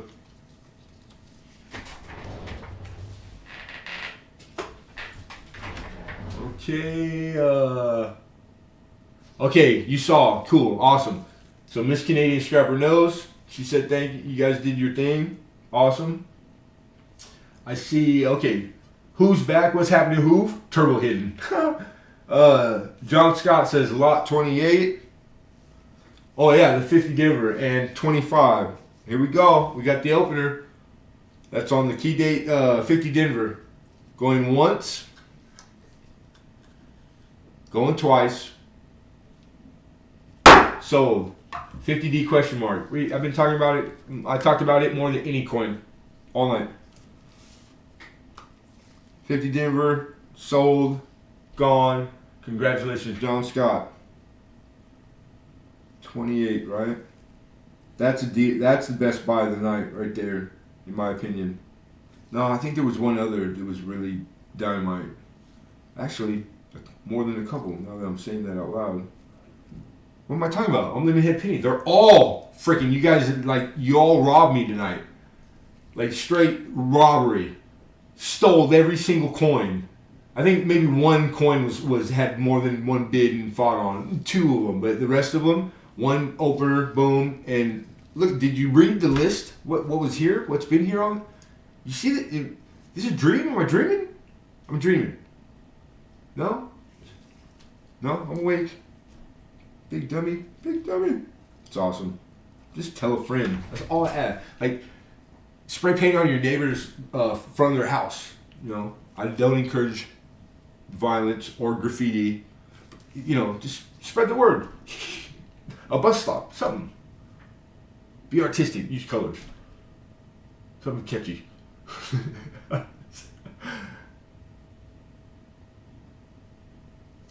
Alright, I think we're caught up now. If I missed anything and I'm not answering you, put it in again because I missed it. Alright, but I don't think I did. I think we're pretty caught up. Been going through a stack of dollar bills from a soda machine. Sweet. That's badass. My bad. Apparently I was lagging. Yeah, no, but that's what I'm saying. Like, even if you were, you would have caught me talking about it. That's how much I talked about it. It means you missed it. Just bad luck. Straight bad luck. But it was on the description. The whole, like, it's been, you would have known if you were, like, scanning.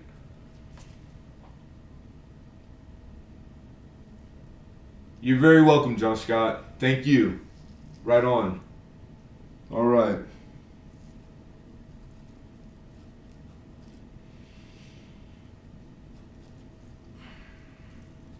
All right, so 28. I believe that was the last one. Yeah, the pile's gone. So there's only 4 things. Right? Yeah. All right, cool. Cool.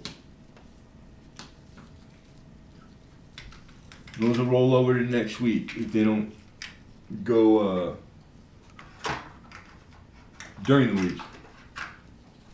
You'll see them next Thursday or Tuesday, I should say. All right, we're doing a giveaway. We're doing trivia.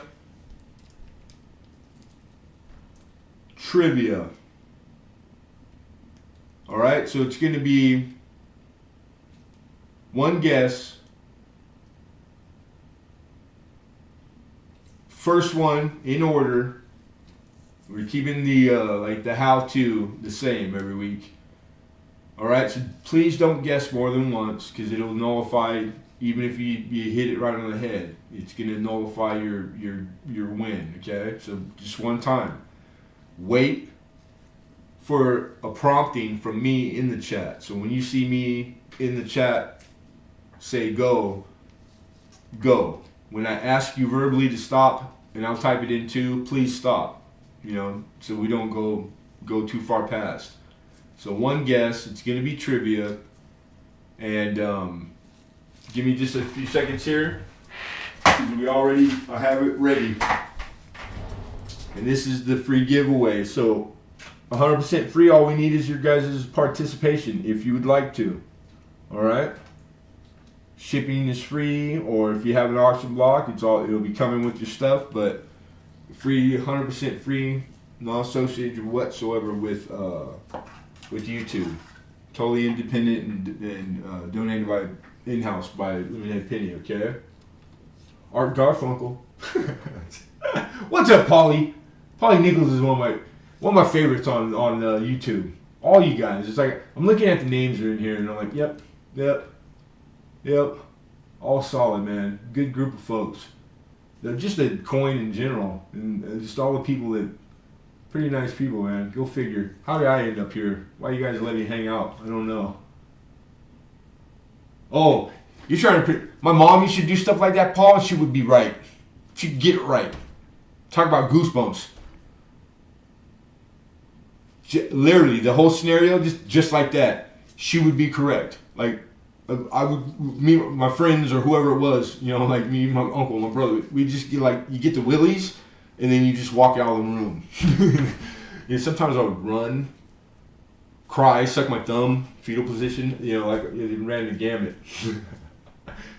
All right, ho-hos and cupcakes. Oh, stop talking dirty to me, man. My goodness, not in front of people. Better Call Saul. That's one show I watched. I finished the whole thing. I binged watched. So we use Post-its. We're Post-it hounds. I've already pre-wrote the date, giveaway. This comes shipped out to you guys, you know. What I'm going to do is I'm going to close the cameras so you can't see, but I already pre-ahead did it. I'm going to type it in the chat, get it ready, just because it's kind of like what I do. I guess I don't have to do that. I don't, do I? It's folded. Don't you guys see? See? That's why. Right there. One of you hackers right now just went up, got him. Yeah. I bent the paper at the bottom so you can see the answer too. I don't even know why I did it. I got lucky though. Sweet. Alright, you guys.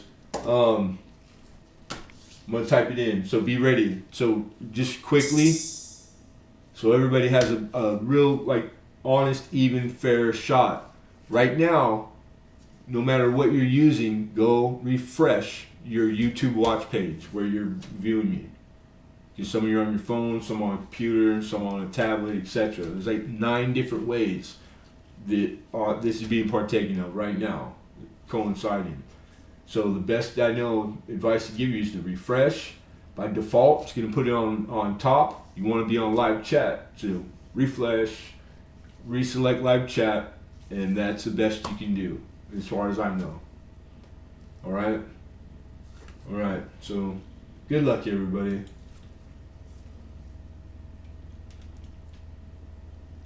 Remember, one guess, okay? And how did I word it? I gotta read it. Okay.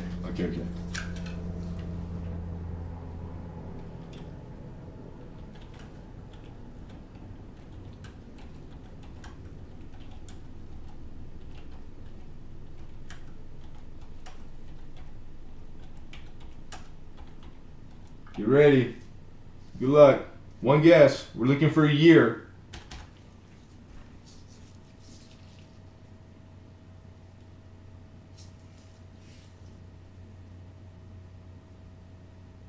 It makes me a bully. What year did the Statue of Liberty open?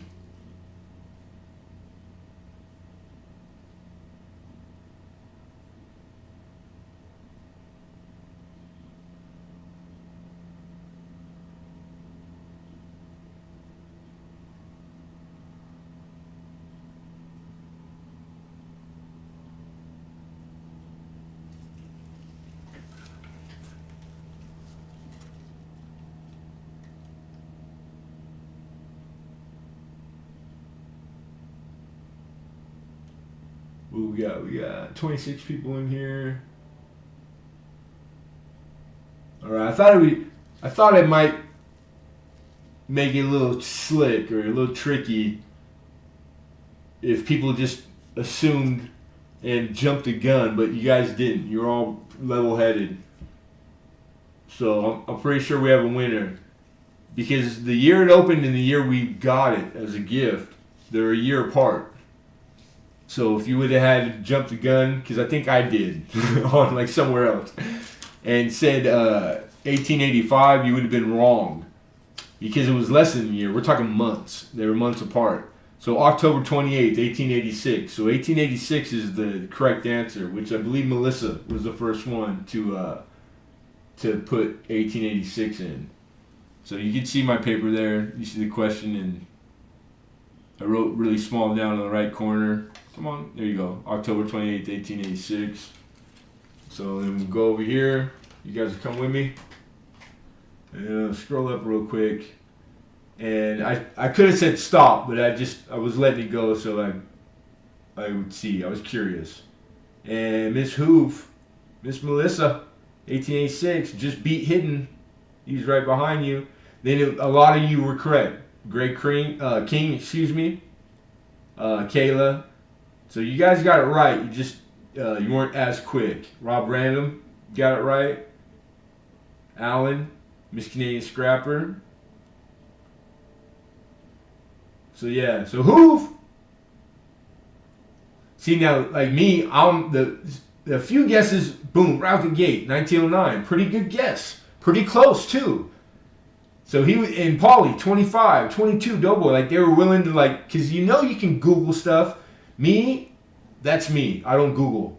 I'm trying to go on my wits. I either know it or I don't, because it's like all the best stuff I've ever won. I didn't Google it, but everybody else was Googling it. And the only reason I won is because I dumb luck, of course, was that saving that time, And I won some pretty good stuff on here through the course of these years, The only luck I've ever had, the only stuff I've ever won, literally.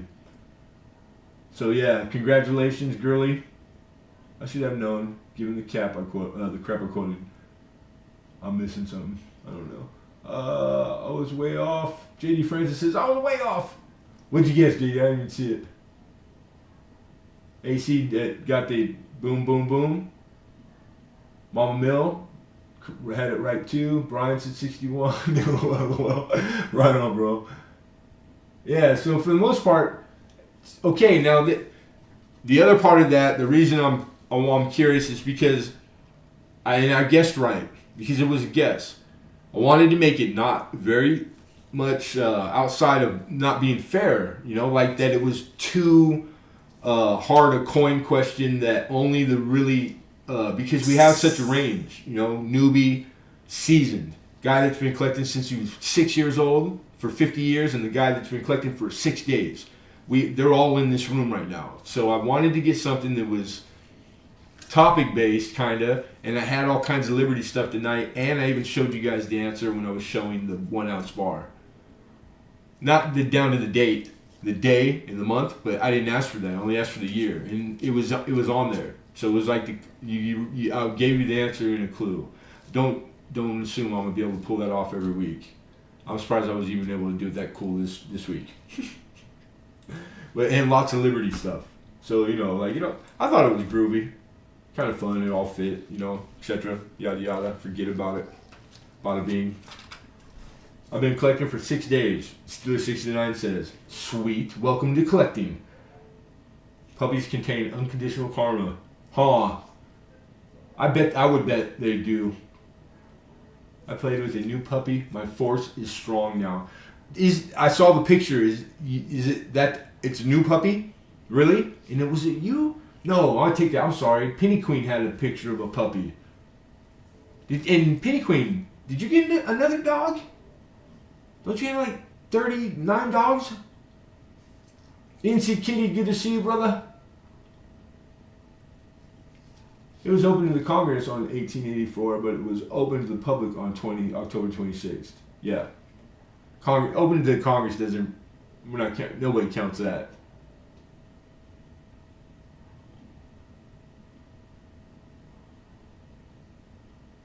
Is that what you call hidden now, Melissa? It's been collected. It was open way before now. Else did Columbus find her? How else? Columbus, he saw the light from the freaking. Columbus never even made it to America, brother. Cuba. He never even seen the shores of the East Coast of New York, or maybe the Virgin Islands. Like, that's one, you can make a good argument for both. But I believe it. I don't even think he made it that far. Hey, good night, Kayla. Thanks for coming, Mama. Appreciate you. And Greg King, nice to meet you, sir. Don't work too hard. And he did send an email. Awesome. That's all I need. It only take a few times to remember you on, like when you come in. Oh, not your puppy. Okay, that's even better. It's like kids. You get to play with them. Do the awesome and made of joy and love and shiny, and then you get to give them back when you're done with them. Oh, what a gorgeous puppy! Oh, okay, I'm done. Take it away. It's yours. You own it.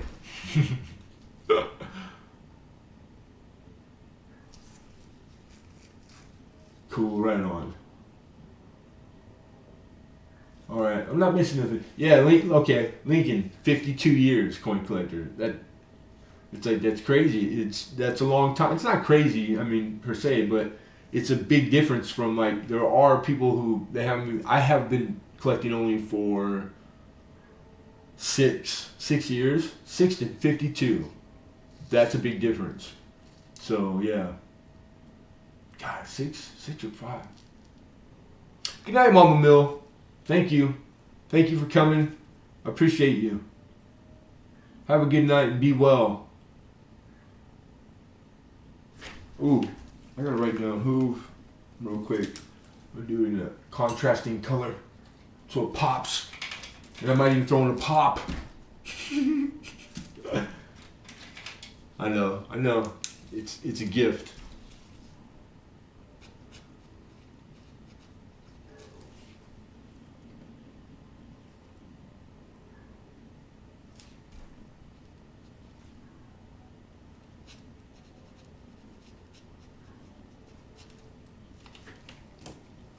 Right. And you get one of those. You get one of the new red metal business cards. These things came out sharp. Shout out CJ, Coin and Craft, my dog. That dude, everything at groovy. You can make groovy. Ozart, CJ. There's like a handful of guys that I want some. I want one. What do I get next? I got next. So I'm standing on the sideline waiting for the game. Is my game next? No, you gotta wait. I'll wait forever. I'll wait forever. Hey, take it easy, Lincoln. Thank you 1,000 thank yous for the help. I hope you guys I hope you had a good time too. I'm glad I got to see you also. It's $1. I'm keeping track too. You think I'm not? Wait, it's like Google. It's like when it hits 100, I'm sending the bill. Good night, JD Francis. Peace out, man. Thank you for coming. I appreciate you. You out here too? Good night, Alden. I'm sure I'll bump into you guys later on. We made pretty good time. I like the 30, around 30, and we're just a little over that. And we made start time on time. So really, realistically, it's not even 8 o'clock yet. So I'm happy with the the length of the auction, the speed. I think it was all, I think we've done this before. It's starting to show. Columbus was after anything north of the equator. Well, I'm pretty sure he was after gold, hoping for gold. Because if you struck out, gold's gonna make the old lady happy. When I say old lady, I mean the Queen of Spain. Because you come back and you strike out, you're probably gonna die. She's gonna murder you, have you murdered. Especially when she loaned the dude some bread. But you know, he wasn't even Spanish, he was Portuguese, but he came from wealth and money. Like, he was educated and his family was old money. But he was a screw up. And, you know, like spoiled, rotten rich kid. So he had to borrow the bread. That was like his last chance to make good. Or it was like, you know, you're kicked out of the house, you're on your own. It's like, shit ain't changed. So it was like, I wonder if those things were kind of why they fudge, or, you know, how did the story end up making him such in a good light with false info? Do they still do that for rich people? Shit, yeah. They wouldn't do it for me. Let me know if you get any more of those graded 2009 pennies. I did need to complete. I've got 2. If you got just 2 seconds, it's right here. I can tell you which design they are, and then you let me know if it's the one.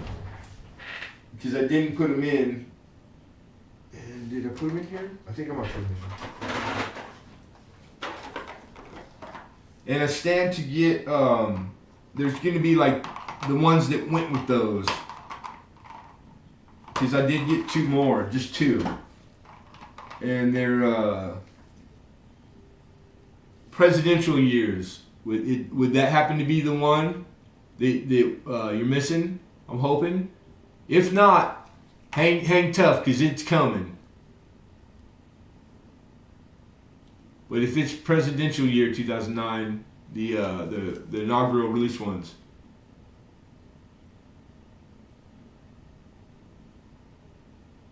Yeah, end of the day, Roadrunner, it's still something to be celebrated because it directly ties to everything that we're possibly not here because of how that is. How everything changes with if I go left or right. And the fallout and the 5 degrees of separation. How you not knowingly directly affect the destiny of lots of people. You changed the course of their life without even knowing. We all do, on overlapping each other and etc., times 10 to the 10th power infinite. That's the way it is. So he still should be celebrated because without him, there's no America. Not like we know it. It might have still ended up happening, but a lot of things would be different. So whether you people want to argue, people who use logic, I'm thinking logically, they don't care about the details because they're really irrelevant. They're irrelevant. Who cares if they write the story? The victor writes the story. They want to write it their way as long as in a roundabout way they got it right, and they do. Something happened. Nobody knew about this place. You know, like, and then at one point, some people knew about it. And they ended up there, and, you know, like, yada, yada, yada, here we are. So, yeah, man, it's like, you know, it's not, the details aren't nothing to fight over or contemplate because odds are we will never know the truth anyways. And that's about most of our history, anybody in the world's history. To believe that people were ethical 5,000 years ago or 5 days ago, or maybe they can make a really good pitch and story or an argument for why they said what they said, even if it's not correct, because it was for the greater cause, because that happens all the time and they're right to do it. So, I mean, really, it gets deep. It gets deep, boy. It gets deep in here. I mean, shovel, mud shell, muscle shell is a shell. That's all I know. Missing that one. You are awesome. Okay, I'm gonna pull it out right now. The other one I got from you were the formative years. I sent an email about the tubes. Awesome, Alex. I'll be the second I'm in my email. I do have nickel tube, but I don't think I have as many as you need. But it's one of the things that I don't have to order and wait for. I can get them like within the week, in a few days actually. I'm not absolutely unsure. Also, FYI, moving on. Yeah, it's just it's one of those things, like, it's argued all the time, dude. Christopher Columbus is like, he's the source of like long time contemplation arguments. Then it's like the school book thing, you know, the people that write the school books every year. It's crazy, man. Because my kid's second grade book, history book, was nothing like mine. Nothing. And that was one of the things in it, was how different the summarizing about the whole hymn. 1899 muscle shell. 1899. What's up? No hable. It's empty. What's empty? Who are you talking about? The other one I got. Formative. Oh, my bad. I'm getting sidetracked. Did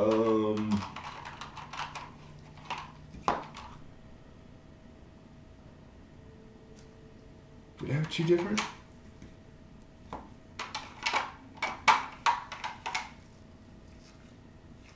I also have birthplace. Was that the other one? I'm getting a little sidetracked. I showed you the president one, and you said that you needed that. Did you need two? Because this was the other one. These are the two that I got this week that weren't in last week's auction. But I know that they're brother and sister.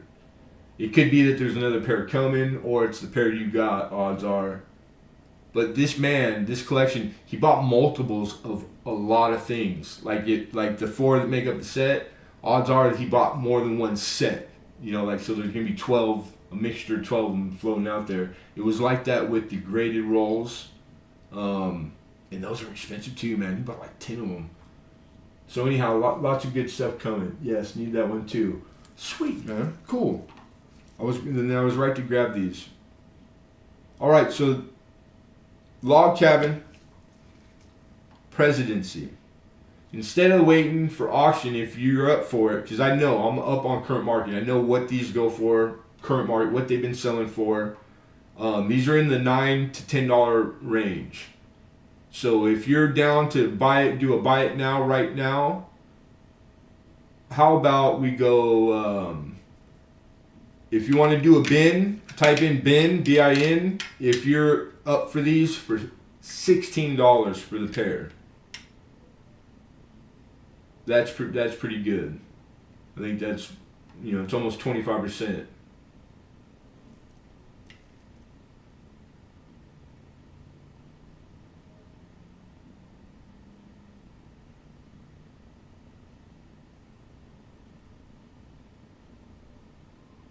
Marco Polo. Yeah. Oh, I don't know where to,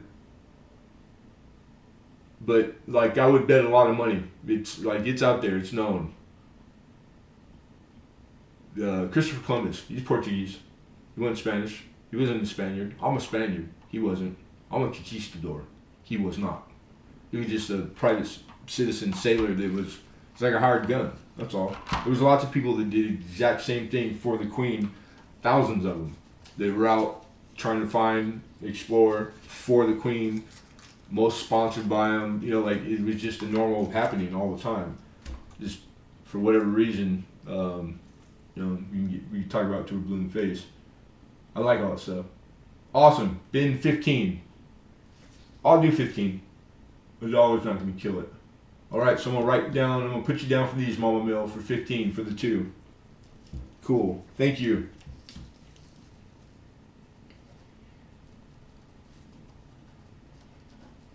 But I could be wrong. At the end of the day, it's always a chance, dude. I would not rely on this dude's memory. I'll tell you that right now. Who are we even talking about? We're talking about Barney Fife, right? That fool's Portuguese. I was at Mayberry once. Got pulled over. Dude, give me a ticket.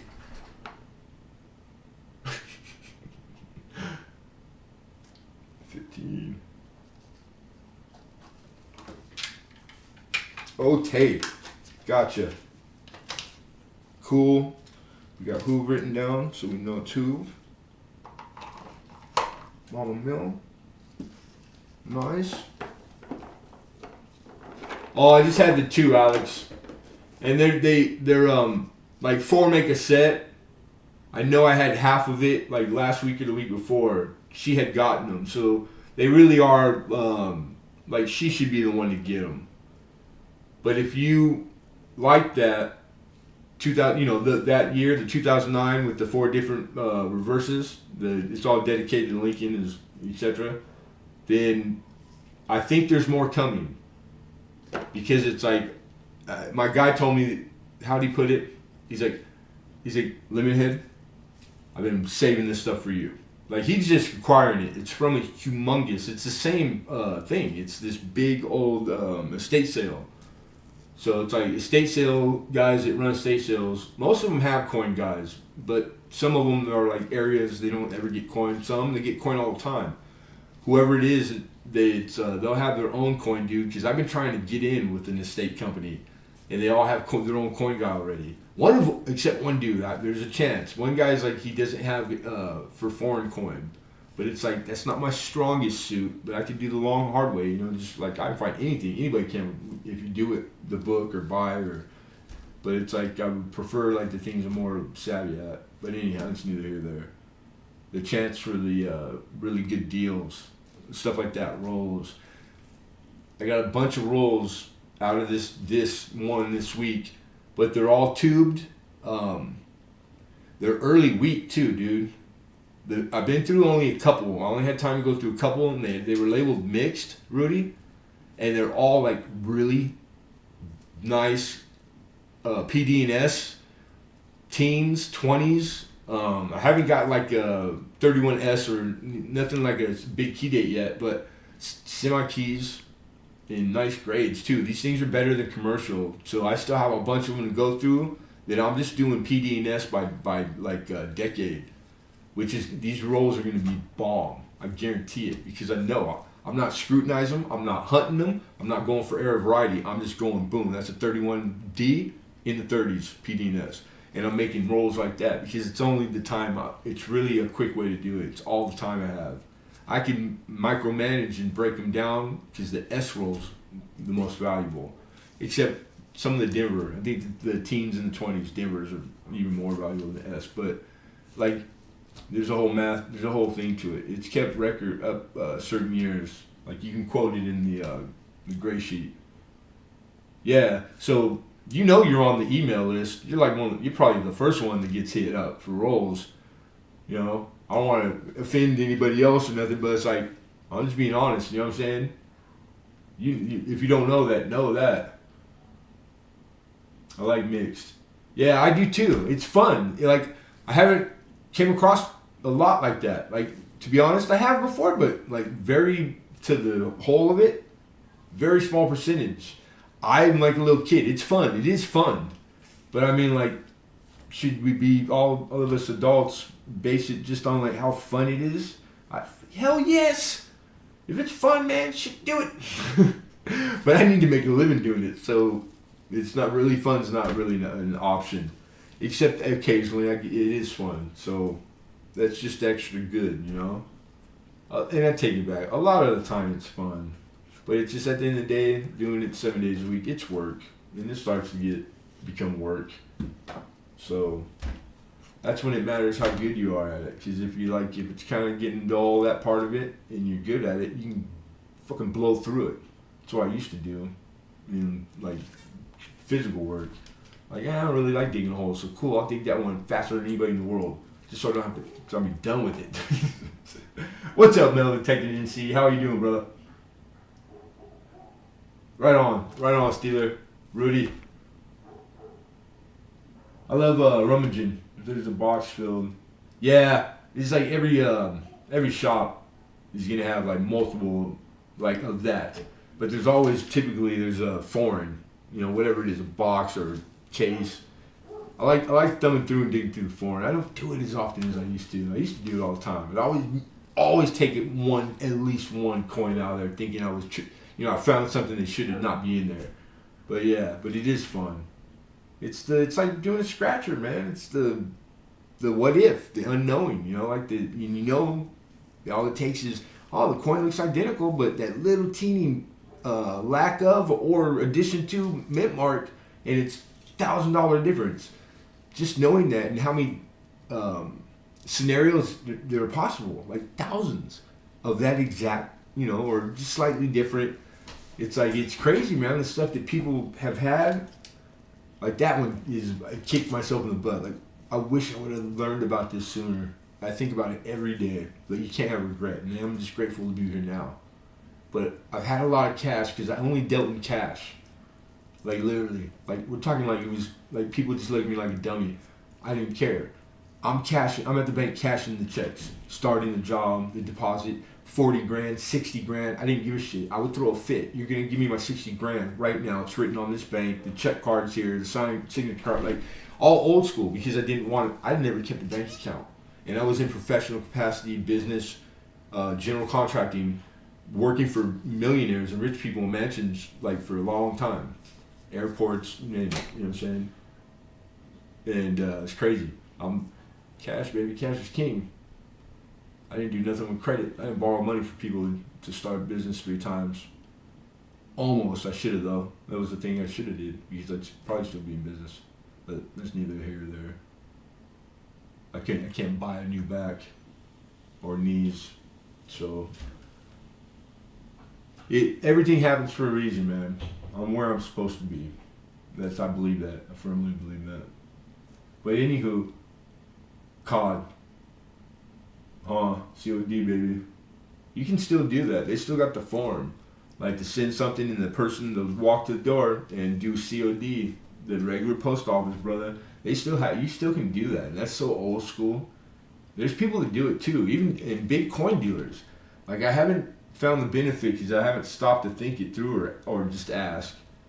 But a lot of them, whether you guys know or not, behind the scenes, like they're always buying from each other, and they kind of prefer them in the mail, like a paper check.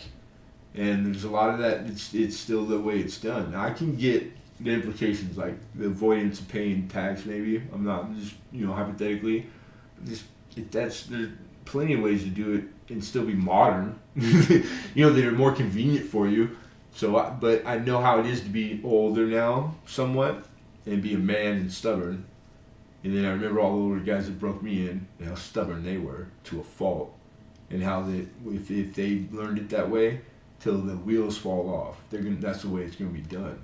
You ain't gonna tell them no different. Even if it makes them money or, makes them famous, they don't get. It's the way that some guys are. So, yeah. With that said, that's what it is. I bet money, a lot of money. Now hearing it outward, you figure stuff out sometimes just talking about it out loud.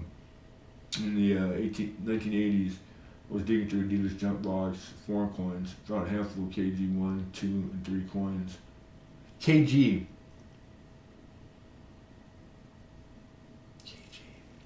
Something gold, 1, 2, and 3, but I'm not, I don't know, nothing pops up by that. But I get the context of the story, dude, so I'm just I'm already getting goosebumps, that, how bomb. Because I've heard, man, the stories are those are the good days.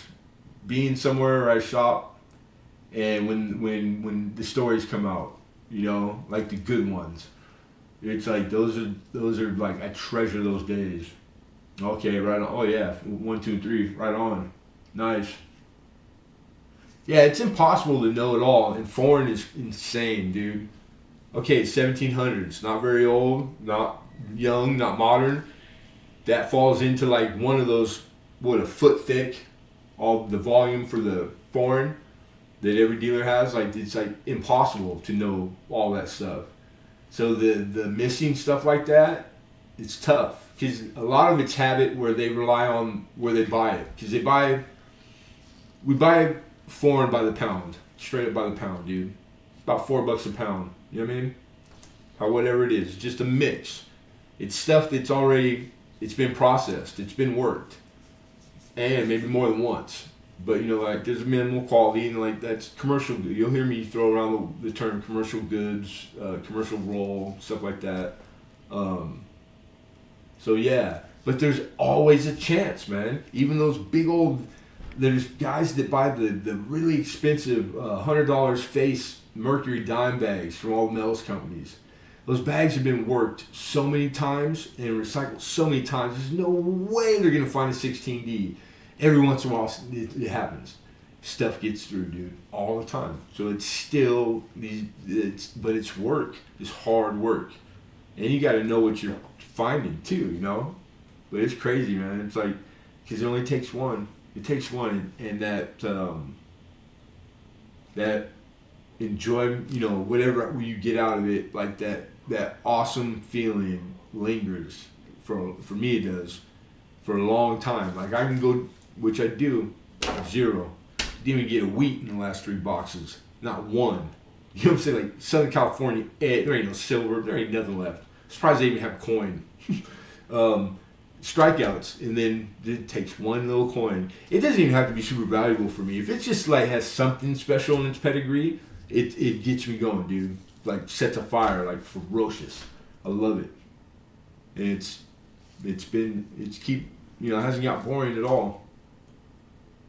I've done a lot of things through my life for about 5 and 6 years, and that's it. You can put a gun in my head and make me keep doing this for a living because I'm already filled up. Like there's nothing more to learn or do, or there's no enjoyment, like fulfillment, Like I don't feel like I'm contributing to anything. I still feel like I'm helping doing this right now, so thank God, knock on wood. Hey, Paulie, thanks for coming, brother. It's good to see you, man. We'll see you. I'm sure I'll see you soon. I want to play cards. I've been pregnant. I want pickles and peanut butter. I might be pregnant too. Nah, I wish. But cards. I've been thinking and dreaming about cards, dude. I want to play. The old pennies are harder my cursor to get metal. They're very hard to find these days. Yeah, there's a lot of stuff, man. I'm just learning about. Like I'm finally getting in the realm of large cent, so like colonial stuff that wasn't our government, but it's what the colonies were using. The pine coins, and like there's stuff that it gets even cooler, and it keeps going. It's there's so much. I mean, you can't learn everything you had in 10 lifetimes. That's why I really, really went hard. Like I made a firm decision. Like boom, I found it. This is what I can do till I am no more. I won't get filled up. There's so many facets that I can just like on the blind pick out of a hat and cool, be, whatever it is, be happy. I didn't know if I was gonna be good at it, all the different ways. Like if I could make a living, literally. But I've been scraping by, and I'm alive, so I'm blessed.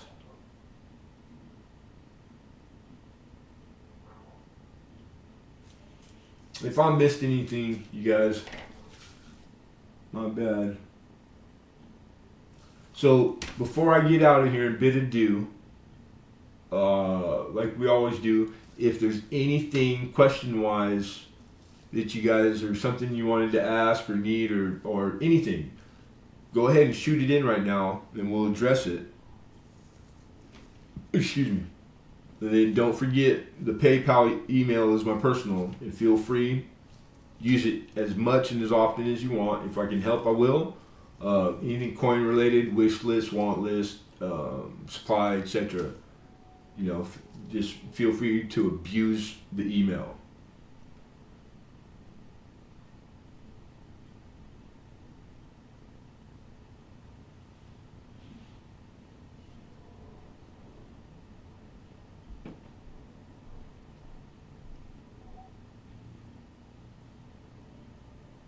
No nada? No nada. All right. Well, I want to thank everybody. Thank you. Super grateful. Never not. It's like, God, this is a job? Some days, but really it's not. Like it's for labor of love. Really, it's God, it can be hard. I can think about a gazillion harder ways to make a buck. So it's like when I start to get down about stuff, it's one of the ones that get me right out of it. I just go, the hell are you bitching about? I'm like, duh. Smack myself in the mouth. Every time. Every time. Anyhow, thank you, everyone. Be blessed. Be well. Be nice to each other. Wait and think before you speak. Take a deep breath. Be calm. Don't stress. this stuff is working. I'm just saying the stuff that it's been working for me, been helping. It's not an exact science, but it works. And when it does, it's good, man. So it's just don't be so critical of each other. But most importantly, be well and thank you. All right. So we're gonna say goodnight, and I'll catch you on the tube. If not in a little bit, tomorrow, etc. We know when we see each other. And the new folks that came, God bless you. I hope you keep coming back, and I hope everybody had a good time. But we're gonna say goodnight. So, good night, John Boy. Take care, everybody.